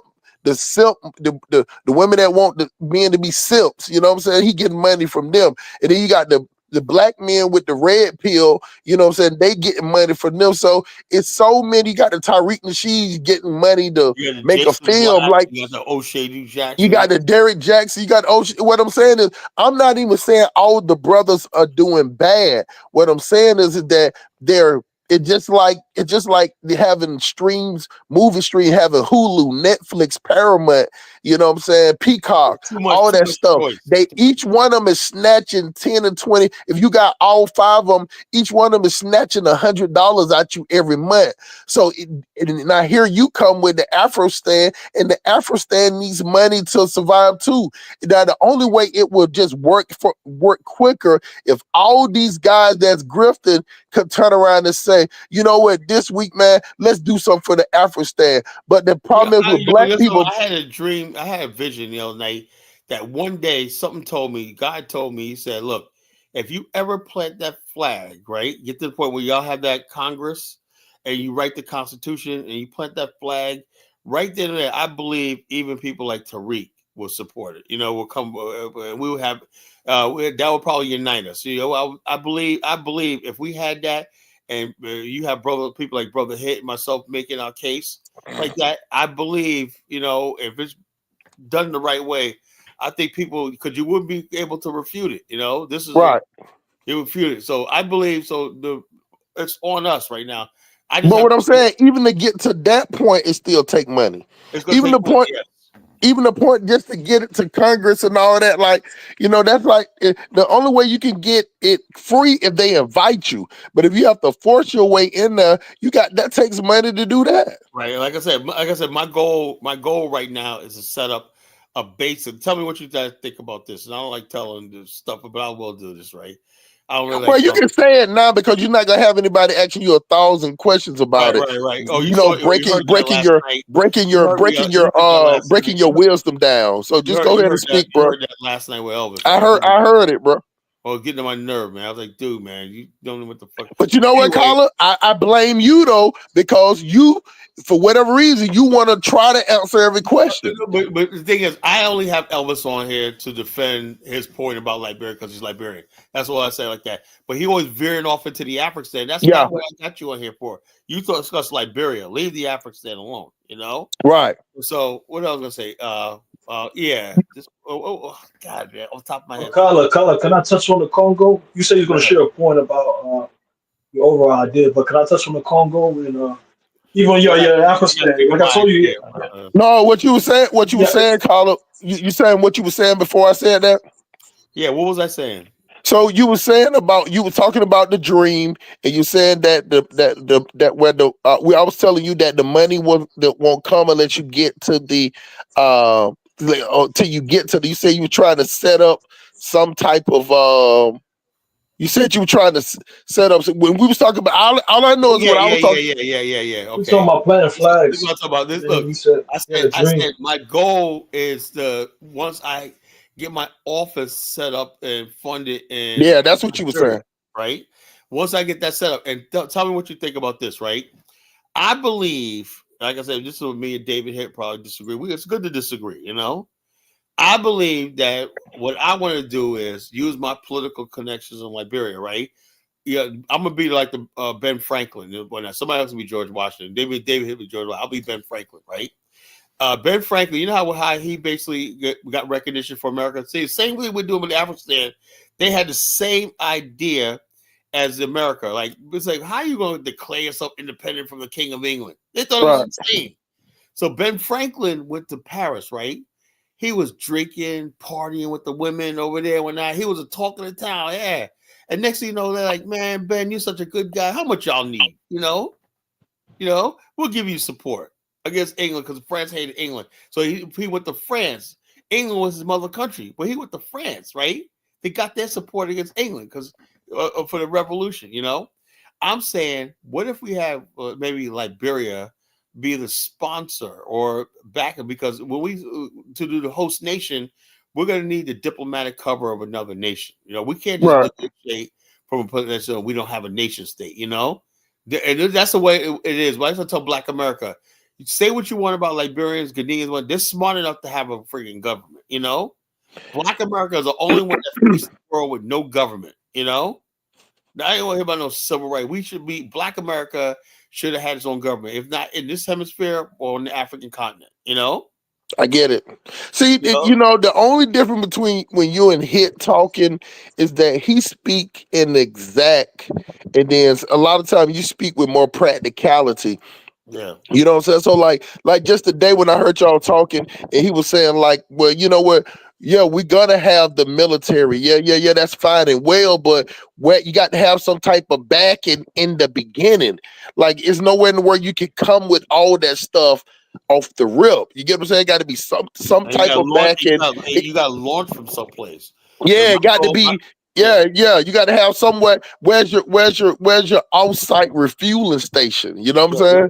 we're gonna basically So also we might have to see once we get money flowing, right? We could basically outsource a lot of stuff like shipping, helicopters, like that. We might have to do that. Have a well, budget. just think about how the terrain looks. Like a lot of people don't know. You know, a lot of people don't know the route that you have to take. You know what I'm saying? Like I get what you're saying about the Liberia, because that could be that connection to be like this is the lunch point. You know what I'm saying? You know, maybe have some warehouses, some Warehouses, type of stuff. logistics, and all that stuff like that. Legit, yeah, you can't have it all in one place, because even though you could say, hey, we're I might have something protected. in Liberia, the Lekki port in Nigeria, Cameroon's building a new port, whatever, like that, all along Yeah. the coast. Well, maybe more soft like Port Harcourt based on what I'm just saying is I looked up the areas. So you want to be more soft. You like Right? not Yeah, you where probably go to Lecky Nigeria at, more than I do. it's more east close to Port Harcourt. It's more on the soft angle slide that's going deeper to the area you're going. If you look at the where Lecky is in Nigeria, like it's more east. I mean, change that. It's more west going north. It's more northwest far as how the ships come in. You get what I'm saying? They have to follow that lane to go on that bottom slope going deeper. You get what I'm saying? And so that way Liberia will be a perfect host. Why you think that the United States was trying to build a navy in Liberia at one point? Did they ever do that? No, because there's people like me and a lot of operators say, hell the fucking no. Liberia is the only country that's never been occupied by a Western power. You know, it's going to stay like that. It's a unique history. You know, it's never been colonized. It's never been occupied. You know, Yeah. that's why So people to like have Elvis, they that don't have a colonial history. You know, and to have that happen to the point to where that's what it takes. But like when you think about it, let's just say it's 45 million. Let's say 45 million of black people. Even if you had half of the black people just, say, come together and say, man, let's put in $5. Let's do $5 a David week. Hinton, I said, if you can get like 10 million black people with say $1,000, you're talking about almost like 20 or 30 billion dollars. Yeah, You it's know, gonna be hard to get $1,000 out of black people, man. but what Without if hold on? What not donation? What if it's an investment? A lot of black people invest. Let's say it's an investment, and we float in bonds, stocks and bonds. You know, right. That's why I say I got to have something tangible like yeah. that, So something they they can get have it discounted. right. And Yeah. yeah, no, I So agree with that. I agree with that at all. But I do believe you have to have some type of backing, because you can't corner yourself in. That's one thing that I give the United States credit about. They use their leverage to have other people to go do something, like when France or whatever, you know what I'm saying? Like America would tell them, like, look, usually we go out there and do everything, but this time we want y'all to lead it up. We want y'all to head up. Matter of fact, pull out 20 or 30 of y'all planes this time. You know what I'm saying? Wave y'all flag. Of course, we're gonna send out our aircraft carriers and our destroyers and our strike package, but we want y'all planes to be up in the air. And it made those countries look better, but it really America just they're just playing their allies to their point to boost them up and to get their own thing done. It's that recognition. We can't be waving the flag of recognition. We need to be waving the flag of getting results. Results is what matters. One part of the thing, the guy said, according to international law, now you can't just have recognition; you have to have occupation. Right. So we need people, like I said, what me and David hit both agree on is, give me the Pookies and Ray Rays, Right. Because they're gonna be, and also I don't mind even for like a period certain giving people basic welfare. I don't care, just bring people over. we need to flood a population. You know, Right. You're right about that. You got to have some type of, because you got to remember, Colin, that's where they come from. They come from a place with social, where's a safety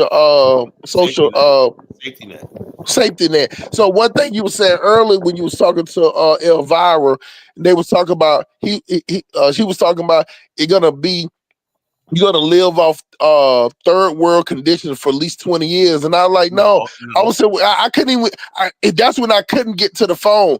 Because I was like, no, it is not gonna be like that. Just use your logic. Black people, the way that we are, we're not gonna build third world. We're gonna build first world. So that's all we know. You get what I'm saying? That's all we know. Like we don't even know how to do it third world. So it's one of those things to like, if it's suitable to us, it's gonna be first world level. Like when you think about it, even mostly, Carla, this is a thing that fucked me up when I went to Nigeria. Most of the houses that they build, they only dig in the ground maybe 1 or 2 feet. You get what I'm saying? Right. No. And some of them don't even dig in the ground; they just build flat on top. You get what I'm saying? Like Right. in America, we have this thing to where we know that we got to build so many feet. We know we got to build the sewage system first. We know we got to build the line. Like that's real estate. You may once you have the sewer line, the pipe, right. all of that. Now the value of the land goes through the roof. That's land, Right. you know. And so Like we that's know what I'm that. saying. Like even before they build a community, like you can watch it on the interstate. Before they even get to build a community, they build the roads. Those little overpass, they building the exits. You get what I'm saying? They They building build the the infrastructure before they build the infrastructure before they even build out. The backward way of thinking in Africa is that they'll build a motherfucking house. They'll build a Then build compound. the infrastructure. Then build it. That's Yeah. ass backwards, man. I'm like, what the hell, man? Y'all got no roads, no sewer line, no sewer No, system. Jonathan. No, bro. Man, don't be talking about my neighborhood, bro. We gonna get the road fixed, okay? No, bro, you gotta get the roads. Listen, the main reason why is because after you put that sewer line in, it got to be fortified. It has to be fortified because once a lot of people come in there, that it got to be fortified with concrete so the wind won't blow it back.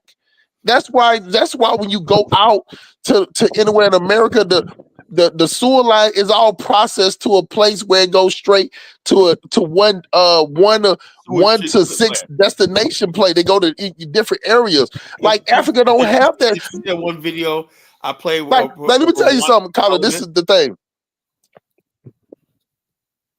No, right.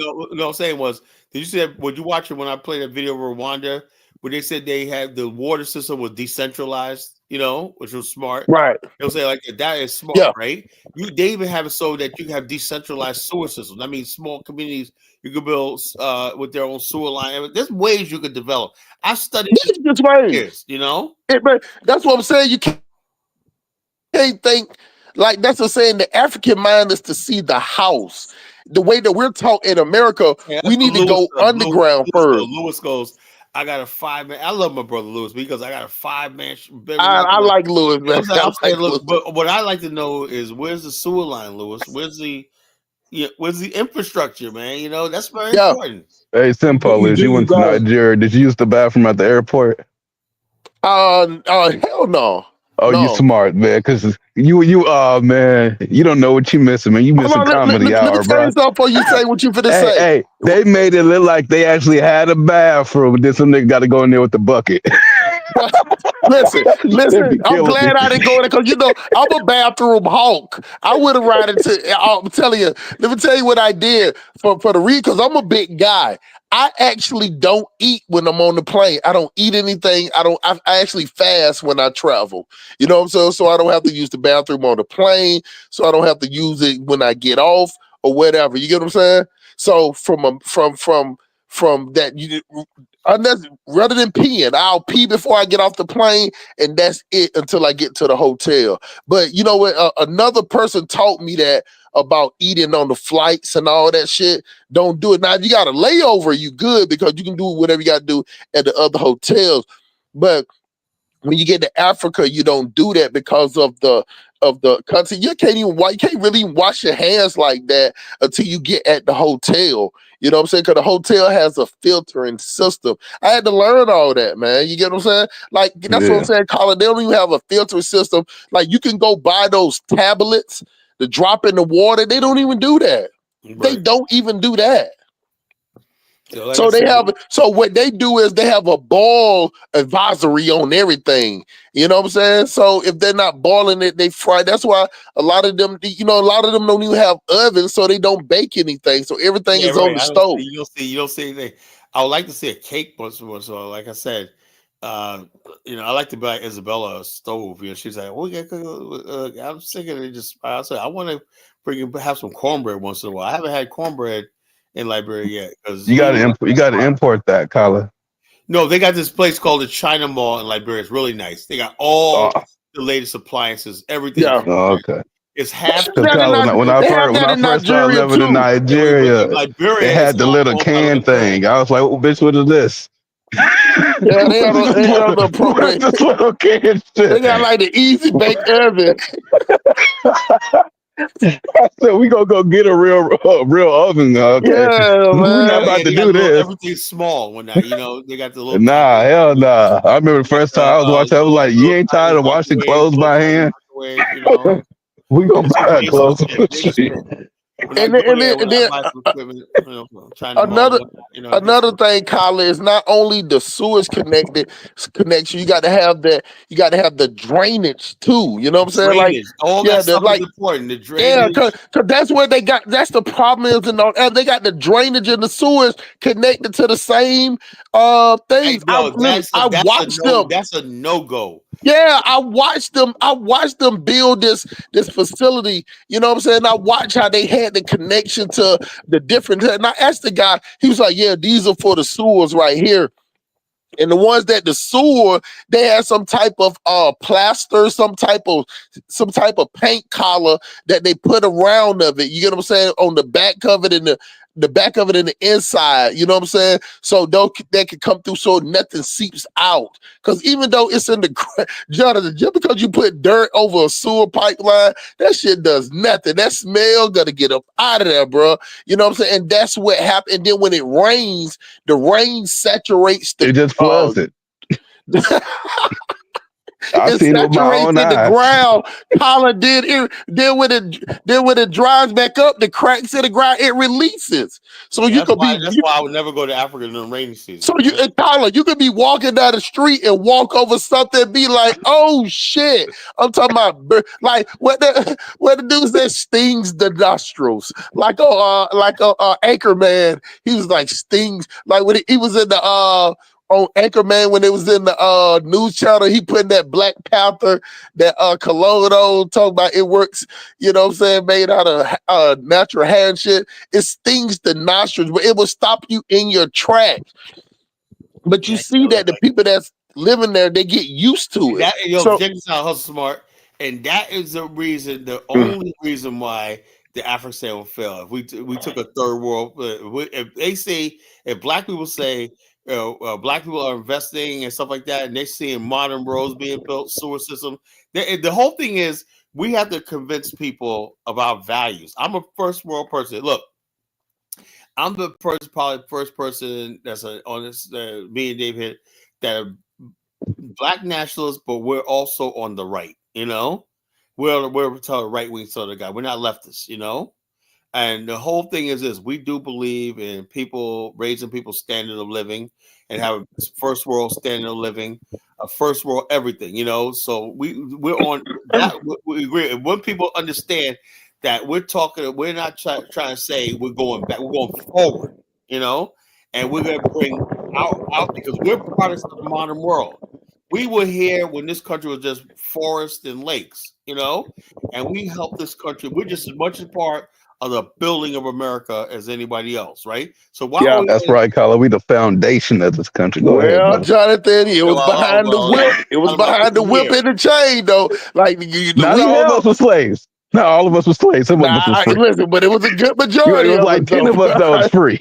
Hey, hey, Even like Brandon was saying today on the show, people don't understand this. Do you know the slavery America, black people, the history, the story of the African American, even though this is the predominant story is slave trade, there was also a free black story of the African American. Do you know that the initial African Americans were indentured servants or just immigrants that came here from England and Portugal, Spain, whatever like that? Over the time, as they start bringing large numbers of us here, right? The slavery and being black became synonymous, you know. Right. You know, that happened over a period of time, you know. But initially, black people were free black people who voted, did everything in the colonial America, you know. People don't realize that, you know. So people don't know that all black people were slaves. No, there was free black communities in Boston, places like Nantucket, places like Fort Lee, New Jersey, upstate New York and whatnot. There was free black communities. Yeah, some parts of Pennsylvania too. Pennsylvania, whatnot, you know, in Virginia. And some of us were there when they wrote the Constitution. But that's that thing where how we say that people get caught up like, you know, we guilty by association. So when slavery hit, so think about it like this: we in a building, and you know, me, you, and Carla, we're the black intellects. You get what I'm saying? But then say for instance they start it come down the pipeline, boy, all the black people they were voting and they finna kill everybody. And the people in there is not gonna look at us as the cool ones no more. You get what I'm saying? They're gonna look at us as an adversary. A funny story, not funny, but a sad story was this, right? Right after the Revolutionary War, right? The black people who fought for the side of the revolution, right? You know how people always say, "You dumb nigga," you know, got the nigger wake up call, right? They basically said like this. There always white people saying, "Thank you, black people." They were celebrating with the white people. But then after a while, right? Some people said, "What are we gonna do with these niggas now?" Right? And next thing you know, these same group of black people, they walk around free, happy. Somebody, they'll knock them over the head. Next thing you know, they'll drag the soul into slavery, you know? Yep. Just like that. Yeah, but see, that's where the strategy and planning come from. Like in every action, there's a reaction. So, you know, when you had the brothers that was up there today talking about the Congo, and they, you know, you had the philosophers and you had the debaters. Like when we're talking warrior talk, they shouldn't even talk. That's why I was offended. And I usually don't attack people like that. But it was my business to get his clown ass out of there, waving his dreads everywhere, sounding all coonish, like sitting up there talking about, well, we got to take a holistic approach. Like motherfuckers coming down. These motherfuckers used to, before the age of the college answers, these guys used to be able to intimidate black people and come around like this and that. But now these days, I'm teaching people we don't have to respect these niggas no more at all. You know, no, like we can get all that knowledge and holistic. Like we can sit around and watch and split a frog open and take out the guts and try to read the entrails. We can do all that later, but at night we need the builders, we need the muscle, we need the brutes. We need the. You get what I'm saying? And you know what? That's one thing about. Real quick? Go ahead. Because yeah. When y'all talking about Congo, it's not even justifiable. Tshisekedi only been there for like 6 years. The Congo had a mission, UN mission that lasts over 30 years. One of the biggest UN missions in the world. These guys were collecting money, doing God will know what, collecting resources too. They were looting the continent too. Yeah, the UN was doing the same thing. But my point is simply to the fact that the guy idea of the holistic approach is like more based on a regional African approach and solution rather than supporting the war. Your principle, because the West is going to capitalize. I am so sick and tired. Look, Principal, are you trying to say Africans got solutions to problems? You take some principle. The problem. Oh yeah, man. The problem. Again, I'm not tooting my own horn, right? But before the college Genesis, like we say, AD, BC, before college, BK is before college, right? The bottom line is this: I was one too. I was a Negro, an ignorant Pan-African Negro myself, right? Everything was the colonialists, the neo-colonialists, blah blah blah, and Africans were playing on that, right? It said, how is our in the West while we're looting the continent and doing all that? Oh, we got these black activists call themselves Pan-Africans. They basically got singing doing our bidding for us, talking about the neocons, the CIA, and blah blah blah. They know that's all bullshit. even slavery times, there would have been no slaves taken in Africa if Africans didn't invite them there. You know, there'd be no minerals being looted in Africa if somebody black didn't invite them there and say, "Hey, look, that's how it works." Person P, if when them white people came to them shores, if they would have stuck a pitchfork in their ass and set them on back right then and there, if they was never intrigued, like you got tribes right now that's in remote villages, some type of way they learn by that, even though they ain't got shit. They got them anybody that come, even if somebody trying to bring them some aid, they fucking them up. They don't want anything. They don't want anything that wasn't grown or based on their land. That's the difference between that. That's the African mindset. That's why I always say, and I stand by this, whatever, the African man in the West Africa is the original shit eater, is the original sellout, is the original fuck nigga. He's the original. You get what I'm saying? Y'all heard about that tribe over there that's near India, the one that be killing everyone that come to the island? Yeah. Some white. Now, if only we descended from them people, bro, we would never been slaves. Right. Check this out. Now, we still might would have been walking around with a banana leaf up our ass, but we'll be happy as hell. Yeah, we'd have been free. I'm about to drop a bomb sale, man. We probably never know where some Yeezys are, but we'd have been good. Let's bring our minds in for a little bit. We'd have been like airplane God. Check this out. Check it out.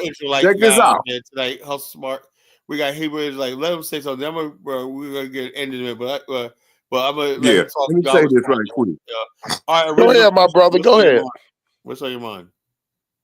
So-called African American. I'm 55 years old. Why you start with this? I'm 55 years old. Yeah, I'm 55 years old. I just now found the truth. Just now.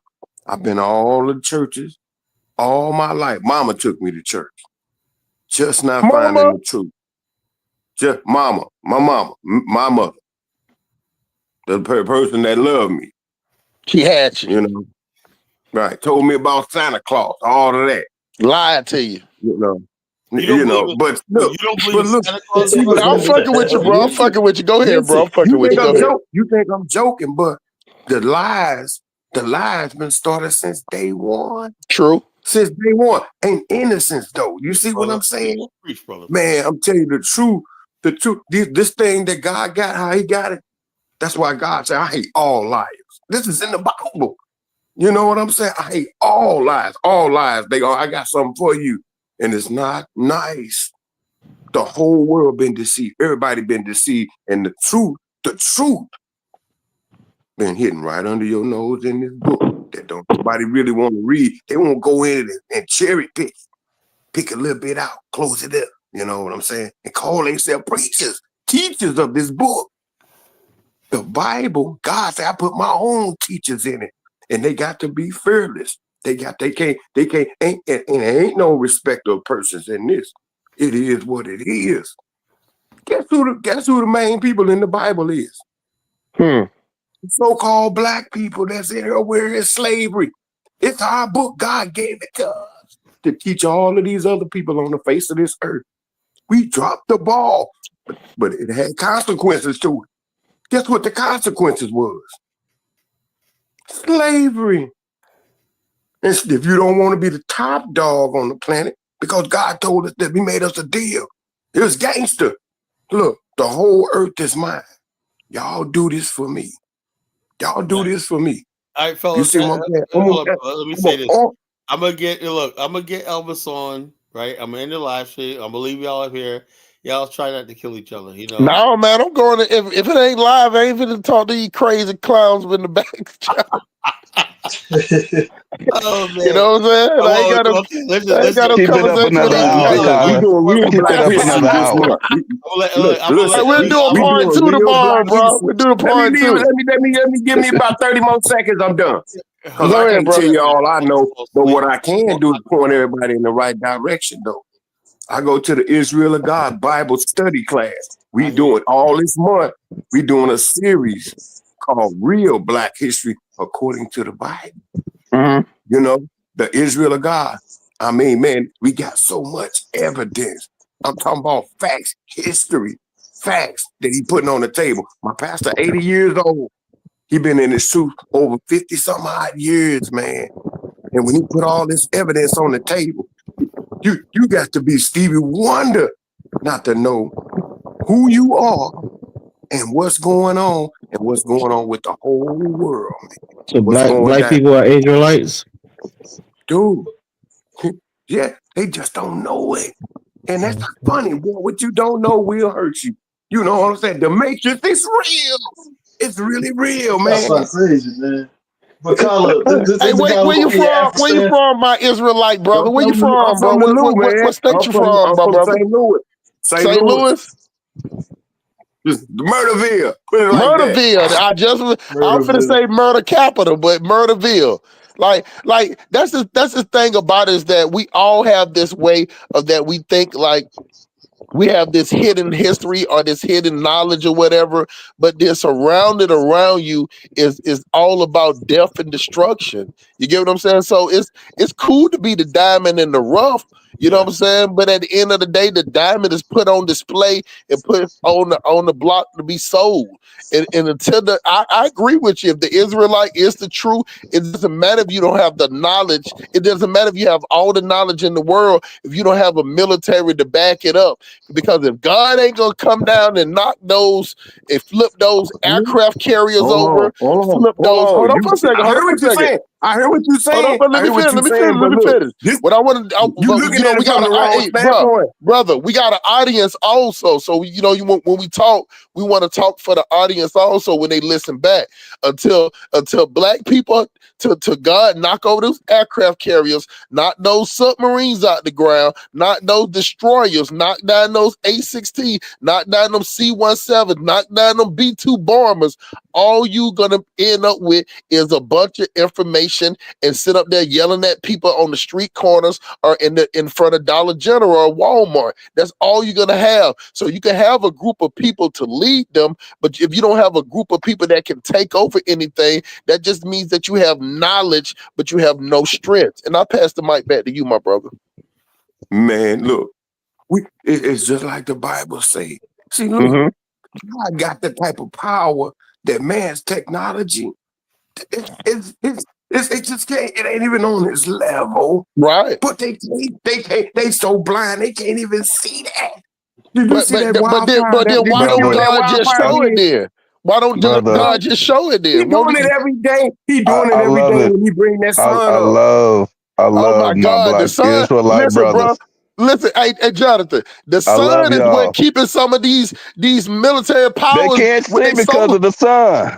Yeah, That's what it is. What you Listen, think bro. about wintertime here? I got this philosophy, and I know it's probably Go not a ahead, good Jonathan. I'll let you one. get it. But when people be like, we Africans, I be like, no, we're not. When they say we Indians, no, we're not. We Israelites, no, we're not. I be getting mad because I feel like we try to cling on to like some weak shit. Leeches, like leeches. Weak shit. Look how easy it If is you to want to think that claim you're African. Israelite, no Wahala.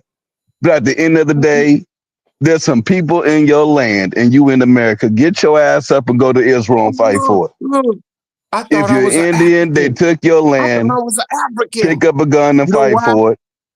It Because we doesn't look matter. like them Stop people. claiming this Them ain't loser up. They're shit. not Damn. them not even our people. We just share the same skin color. It don't matter. At the end of the day, if you're gonna say you're an Israelite, well, I want to see some Israelite militant shit. Go to Israel and take that shit Yeah. back. I don't want What to that hear mean? You about ain't being in read the church. book. I'm good You on that. haven't I go to read. church You though. ain't read the. Shout out to You ain't read the Jesus. book, man. You ain't read the book, Brother, What the I book read. says? I read. What the You book in the says? matrix. No. Let me explain something to you, brother. This is what I hate about niggas, right?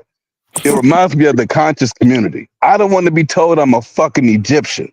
I don't want to be told we the real Israelites. You Nigga, ain't put some kidding it, action on Jonathan. the table. Put some action on the table. Action. But You I just don't don't Jonathan, want. know how to fight this what's the kind of war. benefit of That's all. We what's can't the eat the benefit of Bible, being an bro. Israelite? You don't know how to fight this kind of war. It ain't the type of war like you think. Brother, there's What's the been benefit of Israelites in it? this You country know for what I'm years, and they saying, ain't man? found a way to fight this Look. shit either. I don't want to hear it. Knowledge is the power. I'm telling So you. hold on, bro. Let me ask you something. How knowledge is gonna fight against a Abrams tank? Knowledge is what built the tank. Okay, but how is it gonna defeat it though? Oh shit! Don't I do feel that. like that. I feel like he got smart on that one. Oh, He smart. He got hey. you on that one, man. Hey, I try, I try I want to just be logic with it because I can understand the sentiment, but I want to be logical. So even if logic, if the knowledge built it, tell me how the knowledge can destroy it. No problem. Tell me. If a man